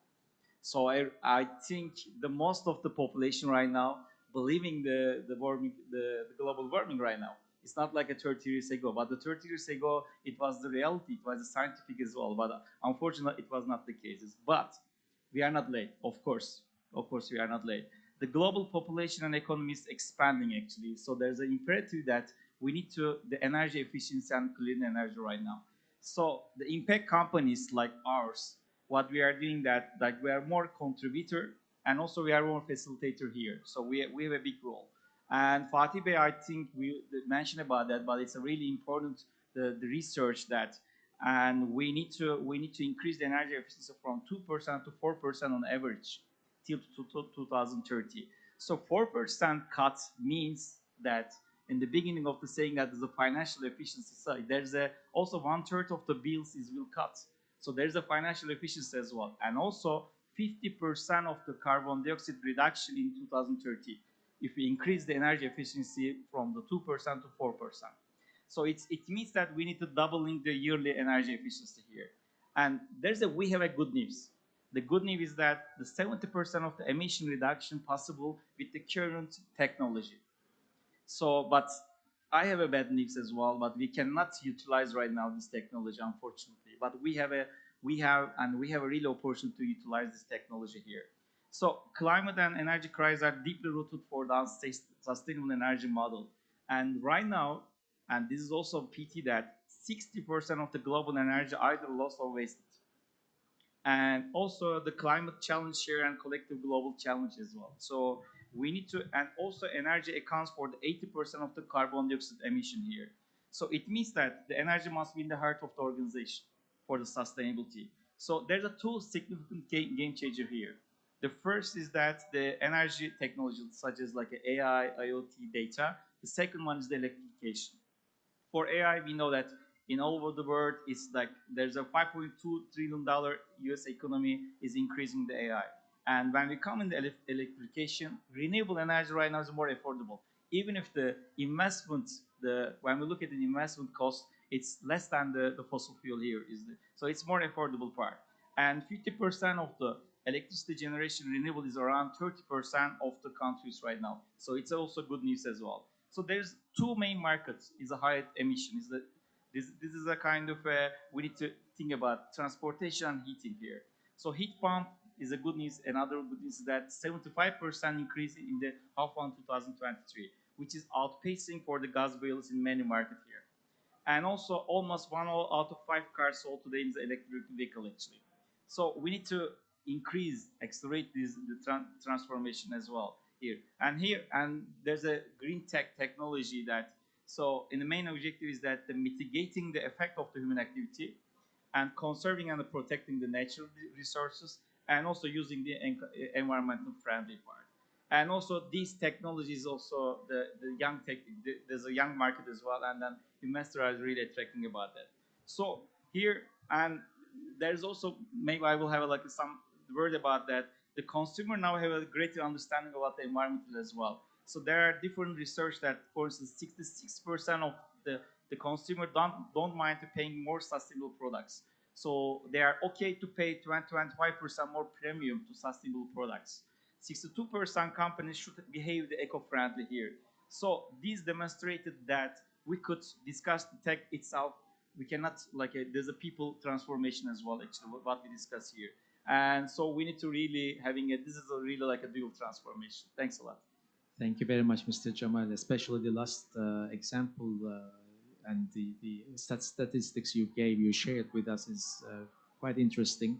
I'm also coming from consumer sector, and this is, today's consumer is changing very rapidly. And so this sustainability is no longer a kind of corporate speak anymore. All the subjects discussed so far are crucial in the context of this green transition and are necessary for long-term strategies. But also, it's vital to achieve, these goals, deliver them in the long run. So, Mrs. Meral, how can businesses in Turkey adapt their organizations, their operations towards more sustainable practices? What is the role of the private sector in achieving long-term strategy LTS goals of Turkey? Thank you for this question. As you see, they are.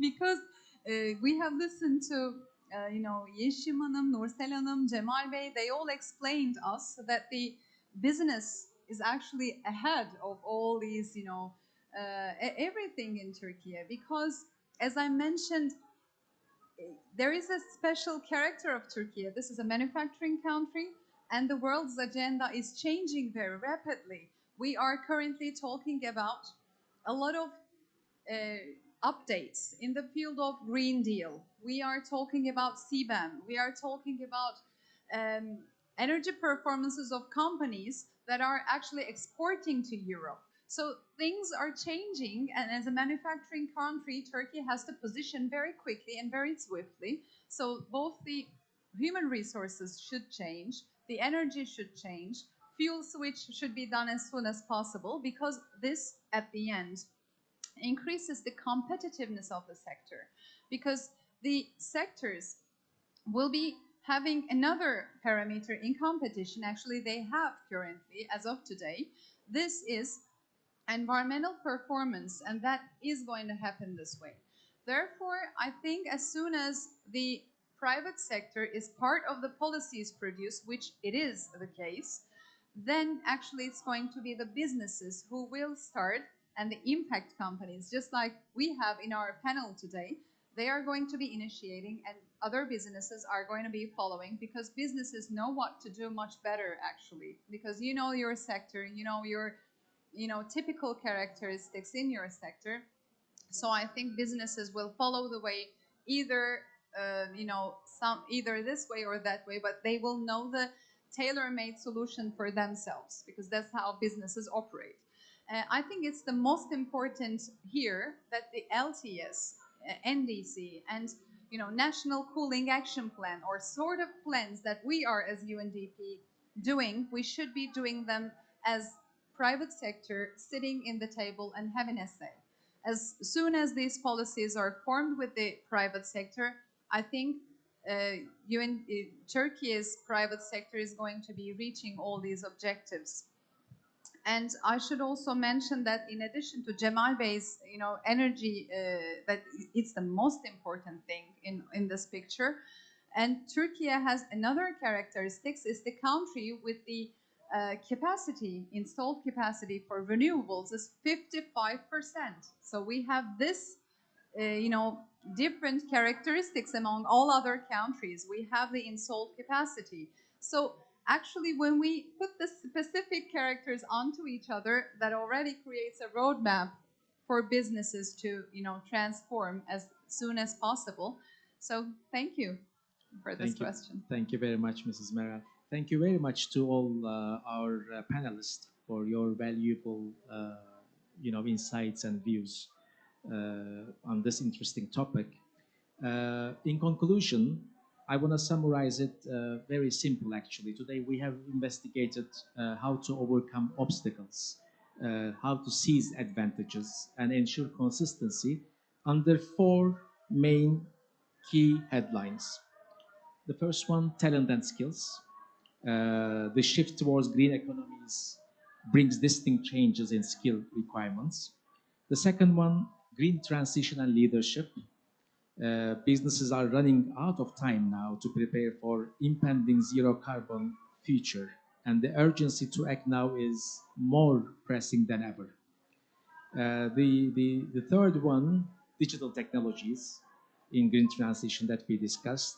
The synergy between the green transition and digital transition is evident, but also, green and digital transition can present conflicting aspects at the same time.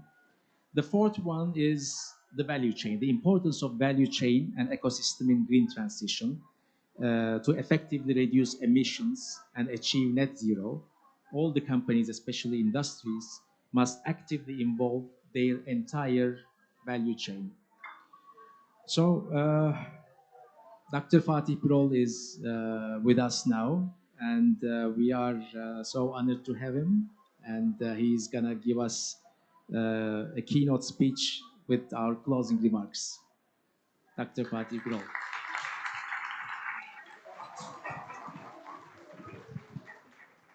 So I speak in English. Okay. Yes, please. Perfect. So, and the colleagues speak Turkish behind there, so it's excellent. So, good afternoon, dear colleagues. Can we please, colleagues, can somebody talk with them? So we listened a very good panel, by the way. It was a very good discussion. You missed a very good discussion here in the panel and very good views. So, dear colleagues, I came here very briefly to tell you, in fact, one message, to be honest with you, and try to support my message with a couple of data.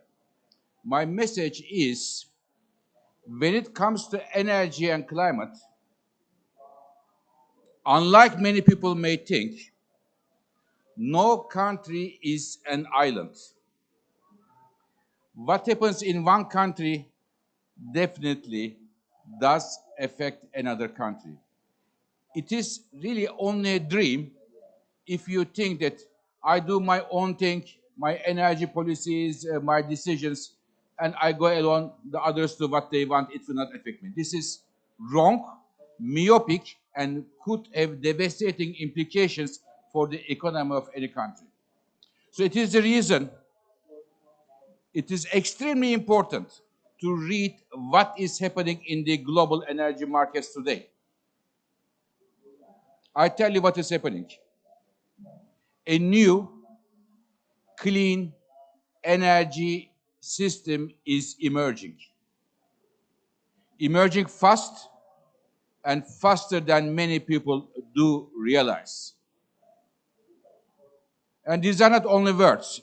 I give you a couple of numbers. Electricity generation, power plants, most important part of our energy system. This year, 2023, of all power plants installed in the world, in the entire Asia, Africa, Europe, Latin America, everywhere, more than 80% are renewables. The rest, less than 20%, coal plus gas plus oil plus nuclear, less than 20%, and renewables alone 80%. And this is not, dear colleagues, this is not driven by climate concerns only. It is because of the economics. And it will be much faster, as we see also in Turkey. Second thing, another important part of energy consumption, transportation sector. I am saying this since several years in Turkey, Istanbul, when I come over. An electric car revolution is coming very quickly. 3 years ago, 1 out of 25 cars sold in the world was electric. So 1 out of 25, 3 years ago. This year, 1 out of 5 cars sold is electric. And 2030, with the most conservative estimate, every second car sold will be an electric car. And if you think it is happening because of climate change, you are completely wrong. Okay? Just a few weeks ago, I had a meeting with the top 20 car manufacturer CEO. Just a brainstorming. 18 out of 20 top car manufacturers, biggest, they put electric cars as the #1 priority in their business plan between now and 2030. Why do these CEOs want to save the world? Maybe they do, but this is not the main thing. They want to have their companies position itself in the race of the electrification of the transportation system. And this is happening, and this will go very quickly. And you may think that it is Europe is driving this electrification of transportation. No. The biggest driver is China. 60% of all electric cars manufactured in the world are coming from China, and it's going to go very strongly. China is now exporting to Indonesia, to Pakistan, many countries around there, and you will see it is coming to Germany, it is coming to Europe, and going to compete with the European and the American cars. It's a free market, we will see. I gave you 2 examples. I can give you more. Just let me give you one more example how strong the new energy system is coming. We are in the COP28. We had a Paris in 2015. At that time, all the investment going to clean energy in the entire world, 2015 was $1 trillion US. Clean energy, $1 trillion US for fossil fuels. This year, 2023, fossil fuel investment still 1 trillion, and the clean energy investment increased from 1 to $1.8 trillion. Big increase. And again, this increase is not only happening because the investors suddenly have a very soft heart, because they see that the clean energy investment will bring money to them. And there are growing risks, in my view, for the investment in certain fossil fuel projects. Now, why I am telling you all this story? To link the first thing what I told you, no country is an energy island. And the second, there is a clean global energy system is emerging. It is an unstoppable trend. Our country, Turkey, has to position itself accordingly. We go our way, everybody goes their way. It doesn't work indeed. It may work in certain things, but I am sorry, when it comes to energy and technology, it doesn't work. Everybody is connected to each other through energy prices, through emissions, through different rules and regulations. One of the colleagues kindly mentioned the Europe thinking about putting strong mechanism, carbon border adjustment mechanism.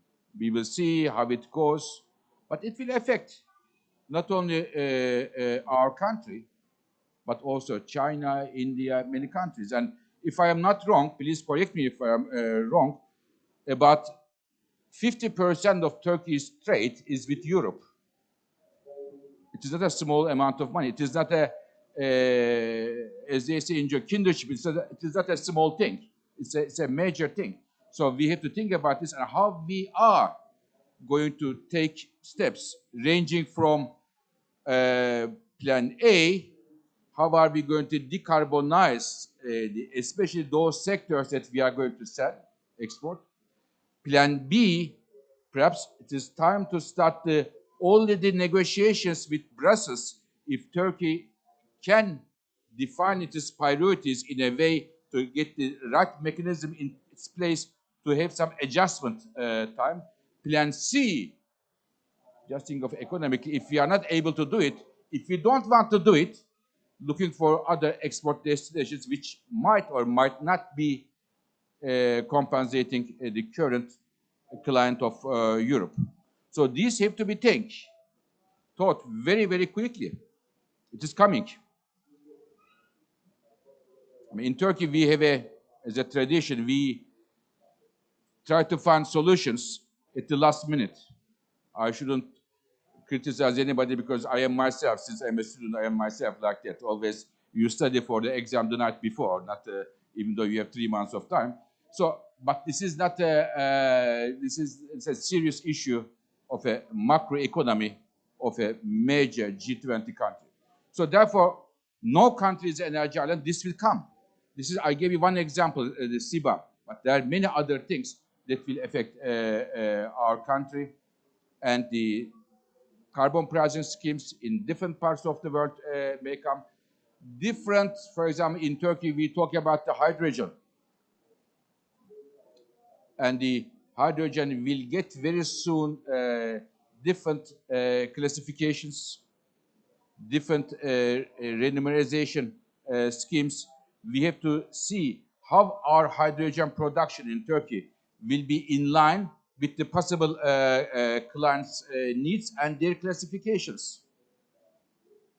Okay, so I give you one example. Many